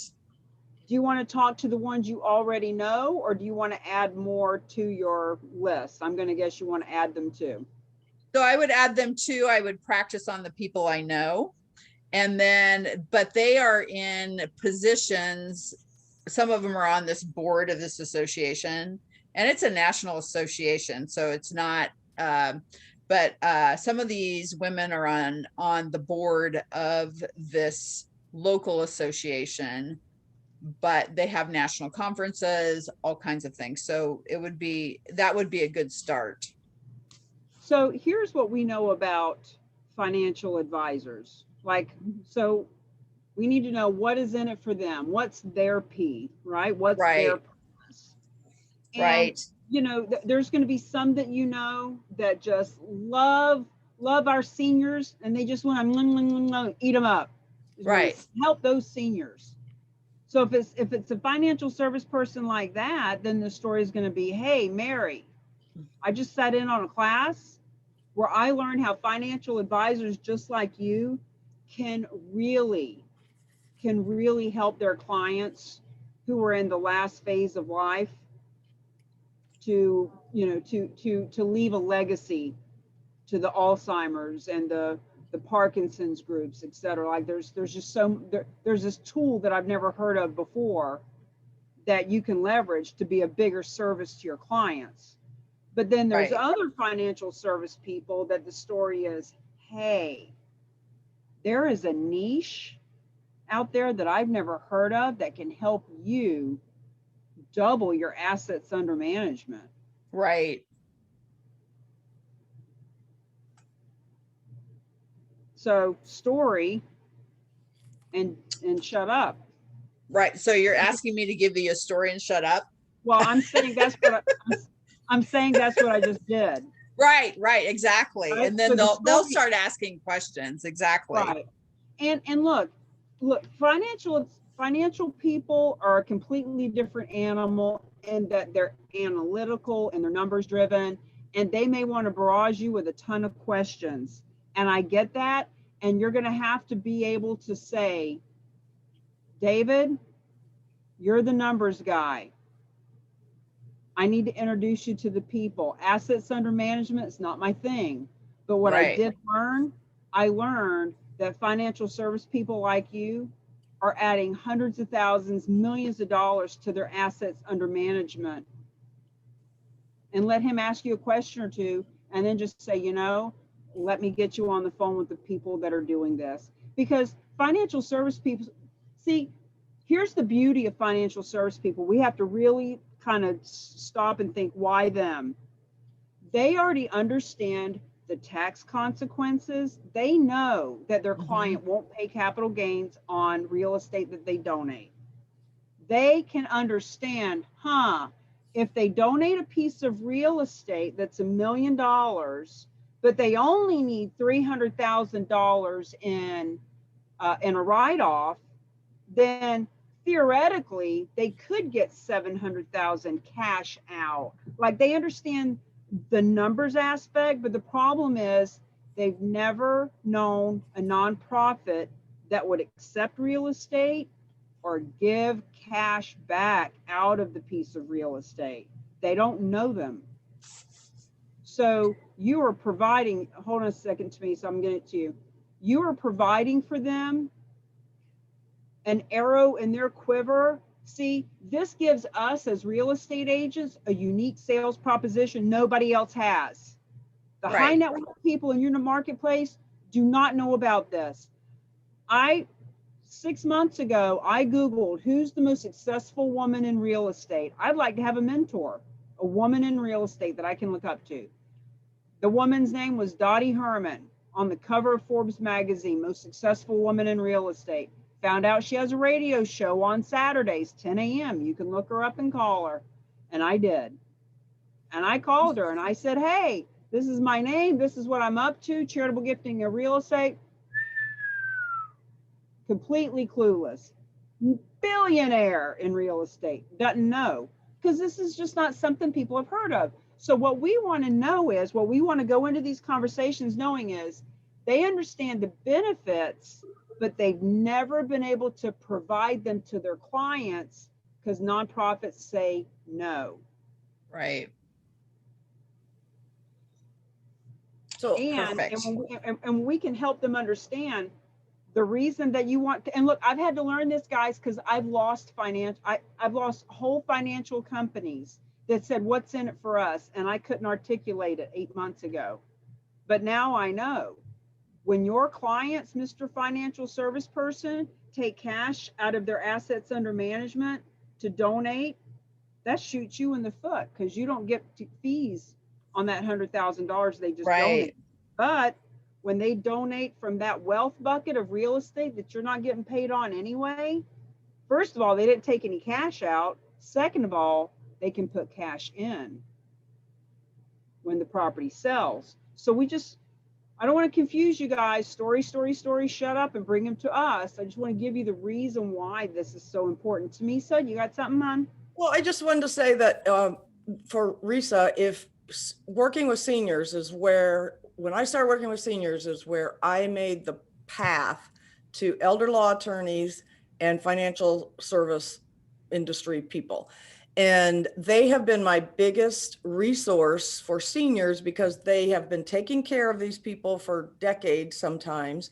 They know everything about them and their family. They know, for one thing, when they need to be relocated and need to sell their home. So I get the call for all of that aspect of it.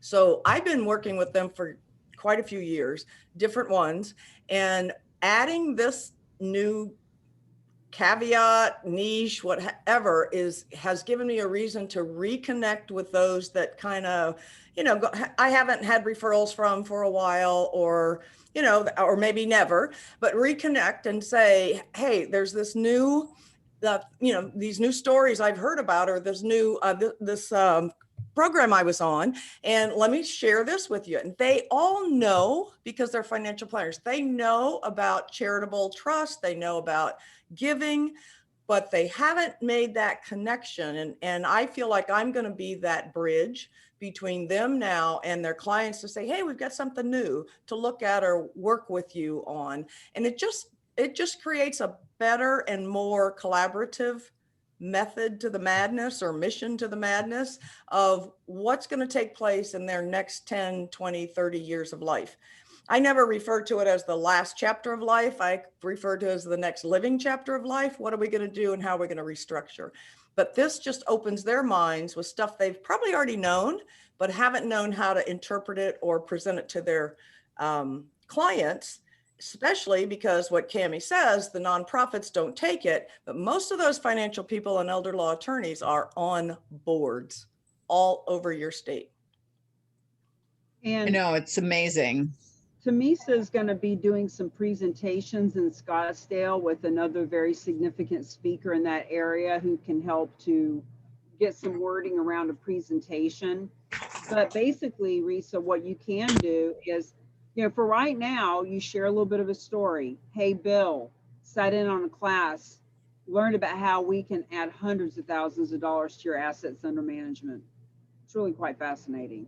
Okay. Pique that person's interest and bring them onto a call with Bruce, especially these Thursdays that we're doing. 1 p.m. on Thursday is directed towards nonprofits, why charitable gifting of real estate is so important for them.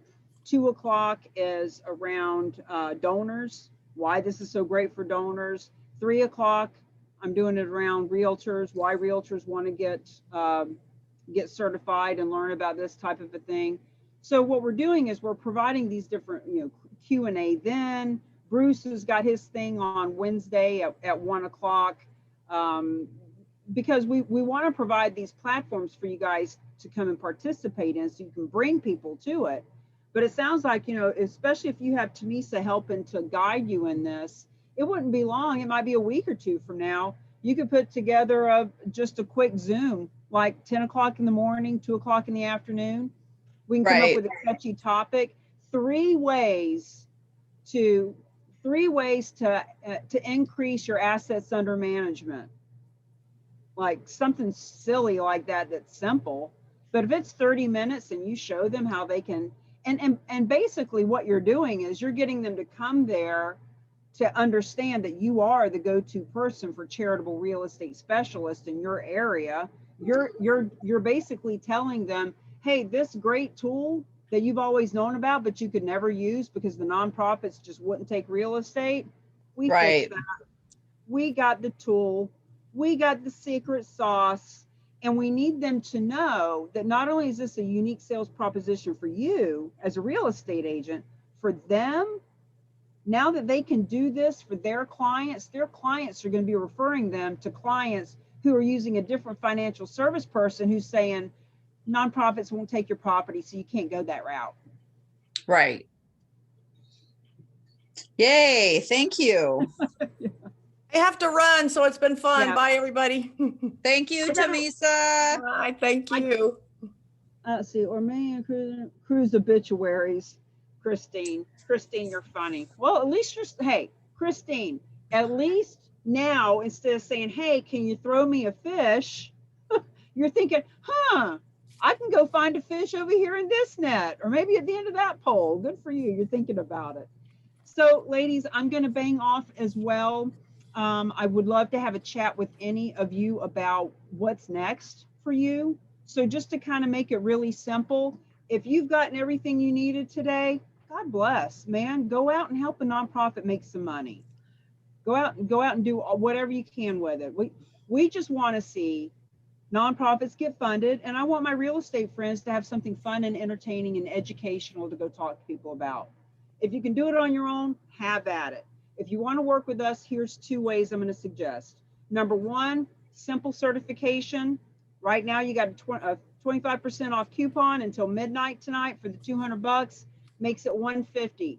If you do the certification only, you can come to as many certification classes as you want. You can sit in on the Q&A with Bruce the first, second, third Wednesday of the month. When the test is finished, we're still tweaking the test. It'll be ready in the next couple of weeks. When you take the test and pass it, then you'll be able to use the little certification that says you're a certified charitable real estate specialist. And as we create the website, you'll be on the list. And of course, you'll be part of our Facebook group. If you want to get the emails and the social media, I don't have time to show them to you right now, but they're all in the Facebook group. If you're part of the Real Agents to Change, you see all the ones that we put in through with Tamisa's face on it. But we've got 90 days worth of emails and social media that you can use for free when you're part of the Mastery membership.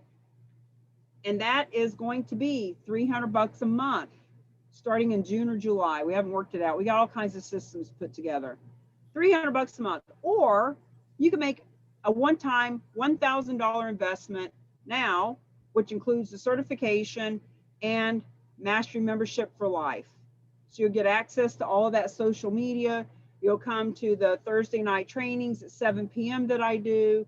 You can now be a part of the Q&As on Thursday, the 30-day challenges that we do, the private group where the recordings of these programs are. You'll get the recording of it if you're part of the certification class too. But suffice it to say that if you want to have more strategy, more group participation, more guidance around who do I talk to, what do I talk about, that's part of the Mastery membership. So, you know, we're happy to help you as little or as much as you want. And on that note, please feel free to send me Cami@CamiBaker.com. I'll put my stuff in the thing again over here, my contact information, CamiBaker.com. Debbie, I sent you again the link to get the certification done for yourself. 785-259. Shit. 603-785-2598. There's my cell phone number. If you have any questions, you can feel free to text me. Linda, I'm going to follow up with you. I've already got that in a note. Thank you. Risa, I think we should talk too. Anybody else on there want to have a chat afterwards sometime this week? I do. Yes. What's your number, Risa? 503-358-4311. Okay, I'll send you a text and we'll set something up for Thursday or Friday. Okay. Okay. Okay. So so I followed the link that you put in there and it has me register for the class. Is that what you want me to do? Oh. You know what? You know what? Enroll. Go Let's ahead. keep this simple. I'll just send you a PayPal link. We're still Okay, perfect. putting all the systems together. Okay. So I'll send you a PayPal link for the certification. And if you want to do the membership, we can talk about that later too. Okay. Perfect. Awesome. All right. Thank you. Thank See everybody you. later. Bye. You're Appreciate welcome. it. Bye. Thank you. Thanks.